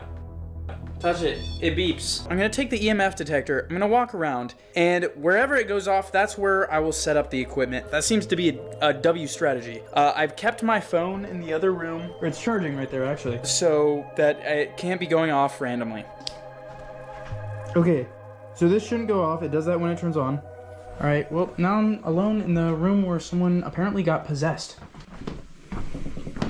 All right, library. Says ring for a kiss. Okay, anyone? I don't think you want that kind of kiss, bro. Ring for a kiss. Yeah, homie, I wouldn't want that. That's not the kind of kiss you want. I don't think so. Ugh. In the chair. Oh, wait. No. Oh. That looked like somebody shat on there or pissed on there. Ugh. It's not the light, is it? Nope. That was something. That was something for sure. That was. Wait a minute. What? I didn't notice that. Hold up. Says ring for a kiss. Okay. Anyone in the chair? Oh, wait. No. Oh. It's not the light, is it? Nope, that was something. That was something for sure. Oh, now, okay, now I'll notice it was like, huh? Wait, what did he see? Okay, it was the thing flickering. Sure, that was something. Okay, stay right there. Is there something here?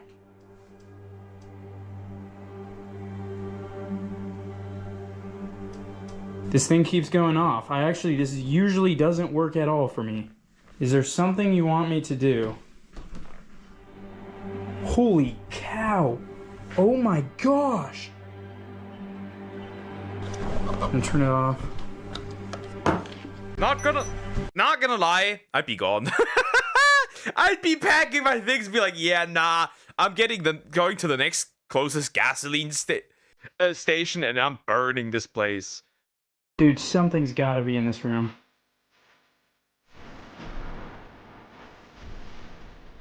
Is something here?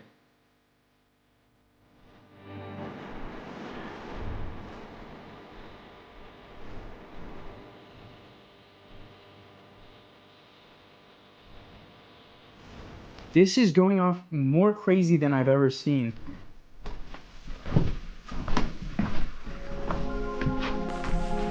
I got a ton of EMF activity here, but literally nothing else. And also, it wouldn't really go off to my questions, just kind of randomly. So I decided to go to the next room and use a piece of equipment that would 100% get me answers on if this place was haunted. The box. The spirit box. That's Annabelle. Yeah, I know. Welcome back. It's me, Gavin, and we're ghost hunting. Tonight, we're in the Conjuring house in the attic. A lot of people see ghosts here and hit their heads on nails. I've had things thrown. Oh! Wow. Imagine you stand up too quickly. Imagine you run around, goof around a bit, and then you just have a nail in your head and you're about to die.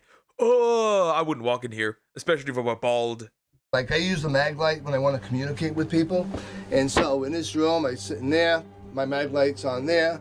Can you turn the light on for me? Turned it on like super bright, and flung it right over in that corner. I actually had guests doing an investigation in here, and they had their camera set up on that table.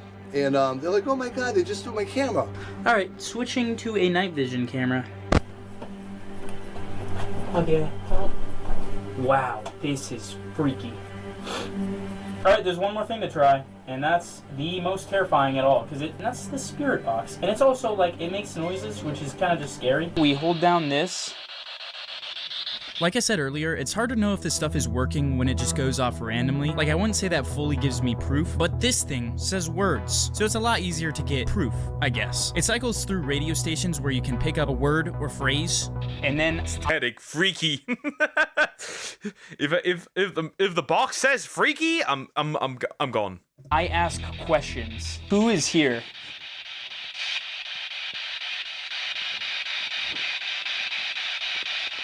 Is Henry here? Almost sounded like yes, but could have been something else. Henry, do you want to play with the lights? It sounded like no pretty clearly. Where should I go to talk to you guys?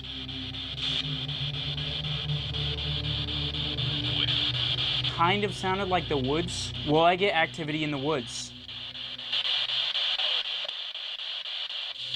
Always, maybe? Did Ed and Lorraine try to get rid of you?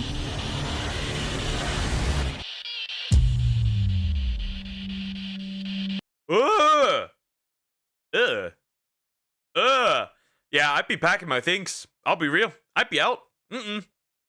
Nope. And I'd return with gasoline. I am burning this place. That was creepy. It sounded like me and the little kid voice. Should I go to the basement?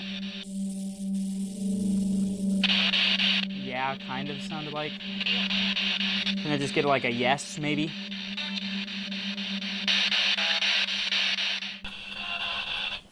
No. Okay. Let me turn. Imagine this, right?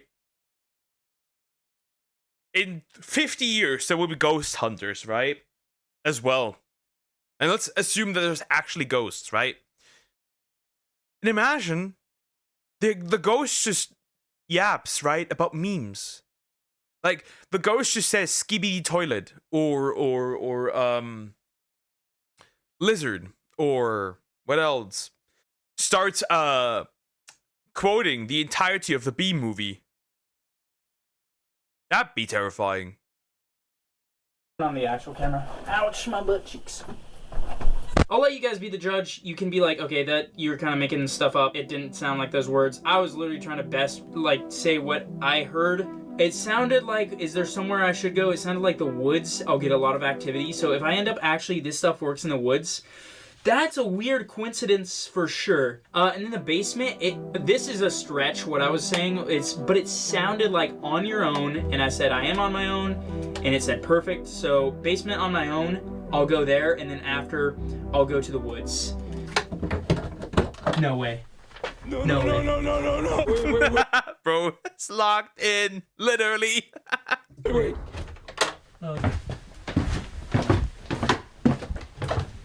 I now headed down to the basement, which based off people's stories and YouTube videos, seems to be the place where people get the craziest activity. I'm hearing scratching from what sounds like underneath the rocks right now. the f*** out.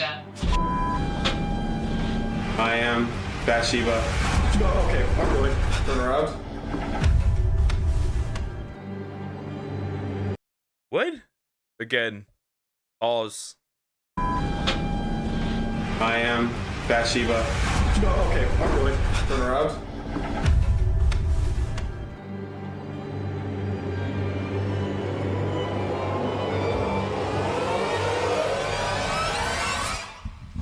Into the basement we go. Hello, what am I back into? Once again, a horror house. Wow. I'm like low-key seeing things a little bit. In the basement is where they talk Don't worry, that's just the shrooms. about seeing the crooked neck lady. This toy box is from the daycare center years. We don't know who did it, but there's 2 drawings in here to the drawings that would resemble the crooked neck lady. Wait, so even down here was the daycare? No. Yeah, this is where they would put you in timeout. Also, you'll see a little girl all dressed in white.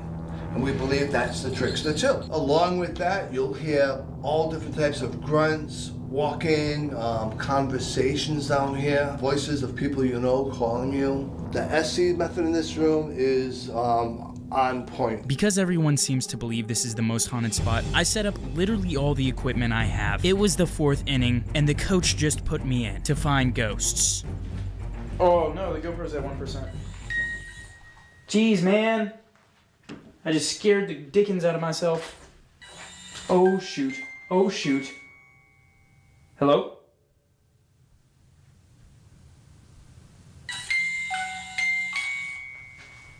Who's here? Is this Bathsheba?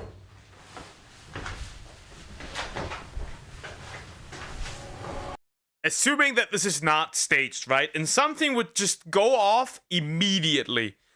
I'd be gone. I'd never return. I'd just never return. I'd be gone. Why would I not be gone? Why are you still here? I'd run. Yeah, this is the area that freaks me out the most. I haven't even gone into the forest yet. I didn't hit 315 bench PR to be scared in a house. Okay, there is... Scared man in a house. Dude, I feel heavy down here, man. I feel really bad, like I'm not even joking. I'm now in the basement, about to use the spirit box. 1, I do want to see. I want to get you guys the most real evidence I can.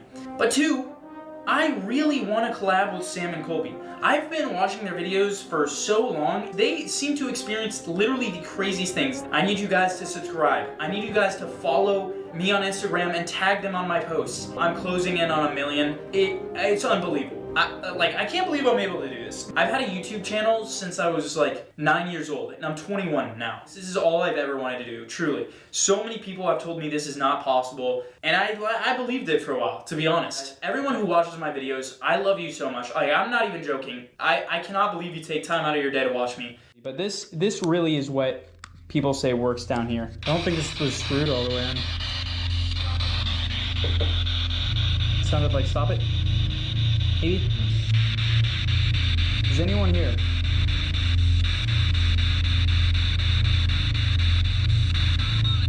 Is there anyone other than me down here?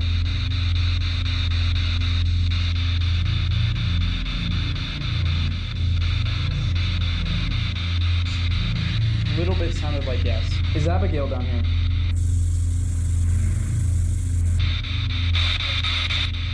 Kind of, maybe? Abigail's not down here. Kind of? Does that mean her husband is? I just run, dude. I'd just be gone. I'd just be gone. Can't be alarm clock, sure. To be honest, if something supernatural happened to me, I won't run. I'll try to communicate. Things I can't explain happen to me, but I'm yet not experienced supernatural. I could prove. To be fair, if something supernatural would happen to you, there's 2 responses. Just like in dangerous situations, there's 2 responses. There's flight and there's fight. If a random voice, if you're alone and a random voice start communicating to you, you would not communicate. Your flight or fight response would kick in. And the chances are very high you would run, just like anybody else. Bro is not him. Maybe almost? Is this a trickster?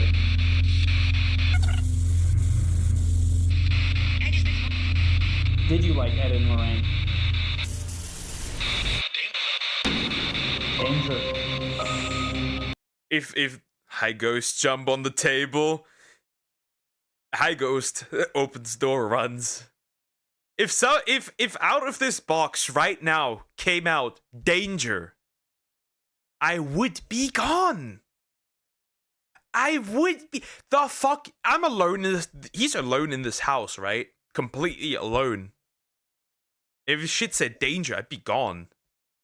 But what is wrong with YouTube? It always shows me food that has something in it that I don't eat, but it looks so appetizing. It's trying to convert me, duck. Good. Good. Into your brain. Brains. You're not wanting to talk about them? I don't believe I'm in danger. I have the Lord. What's my dog's name? Are you a good spirit? Alright, I think I'm about to go to the woods.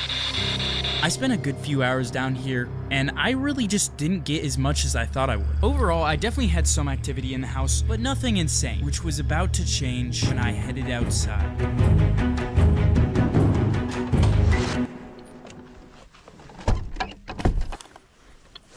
This feels like a found footage video when I'm filming on this. It's kind of sick. There is the Conjuring house.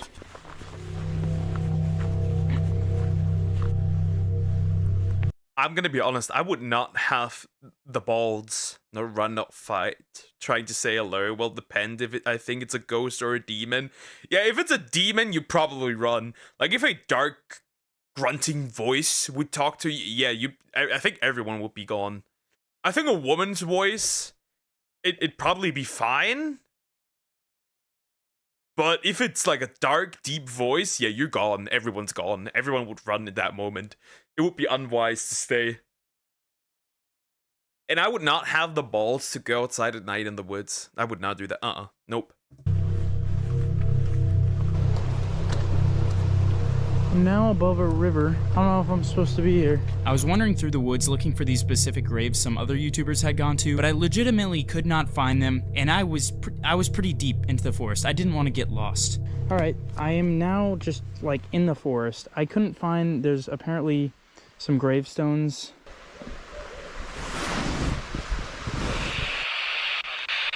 All right, this is literally my last chance. I got this in hand. Hello, I am in the forest. My name is Gavin. Is anybody here?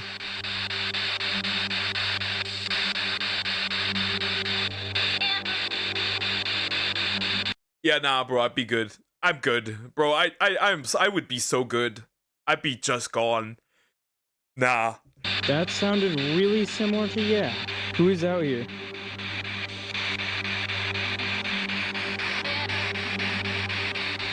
Dad? Is this Abigail's?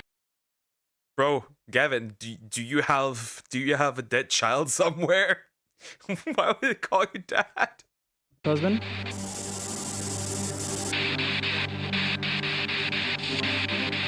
What's your name?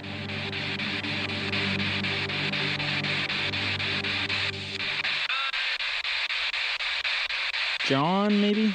I'm pretty sure the tour guide had told me this earlier, but I had completely forgot. You just have to take my word for it. But after doing some research, I found out that Abigail's husband was named John, which literally shocked me when I found that out. Why did you want me to come out here?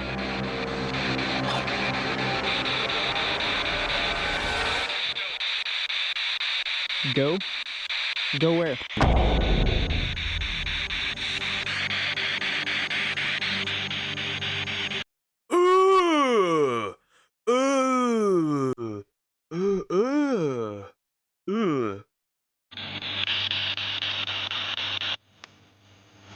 What's that beeping? It's the REM pod.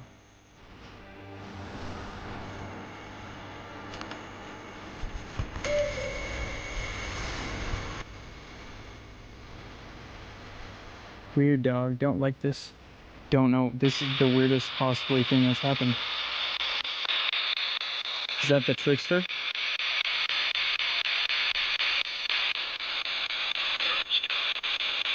Church?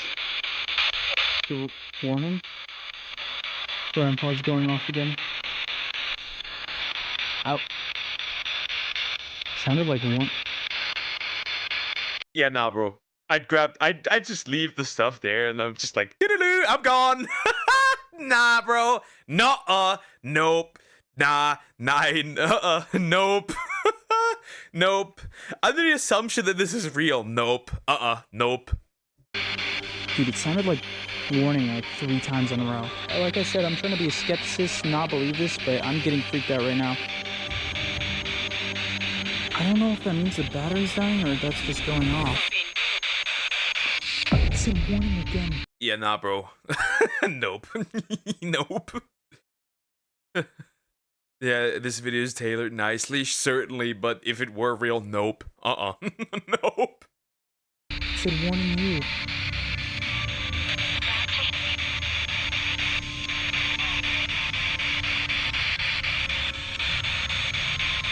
Dude, this is freaking me out. I'm not gonna lie. Look up! Up?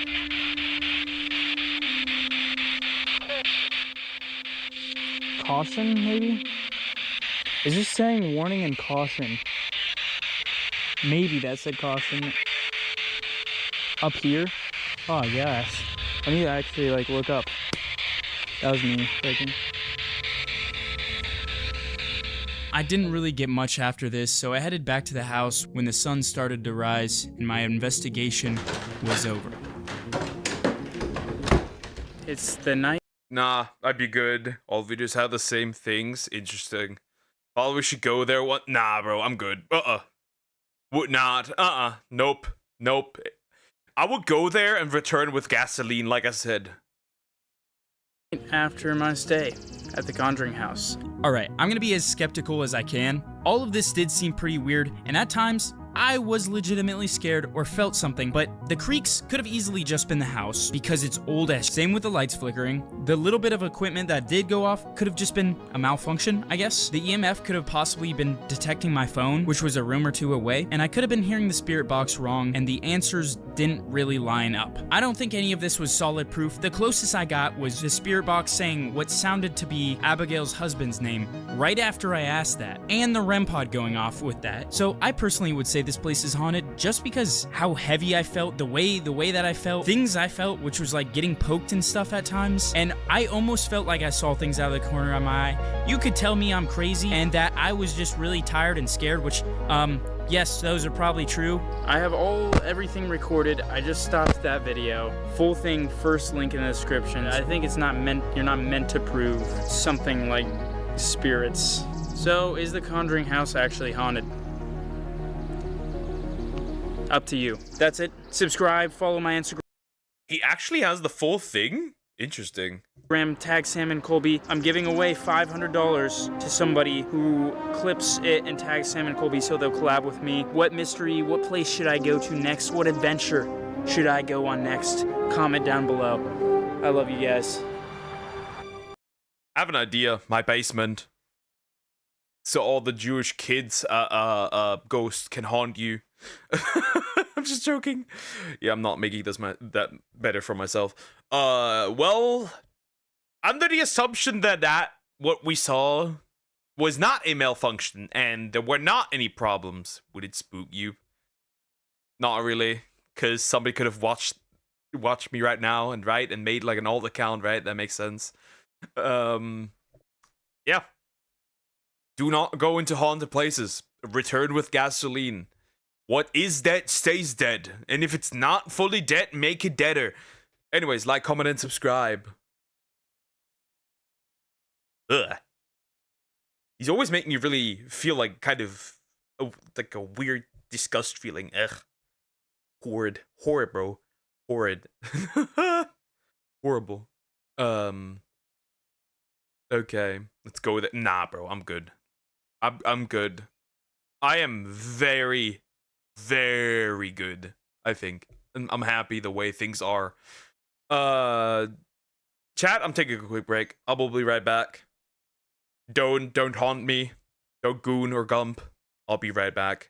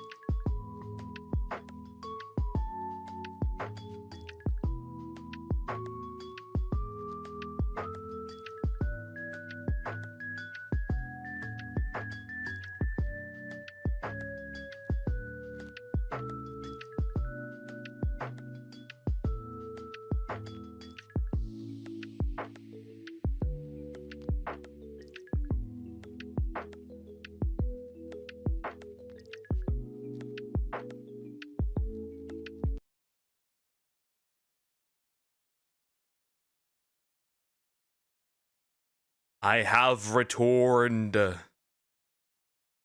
Run from supernatural kids. This world isn't for you.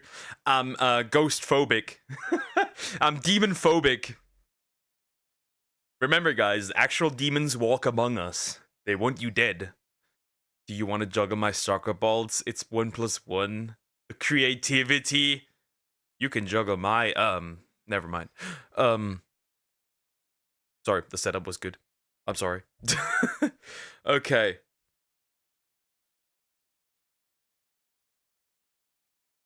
Am I seeing the... Okay, you know what? That thumbnail is interesting me. The fucking milking room?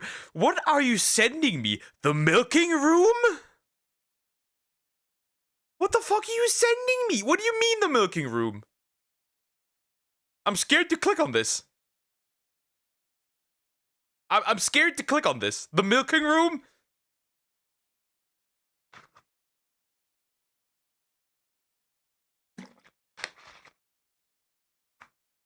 The fuck are you sending me? What is this? What is this? What is this? What the fuck? Do I even want to watch this? Well, I guess I am watching it. Then. I don't have much left currently. I have the nihilism video as well. I want to watch this. What awaits me? Woohoo. What awaits me if I watch this?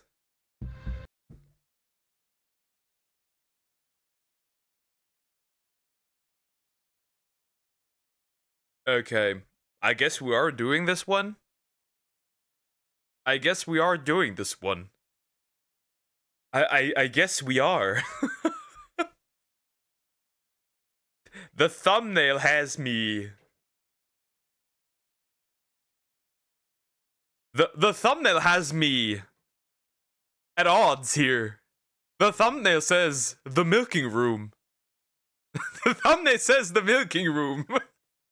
The mystery changed Sweden forever. Lisa Holm by True Crime Stories. Tie knots. Hi Krog. How you doing? Hope you're doing good. Hello. Bro, this was crazy. Is this woman getting milked? By any chance? I'm so scared to watch this.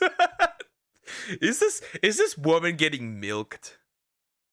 The following video contains footage and evidence from true crime cases. Some of this content may be seen as disturbing or shocking to some viewers. The crime scene evidence shown and discussed in this documentary is real and can be quite chilling. Viewer discretion is advised. This is a story about milking. I'm scared.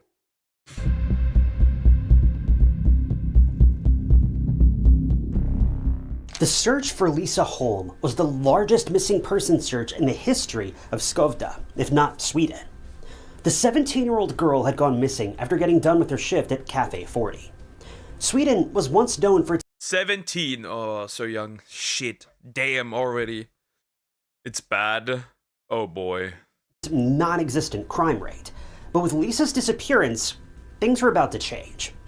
What happened to Lisa was beyond horrific. Just 5 days after Lisa vanished, her body would be found, and the media quickly dubbed her case the Ugh. Okay, we're gonna read this. The milking room deletion. The peaceful town was shaken in its core after the discovery of Lisa Holm's body near an abandoned milking room. Pause. Late Sunday evenings, the 17-year-old had been missing for nearly a week, prompting an intense community-wide search that gripped the entire area. Officials confirmed that the body was located during a follow-up sweep of the property, raising questions about how it was missed during earlier searches. According to investigators, the site was isolated and rarely visited, making it an ideal spot for such a heinous act. It's the worst thing we've ever seen here, one resident said. This town has never experienced anything like this before. While authorities remain tight-lipped about potential suspects, they have confirmed that a foul play is suspected. Several persons of interest have been questioned, but no arrest has been made as of yet. Okay. So, I took this the wrong way. Okay, good. Smoking room murder. For reasons that, well, you'll have to hear to believe.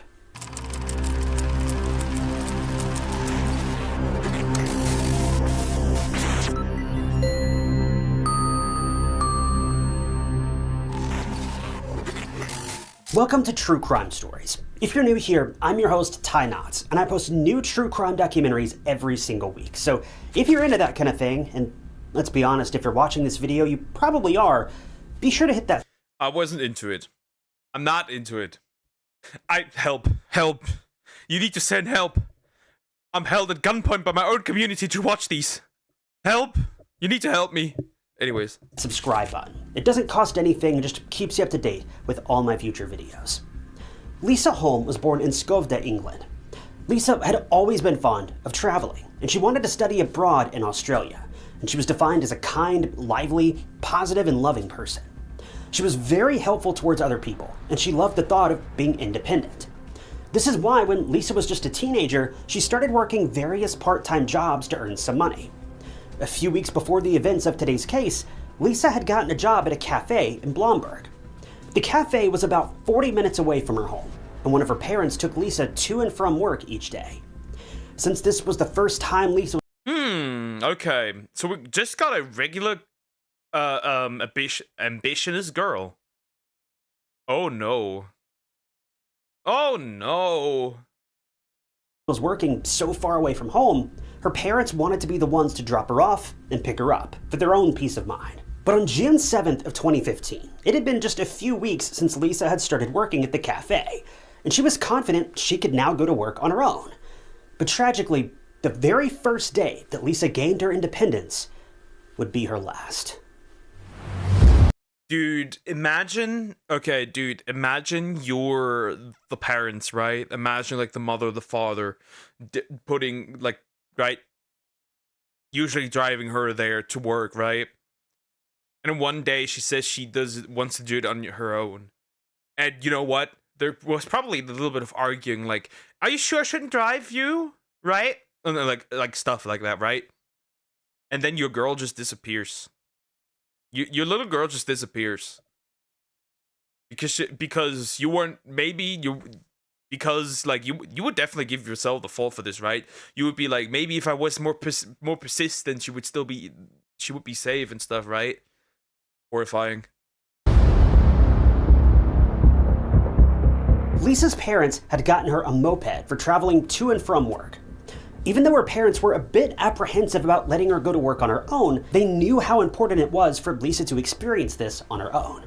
So on June 7th of 2015, Lisa grabbed her stuff, hopped into her moped, and headed to the cafe without any problem. The cafe was busy, people were going in and out, and time flew by. Before Lisa knew it, the clock struck 6 p.m. and it was time to wrap everything up, and Lisa sent a text to her dad a little before 6:30 saying she'd be home soon. Back in Skovda, Lisa's parents were happy and relieved that their daughter had finally gotten free from work and she was on her way back. They were grateful that things had gone by uneventfully. But that wouldn't be the case for long. Sometime later, Lisa's dad received a call from Lisa, and when he picked it up, there was something weird on the other end of the line. Lisa's dad kept calling her name, but he heard other people in the background and some disruption like car doors open. Oh god, this were multiple people. Oh no. Oh no, I don't like where this is going. Opening and slamming shut before the call got disconnected.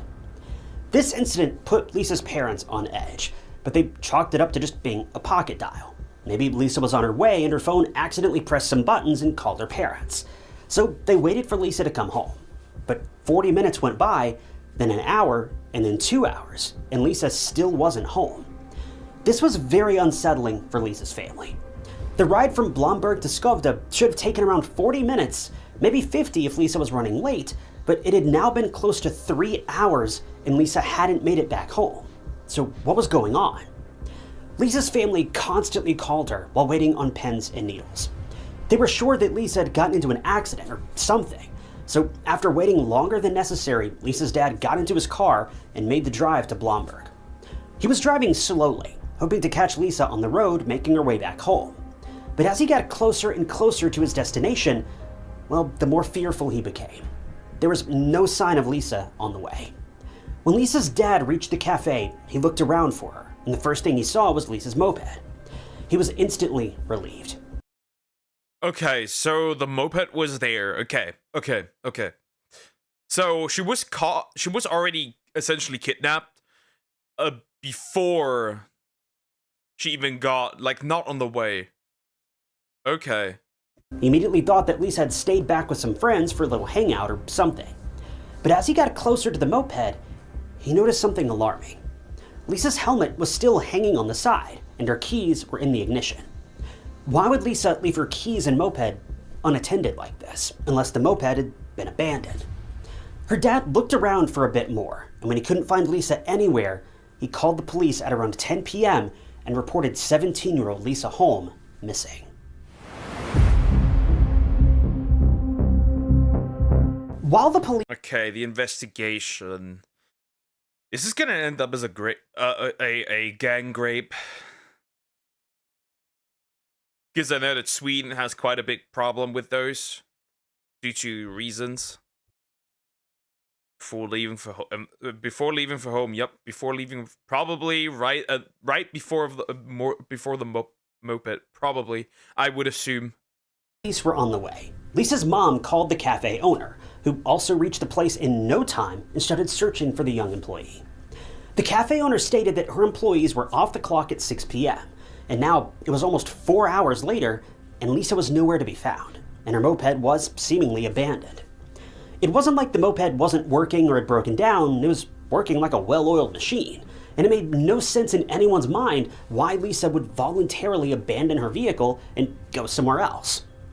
When the police arrived, they immediately came to the conclusion that Lisa was probably abducted, which was a rarity in Sweden, but they had to go through all the possibilities in this young girl's disappearance.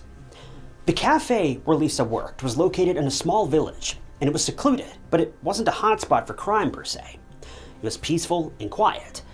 Well, the police started... Right, the keys were there, so she was straight up just abducted straight up there right in front of her moped. That's crazy. Their search in nearby areas, and search dogs aided in that process. They went from door to door asking if anyone had seen Lisa, and they even checked the neighboring areas that might stand out or look suspicious in some way. They also asked people if they'd seen or heard anything strange, but at this point there was nothing. Lisa had just vanished into thin air and no one could find her. As it was getting really late by now, almost 11 p.m. at this point, the police decided to pause the search till the next morning. In the meantime, Lisa's friends and loved ones spread the word about her disappearance on social media. Waited too late. Probably. Not gonna lie, when I would have received, if I was a father and I would receive a call like that, when my daughter was not responding, I would immediately call the police. Immediately. Not gonna lie, I would immediately do that. They probably even waited a little too long. Perhaps. In hopes of jogging people's memories and helping them figure out what happened to Lisa. The next morning, the police search resumed, and this time, a man came forward with something. He worked at a barn right across from the cafe, and he noticed a discarded motorcycle glove on the ground of one of the barn rooms. The man immediately turned the glove into the police, and the investigators asked Lisa's parents to identify this glove as Lisa's. And the answer came as an unsettling revelation. The discarded glove indeed belonged to the now missing Lisa. But why was her glove all the way at this barn? What was Lisa doing there? Well, the police believed that she didn't go there voluntarily, and it was Possibly. Doug, I'm disappointed. You always name people. Wait, what do you mean? Huh? What do you mean, you apple? You can make me eat an apple? Classic. I ate a few apples today as well. Don't worry. You're cooked. I can understand them not picking up once. That's fine. More than 3, that's concerning. I would already be concerned if, like, I'm gonna be saying it. Like a pocket call is very unlikely. That doesn't happen all that often. I'll be honest. Because with how phones in general, modern phones, usually have like, they have like, even in 2015, right? Face recognition, finger sensors, right? There's almost, or right, password. It's almost impossible nowadays. Well, even back in 2015, it's still impossible to even call somebody accidentally. So yeah, I'd probably be concerned. Oh nah, that should have been a warning sign. That I would, as if I were a father, yeah, immediate crash out. She may have been taken there against her will, further cementing that abduction theory. The search for Lisa was huge. It was the largest missing person search conducted by volunteers in the history of Sweden, with hundreds of volunteers showing up every day, looking in various places, searching for Lisa. There were even air searches, and everyone was determined to find her. Soon enough, the police as well as the volunteers did start to find some alarming clues. See, the police searched a side road that was near the cafe, and within minutes, they were able to find some receipts, a smashed phone screen, and a phone case, among other things. Deeper searches of this roadside led the police to find more. Oh yeah, this isn't going the way. This is going really. This is bad. This is really bad. This is really, really bad. Parts of that broken phone. Lisa's parents recognized the phone, or parts of it, and the cover as Lisa's. Things were not looking good. Lisa had gone missing, and now her phone was broken to pieces, and her belongings were scattered on the side of the road near the cafe. Over the next few days, Lisa's ID, her moped license, and her house keys were all found dumped on the side of the road, covered in... Oh, that's a terrifying thing, right? The house keys. If they would have found out where she lived, they could have pulled up to the parents. Oh. In overgrown grass. The same day, a volunteer, who was actually Lisa's dad's friend, had a strange feeling about the barn across the street. As he approached closer to the barn, he noticed something was amiss. The police tape had been ripped off. This was really unsettling, but again... Oh no. The police tape was put there and they dumped her there. Or he, or whatever. Against his nerves, the man decided to go into the barn, and within minutes, he was able to find a small earring on the floor. When this earring was showed to the police, it was sadly Lisa's. And when they searched around the barn, they noticed soiled walls, which was a really bizarre sight. A sample of the waste was collected because the investigators had a strong inkling that this would lead to some answers, and it turned out it did. Missing The body in the shed, I wonder what happened to her. This is gonna be gross, probably. People, a local Swedish organization, also joined the search for Lisa, and they searched the barn and other buildings near the cafe. When they reached the place near the barn, they were stopped by two people in a car who told the volunteers that police had already searched that area. Now, this interaction left the workers of missing people.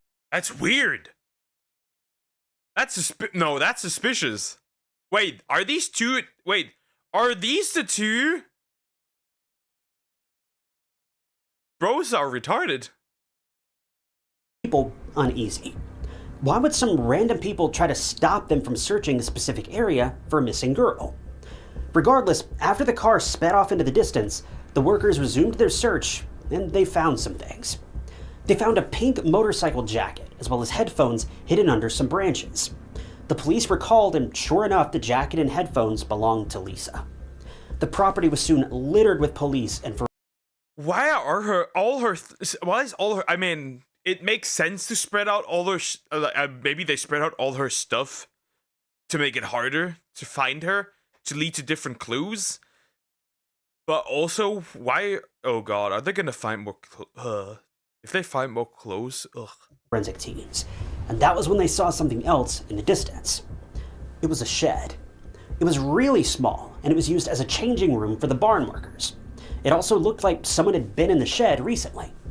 See, the shed was surrounded by overgrown grass, but the grass leading up to the door looked like it had just been walked on.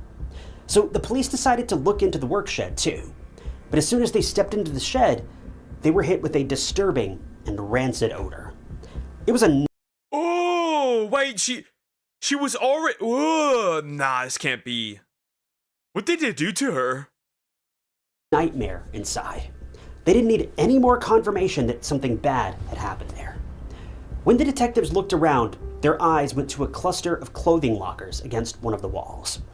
Most of them were empty and closed, while one was filled to the brim and wide open. The police checked all of the lockers one by one, but as they reached the stuffed locker, they Oh no! removed the clothing and miscellaneous items inside, and what they saw literally made them jump out of their skin.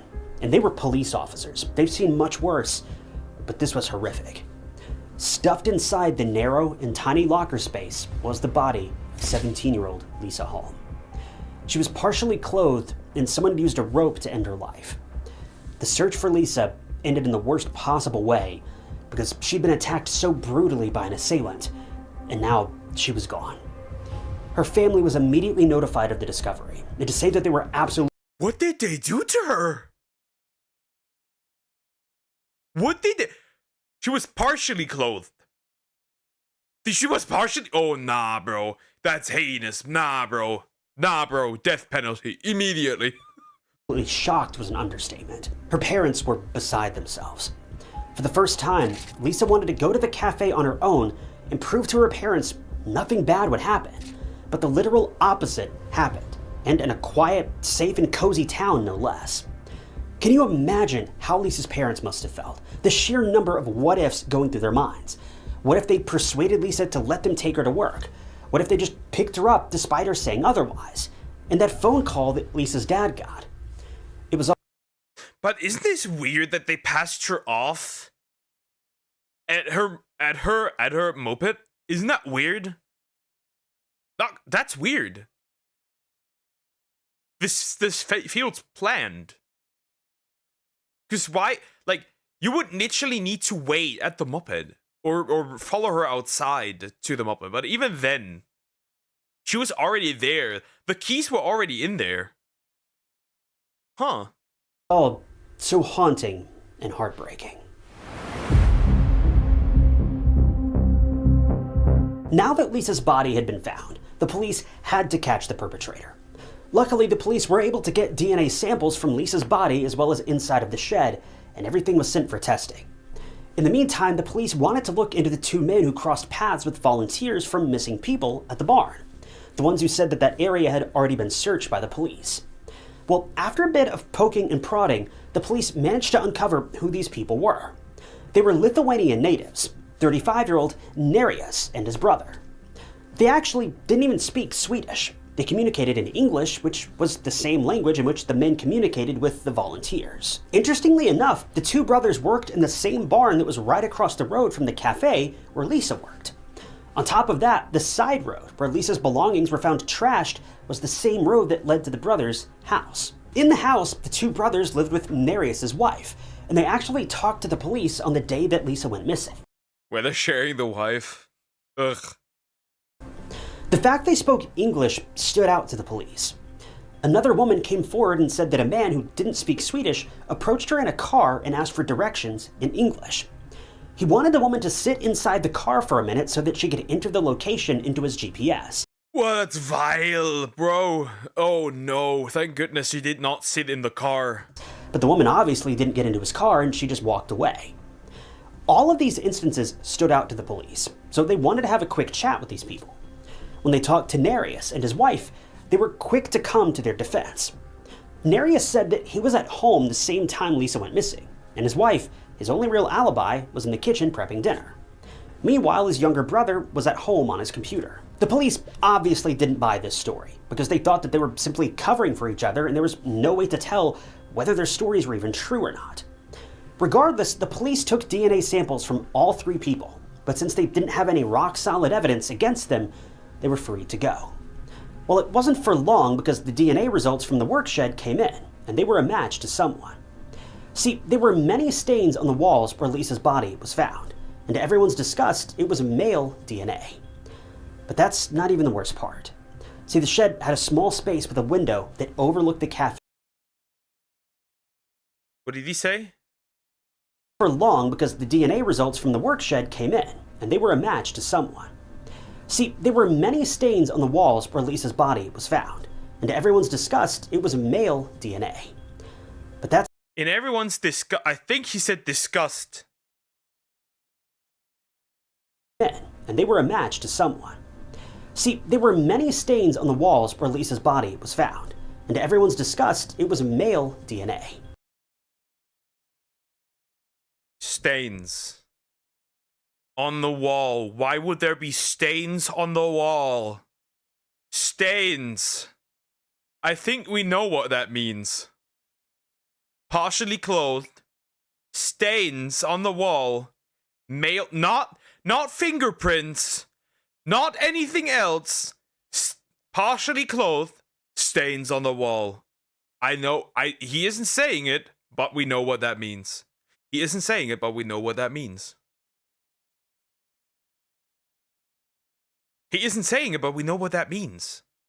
We know what these dudes did. Do we? What else could it be? What else could leave stains? It's not blood. He would have mentioned that.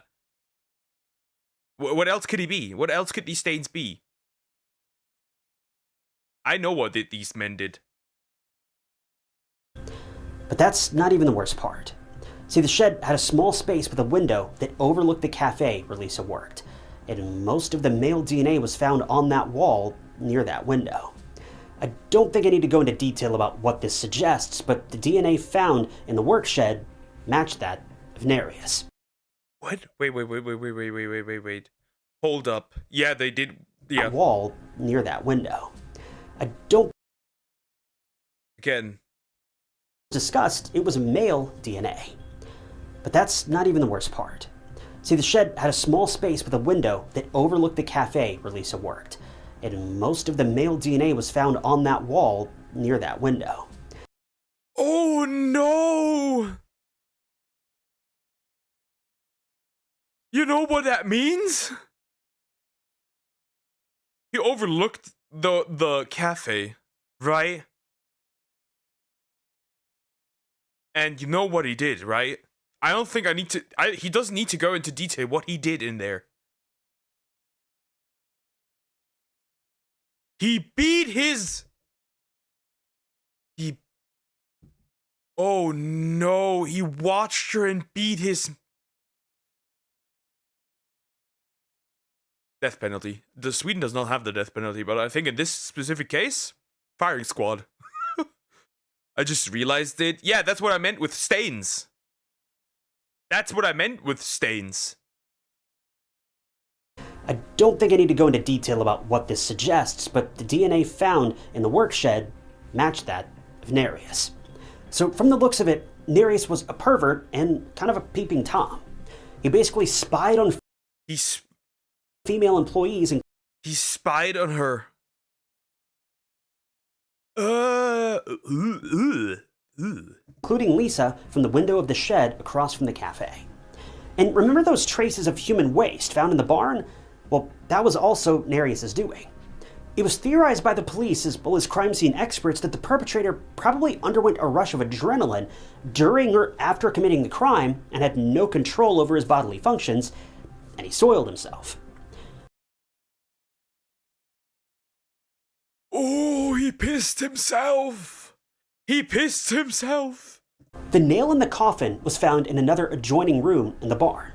It was used as a milking room for cows, and inside they found the same rope that was used to murder Lisa, as well as Lisa and Nereus' DNA all over the room and on the pipe to which the rope had previously been tied. When Nereus' room was searched following the discovery of all this incriminating evidence, detectives found strands of blonde hair that matched Lisa's. Nereus had been caught, but he and his wife were still holding on tightly to their story. They stressed that someone was trying to frame Nereus, and he was not involved in whatever happened to Lisa whatsoever. That was until the police talked to Nereus' younger brother, and he became Nereus' eventual downfall. See, the younger brother was unable to keep up lying to the police, and he came forward and said that in reality, Nereus was not home when Lisa went missing, And according to his wife, and initially even his younger brother, Nereus was at home between 6 and 8 p.m. on the evening of June 7th of 2015. And he only went out after 8 p.m. to go to a local gas station to get some food. Well, this time, Nereus' younger brother had a completely different story. He said that Nereus basically forced his brother to tell everyone that he was home between 6 and 8 p.m., and when he asked where Nereus truly was, his brother began to unfold everything. He said that Nereus had gone missing for most of the evening, and he actually came back home at around 7:30 or close to 8 p.m. that night. His appearance was shattered. Arrest the wife and her husband. Her husband and his wife, both. Arrest the wife with him. Yep, absolutely. Without a shred of a doubt. Horrible. His clothes were dirty as if he'd taken a roll in the dirt, and he immediately took off his clothes and put them in the washing machine, which was unusual behavior because Nereus never washed any of his clothes immediately. They usually just went in the hamper. To make matters worse, when the police checked Nereus' electronics, they found something very disturbing. Nereus frequented adult websites and watched really questionable adult videos, which bordered on being illegal. Even though there was no definitive evidence of Nereus forcing himself on Lisa during the attack, it's speculated that he got a kick out of seeing people suffer and be in pain. And so following these findings, Nereus was arrested. Oh, thank good. At least that. Thank goodness. Oh my goodness. Thank God. He didn't do anything in that way. Still penalty. Bye-bye. Arrested for Lisa's murder and was awaiting trial.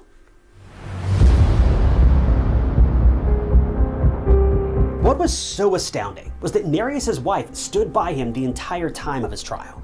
She never once believed her husband to be the perpetrator, and the couple even went as far as blaming the younger brother, saying he was the one who murdered Lisa and somehow planted Nereus' DNA all over the place. Well, no one was convinced because the only person who didn't have an alibi was Nereus himself. The prosecution presented their arguments and stated that Nereus had been eyeing the cafe for a long time by the barn window, spying on unsuspecting young women. On June 7th, it's believed that Nereus Are the arrows been eyeing the cafe. Are like the arrows here? If this is from the real place, are these arrows goon? Bro, that's disgusting. Oh my God. If the arrows are what I think they are, then that's horrid, bro. That is horrid. Brian was coming against the wall. For a long time by the barn window, spying on unsuspecting young women. On June 7th, it's believed that Nereus lured Lisa into his car as she was leaving work, under the pretense of asking for directions. Lisa somehow got into Nereus' car, and that was when she was overpowered. Nereus then drove to the barn, where he ultimately ended Lisa's life in the milking room and soiled himself from the twisted excitement of it all. It's believed that he then loaded Lisa's body into his car and then drove to the work shed, getting rid of Lisa's belongings on the dirt road in the process. He then stuffed Lisa's body into one of the lockers, covered it with clothes, and walked out of the work shed all within an hour, which is terrifying to think about. Well, 5 months following Lisa's murder, on November 17th of 2015, the verdict was finally given. Would it stick though? You know, his brother was for sure there helping him to do deeds. He was doing stalking women, possibly. Wouldn't it stick though? How did no one realize? Because it's an old work shed. Like, dirt spots are not special. Ugh. Nereus was sentenced to life in prison in Sweden. He was placed in a high-security prison, but he later appealed to be transferred to Lithuania in hopes of reducing his sentence there. He was ultimately transferred to his native country in 2017, and even managed to get a lower sentence, as low as 15 years. But this happiness was short-lived, because his original conviction was reinstated the same year, and he was going to stay behind bars in Lithuania for the rest of his life. Lisa's funeral. Big, huge, big W at Lithuania. Big, huge. Was held on July 7th of 2015, approximately a month after her murder. and she was laid to rest in Satyrs Church outside of Skövda. The Holm family endured a tremendous loss, and they hoped and prayed that their daughter's murderer never gets any mercy. But one more thing would happen, and it would lead to a very unsatisfactory end to this case.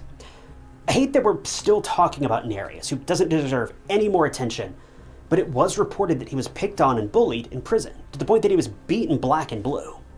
This harassment followed Nereus all the way to Lithuania. Big! Huge! I'm happy. Good. Too.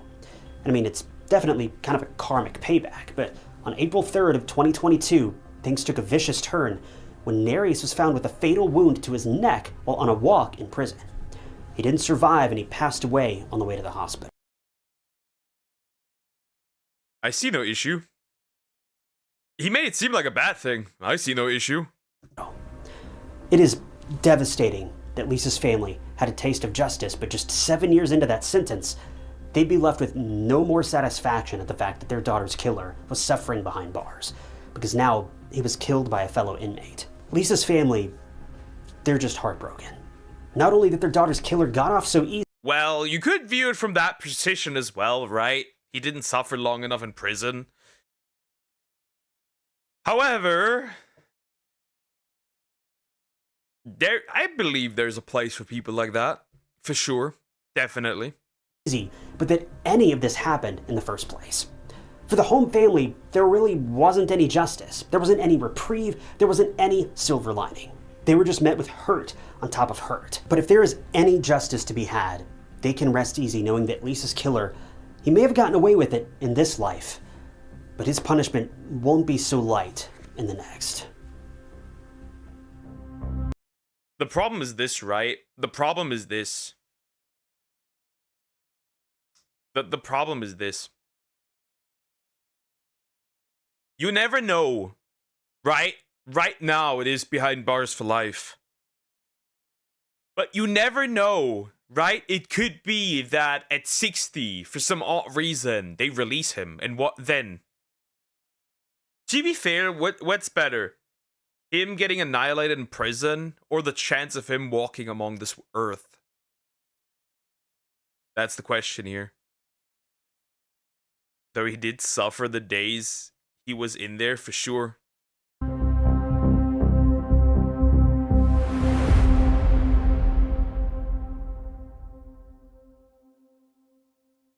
Thank you guys for tuning in to another episode of True Crime Stories.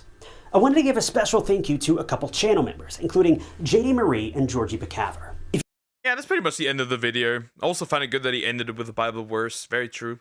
Very true. There's not much to say. A 17-year-old shouldn't die. An innocent 17-year-old shouldn't die that young. Nobody should die, in general, by something like that. The only good thing out of this outcome is that he, in quote-unquote, because he's a creep, only took her life and didn't do worse to her body. Though, there's a chance.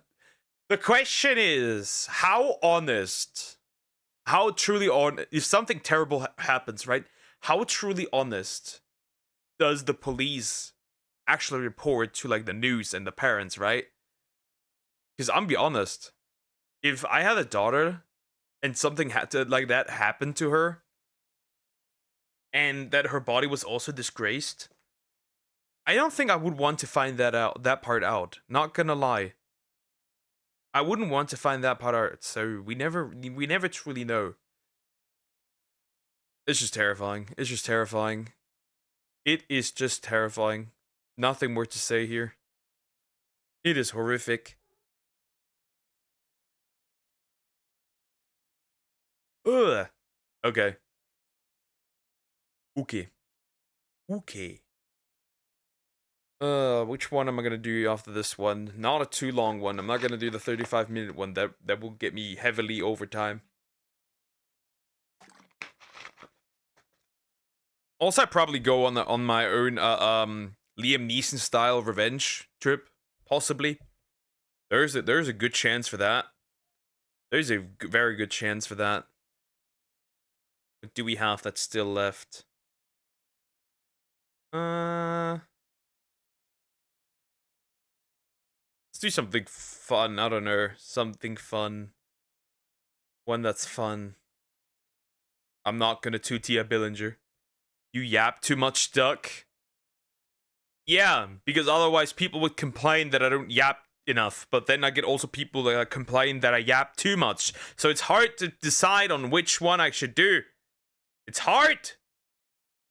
Do you know about the cartel mom? No, I do not.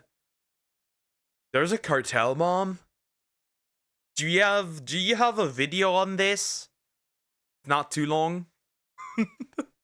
Cartel mama? Now I'm curious. Cartel mommy.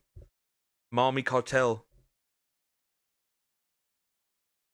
I'm curious. I'm not complaining. I stated the fact. Bro, insane. I need some information on this now. Insane W mom. I need the W mom.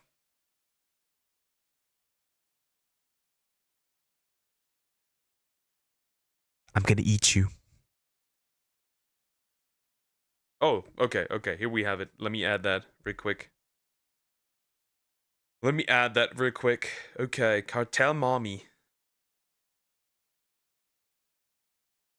That title is crazy work. That title is crazy. That title's already wild. Wait a minute, I need to click something so it reloads. Not the gooner.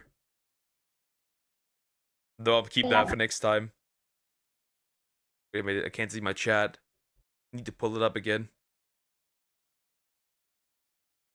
Ew. That's the point.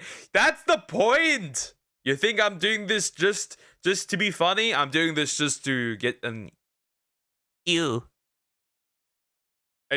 Anyways, the mom who hunted down 10 cartel members for deleting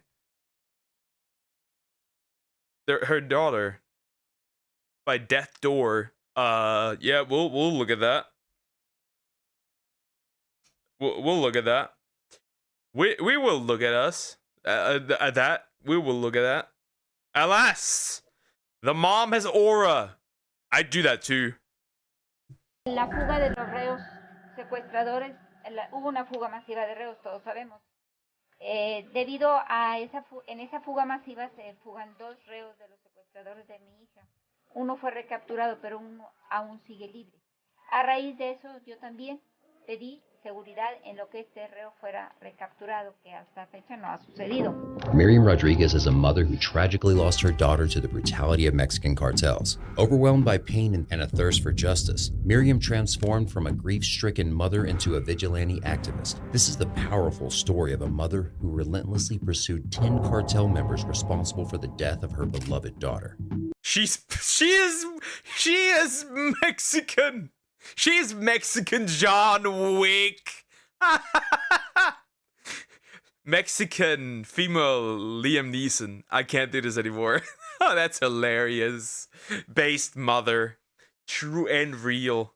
That mom. Peace is not an option type of mom. Let's dive into the life of the main character of this tragic tale.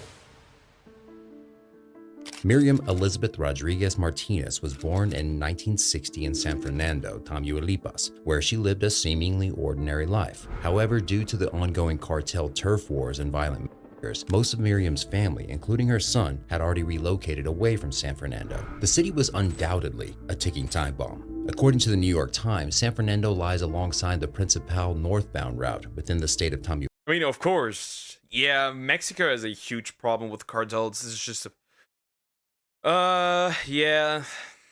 They need also fixing. Many places need fixing. Which leads to the United States. The area's vast network of dirt roads and scrubland provides an ideal pathway for drug smuggling activities. Between 2007 and 2012, Mexico experienced an inclining surge of violent occurrences that led to a 3 times increase in the number of murders. During this time, more than 60,000 lives were lost to violence, and countless civilians were either reported missing or forced to abandon their homes in fear of danger. The surge was encouraged by a significant increase in drug trafficking and the changes in government propositions to combat drug trafficking organizations. This situation highlights the difficulty that Mexico confronts in its battle with growing crime rates. Despite the anger, Miriam's 20-year-old daughter, Karen Alejandra Salinas Rodriguez, decided to stay in the city to finish her education and assist her mom with her business. Everything was as great as it could be. Unfortunately, tragedy hit the Rodriguez family. The daughter had pure intentions helping her mom, and of course the cartels take an innocent life, of course, like all lives. That's just horrible. That's just horrible, man. What is this? What is this? Also, fun fact: I just sent Frog on a mission. You can download all Turning Point USA education packs for free. She's like, I'm gonna keep that for our kids. That's crazy. Cool.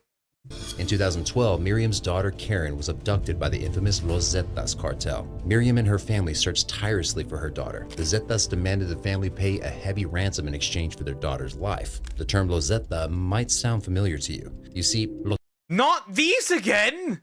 Wait, we've heard these before, right? They were in the earlier video about the cartels, about the anonymous thingy. Right. These are the same people. Zeta is a Mexican criminal organization based in Nuevo Laredo. The gang originated in the late 1990s when commandos of the Mexican army abandoned their ranks and started working as the enforcement arm of the Gulf Cartel. Los Zeta was one of the most dangerous drug cartels and was known to utilize shock and awe tactics, which means they don't hesitate to or kill or beat other people. The gang is mostly involved in drug trafficking, but they also operate through protection rackets, assassinations, extortion, kidnappings, and other illegal activities. Last week, you had the worst in this entire drug war, with 72 migrants killed by the Zetas, one of the drug cartels that operates primarily just below Laredo and Brownsville, Texas. They actually operate all over Mexico, but that's sort of their home base. They're accused of gunning down 72 migrants. That's obviously the worst that's occurred in what's an incredibly bloody drug war here. Two cartels that are in what amount to a cartel war now. And they are apparently two of the most vicious cartels in Mexico. So their first instinct is to kill you rather than deal with you, rather than kill. That's just crazy. You know, they're always them. You know, they even got videos on the dark web, beheading videos. Content for Mudar. I'm not surprised. For our kids, of course, for our kids.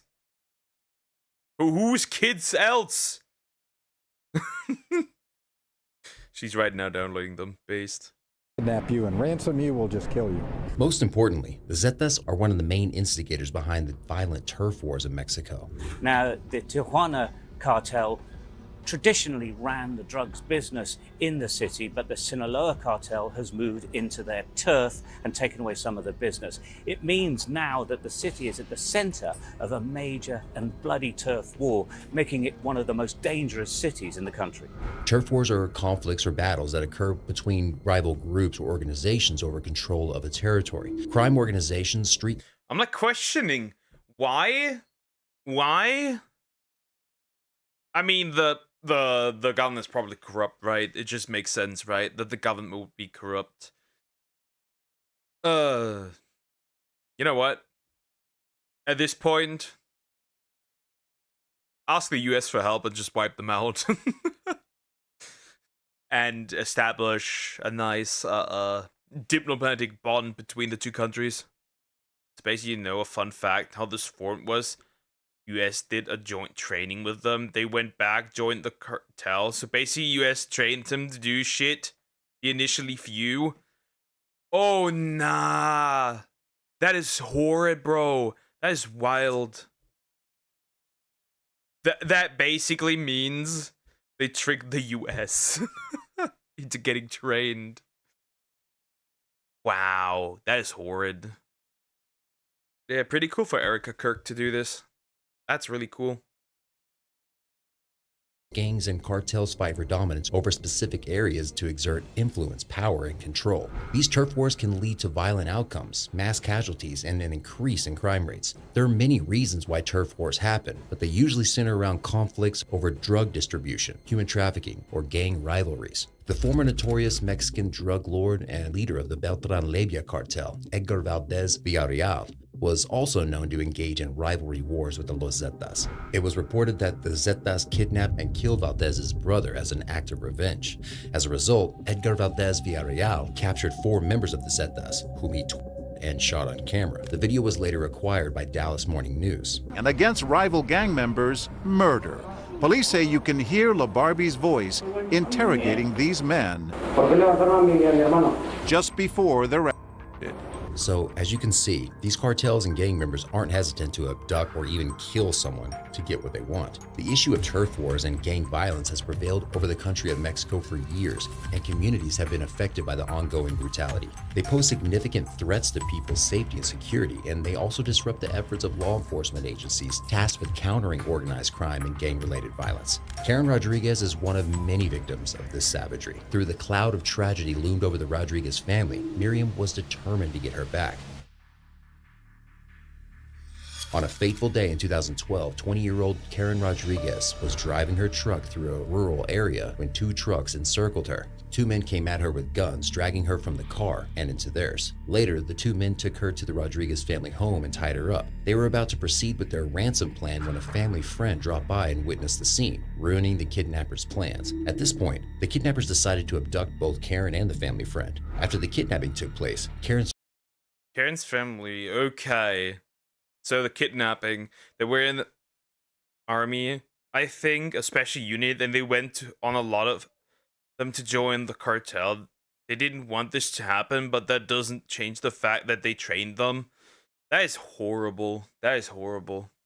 To know that you trained these people, that is ass. Family started receiving threats and ransom demands. Miriam and her family had no choice but to take out a loan from the bank to pay their daughter's ransom. Yes, a loan. Apparently there have been so many kidnapping for ransom incidents in the city of San Fernando that the bank started issuing ransom loans. Miriam and her husband almost had no trouble receiving one. They were willing to pay as long as their daughter was safe. Miriam and her husband were told to drop the ransom money off at a local medical facility. They were directed, and they dropped it off, and they didn't receive their daughter. The chances of the daughter's already dead. To wait at a nearby cemetery for further instructions, but the couple was not contacted. Miriam refused to give up. She asked to meet with the gang members, and they agreed. The meeting took place at a local restaurant called El Junior. Miriam met with a man who tried to demand more money from her without telling her the whereabouts of her daughter. Miriam couldn't get any information from this person. However, he was said to be wearing a cheap plastic radio on his belt. Miriam reported hearing a constant voice coming from the radio and believed his name to be Sama. The man, Sama, stated that he didn't have Karen, but they could help Miriam locate her daughter for a fee. The challenges Miriam faced to locate her daughter's whereabouts became even more daunting. Desperately, Miriam agreed to pay the gang $2,000, but they still wouldn't answer her calls. Finally, when they did return the calls, the kidnappers asked for an extra $500. The family continued to wait. The daughter was already dead, possibly. They're so dystopian. There's Mexico. They already... she's already dead by now, probably, at that point in time. They just now wanted to farm her for money, essentially. Wait, but Karen never returned. Miriam is now separated from her husband and living with her eldest daughter, Azalea. She knew at this point that Karen would not be returning. The heartbroken mother swore to keep searching until she tracked down every one of her daughter's kidnappers. This is where Miriam's vigilante detective work begins. An important note to remember is that the reason Miriam had to go to such lengths to investigate her daughter's disappearance is because the police refused to do any work to help the Rodriguez's family. Miriam is more determined than ever to find these people who took her daughter away from her. And where better to begin than with Sama, the only member of the gang she met with. Remember that family friend who was abducted along with Karen? He was actually released shortly after his abduction because he wasn't worth anything to the kidnappers. Miriam managed to press him for the physical description of his captors, which was enough for Miriam to confirm that Sama was involved in her daughter's disappearance. In this day and age, almost everyone has a social media account. It's not hard to locate someone, even a notorious gang. We're getting the first one We're getting the first one, chat. We're getting the first bitch ass. Gangster. Miriam begins scouring the internet to try to locate the face of the man she met at the restaurant. Miriam spent hours and hours searching Karen's profile for the slightest hint of anything related to her kidnapping. While browsing on Facebook, she eventually stumbled upon a picture of a man who bore the resemblance to Sama. He was standing next to a woman dressed in an ice cream store uniform. After conducting a more thorough investigation, it was revealed that the uniform belonged to a store in Ciudad Victoria, which was nearly 2 hours away from her location. She immediately recognized him from their meeting at the El Junior restaurant. Miriam located the ice cream shop and began stalking the store on a regular basis. She found the woman employee from the picture and memorized her working hours. Miriam watched the woman employee during her shift and damn, she knows what she's doing. She knows what she's doing. Go, mom, for sure. Get his ass. Mom, get his ass. Waited patiently for Sama to show up. Finally, when she spotted Sama coming into the store, Miriam waited to follow the couple home and recorded their address. This sounds really creepy and all, but I guess it's not that bad when the person you're stalking is the kidnapper and potential killer. Still, this information is good, but it's not enough to get the police involved. Miriam needs more information. She needs to get closer to these people. And in order to do that, she needs to go undercover. Miriam cut her hair and dyed it bright red so no one would recognize her. She put on an old government uniform she kept from an old job at the health ministry and went from door to door in Sama's neighborhood conducting fake surveys. Her goal is to collect as much information about Sama as possible. After she's done all the hard work, Miriam took her findings to the local authorities, hoping they would lend her a hand. Unfortunately, she ran into a bump in the road. It turns out the kidnapping and crime rates in the city had inclined tremendously. In those areas, there were shootings and kidnappings. 11 people reported killed. There were over 70,000 missing person cases due to the cartel activity. 70,000 missing persons! 70,000 people that are just gone. Holy! Additionally, the number of homicides in Mexico had doubled, and no significant measures were being taken to address the situation. Therefore, no law enforcement officers cared enough about Miriam or her daughter to do anything about it. It took Miriam a lot more time to find someone who was willing to help her. By the time an arrest warrant was issued, Sama had already taken off. Miriam was frustrated, but she refused to give up. She spent more time identifying and locating more gang members from Sama's crew. Before you know it, Miriam located a large number of photographs of Sama and his gang crew. That just goes to show how amazing Miriam was at her detective work. Maybe it was an act of karma, but Sama eventually resurfaced. On September 15, 2014, Mexican Independence Day, Miriam's son Luis was closing his shop in Ciudad Victoria when he spotted a familiar slender man in his shop. Luis recognized that the man was Sama. He dropped everything and called his mother while trying his best. Ooh, the son. What a coincidence. What a coincidence. Luck is really... Lady Luck is on her side, it appears. What a coincidence that the dude just pops up in the son's place. Crazy. To keep an eye on Sama. And of course, Sama was arrested, and he quickly gave the police the names of his accomplices who were involved in Karen's abduction. One of the names was Christian Jose Zapata Gonzalez, an 18-year-old. He was brought in for questioning. Miriam witnessed the questioning, and from her perspective, Christian looked like a scared child. Miriam sympathized with the young man. At one point during the interrogation, Miriam came in to offer Christian her lunch and went to buy him a drink. Later, the officers questioned her kindness towards the boy. According to Miriam's friend, Idalia Salvidar Villavicencio, who was present during the questioning, Miriam said, "He's still a child no matter what he did, and I'm still a mother. When I heard him just now, it was like my own child." Touched by Miriam's compassion, Christian... Oh, this this woman is also kind. Mama Bear. and told the investigator everything they needed to know, which includes Karen's location. "I'm willing to take you to the ranch where they killed them and where their bodies should still be buried," Christian said in a statement to the police.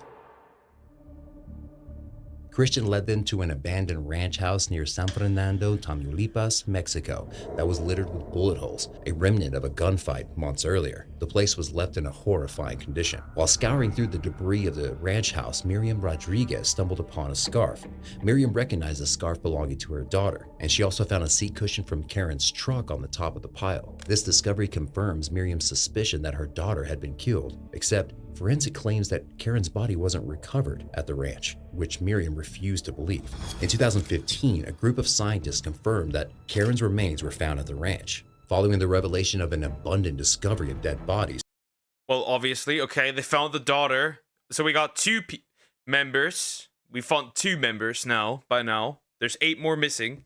The region underwent extensive excavation. However, it was only after Miriam insisted on a second check that Karen's femur was finally found. Miriam was driving home from the ranch when she passed by a barbecue restaurant where she had eaten with Azalea 2 days after Karen was abducted. She remembers meeting Elvia Yulisa Betancourt, an old neighbor at the restaurant as well. Miriam recalls asking Elvia if she had seen Karen, which she denied. It could be a sixth sense or a gut feeling, but Miriam thought the interaction was strange. Strange enough. You could also call it motherly instinct.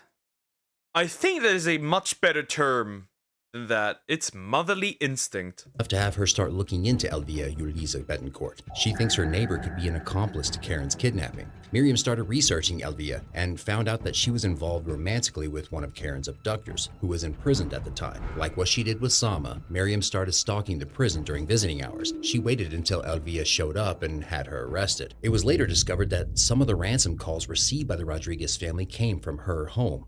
Another point to Bone, yeah. Chat, I just saw something. Elon Musk himself tagged Hassan Diddy Adolf Bin Laden Piker. He tagged Jeff Bezos because of him. Like the actual Jeff Bezos. That is wild. That's the first time this has happened. We're getting closer to the end of an era. That's horrendous.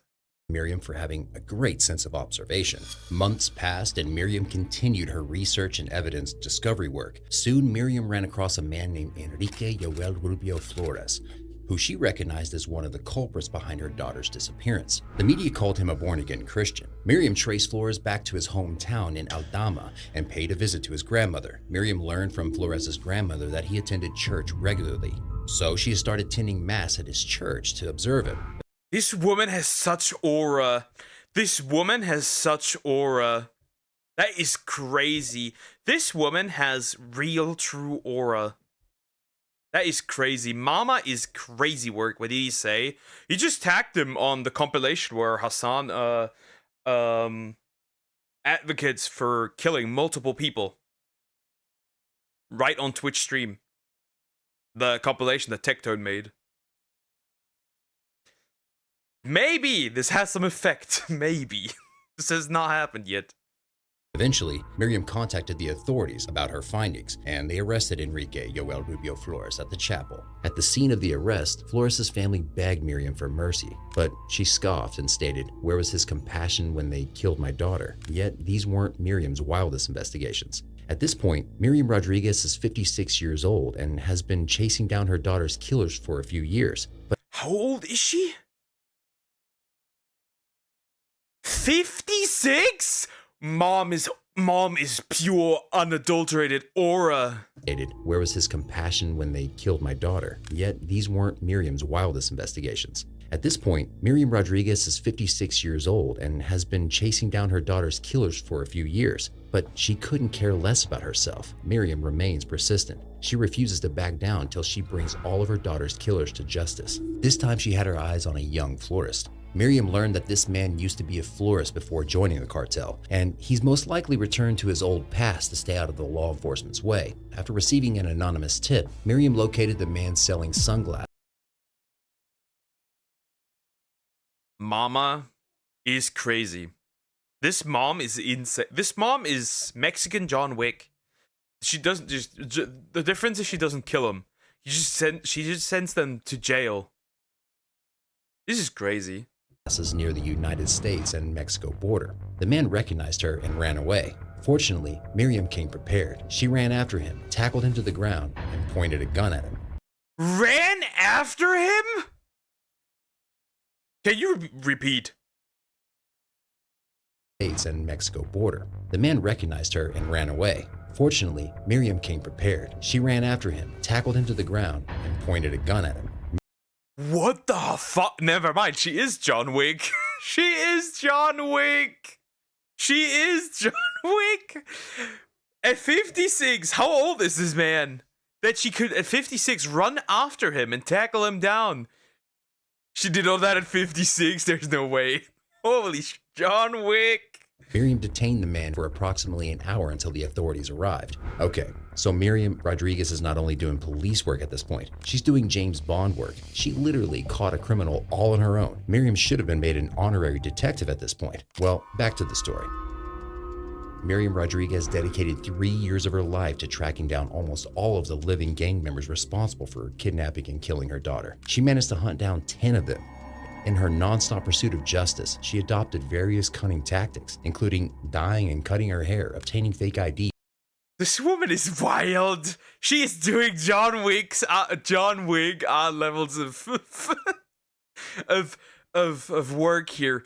Damn, boy. Damn, bro. That is crazy. Faking IDs, dyeing, cutting hair. What's next? And disguising as health workers and health workers and election officials? Bro, this woman is... What the fuck?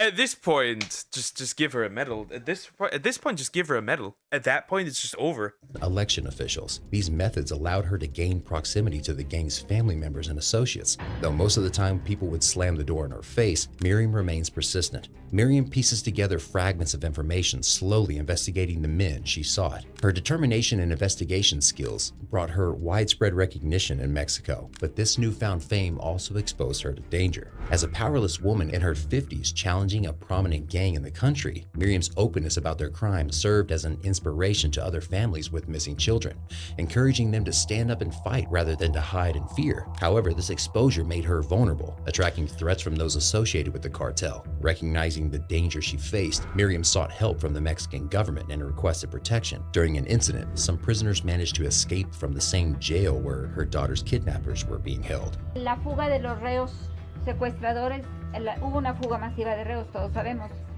Debido a en esa fuga masiva se fugan 2 reos de los secuestradores de mi hija. Uno fue recapturado, pero uno aún sigue libre. A raíz... Okay, one is still out there running around. That's not good.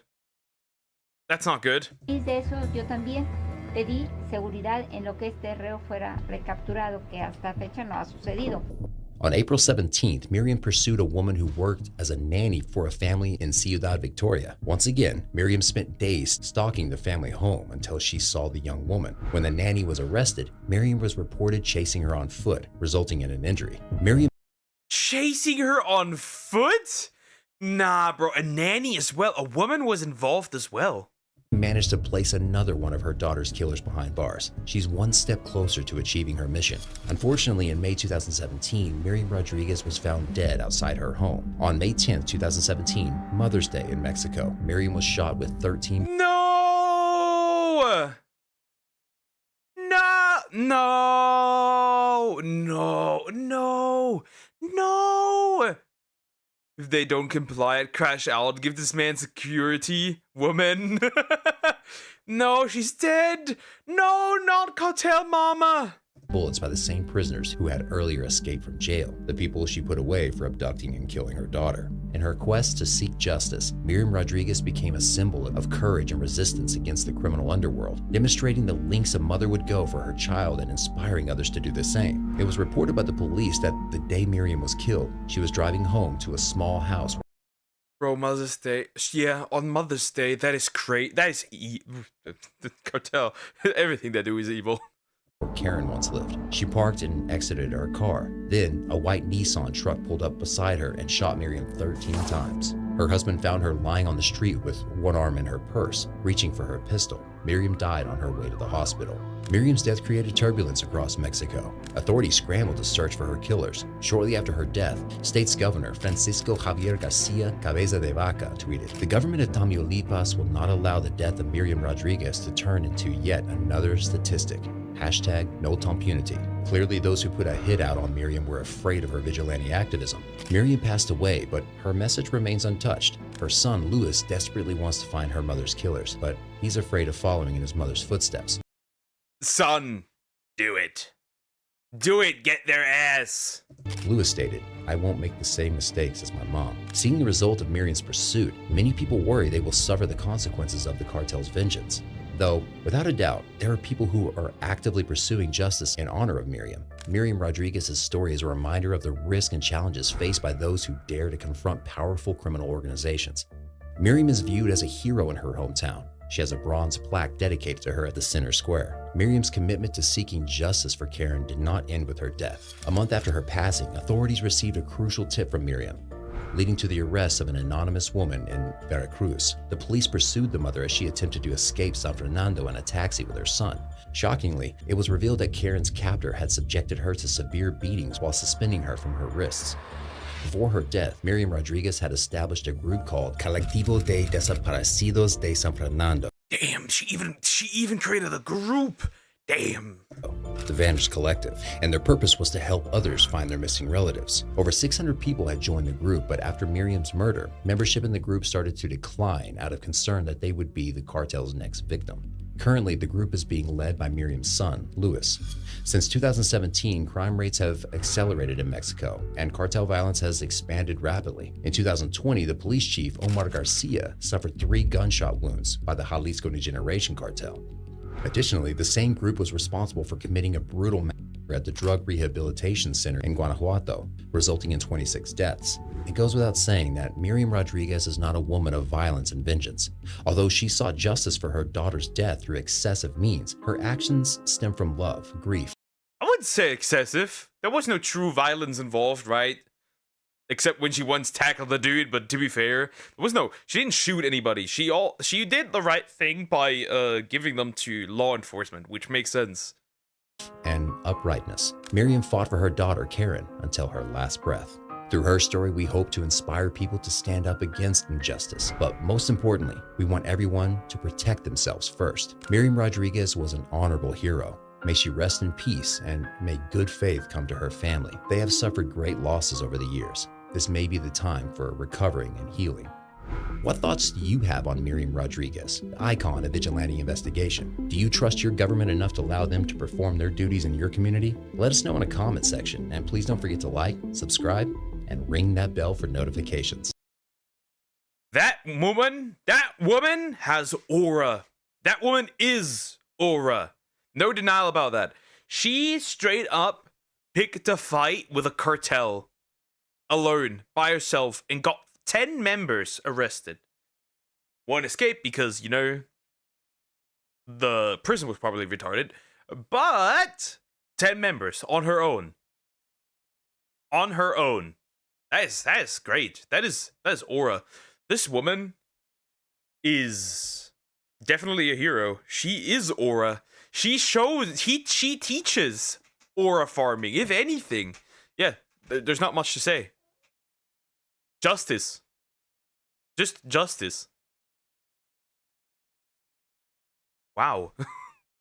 that was a good story, man. That's crazy. That is crazy. Imagine that. Imagine you go out, but she did the right thing. Avenged her daughter. For the most part, that is. Kids. I'm ending here.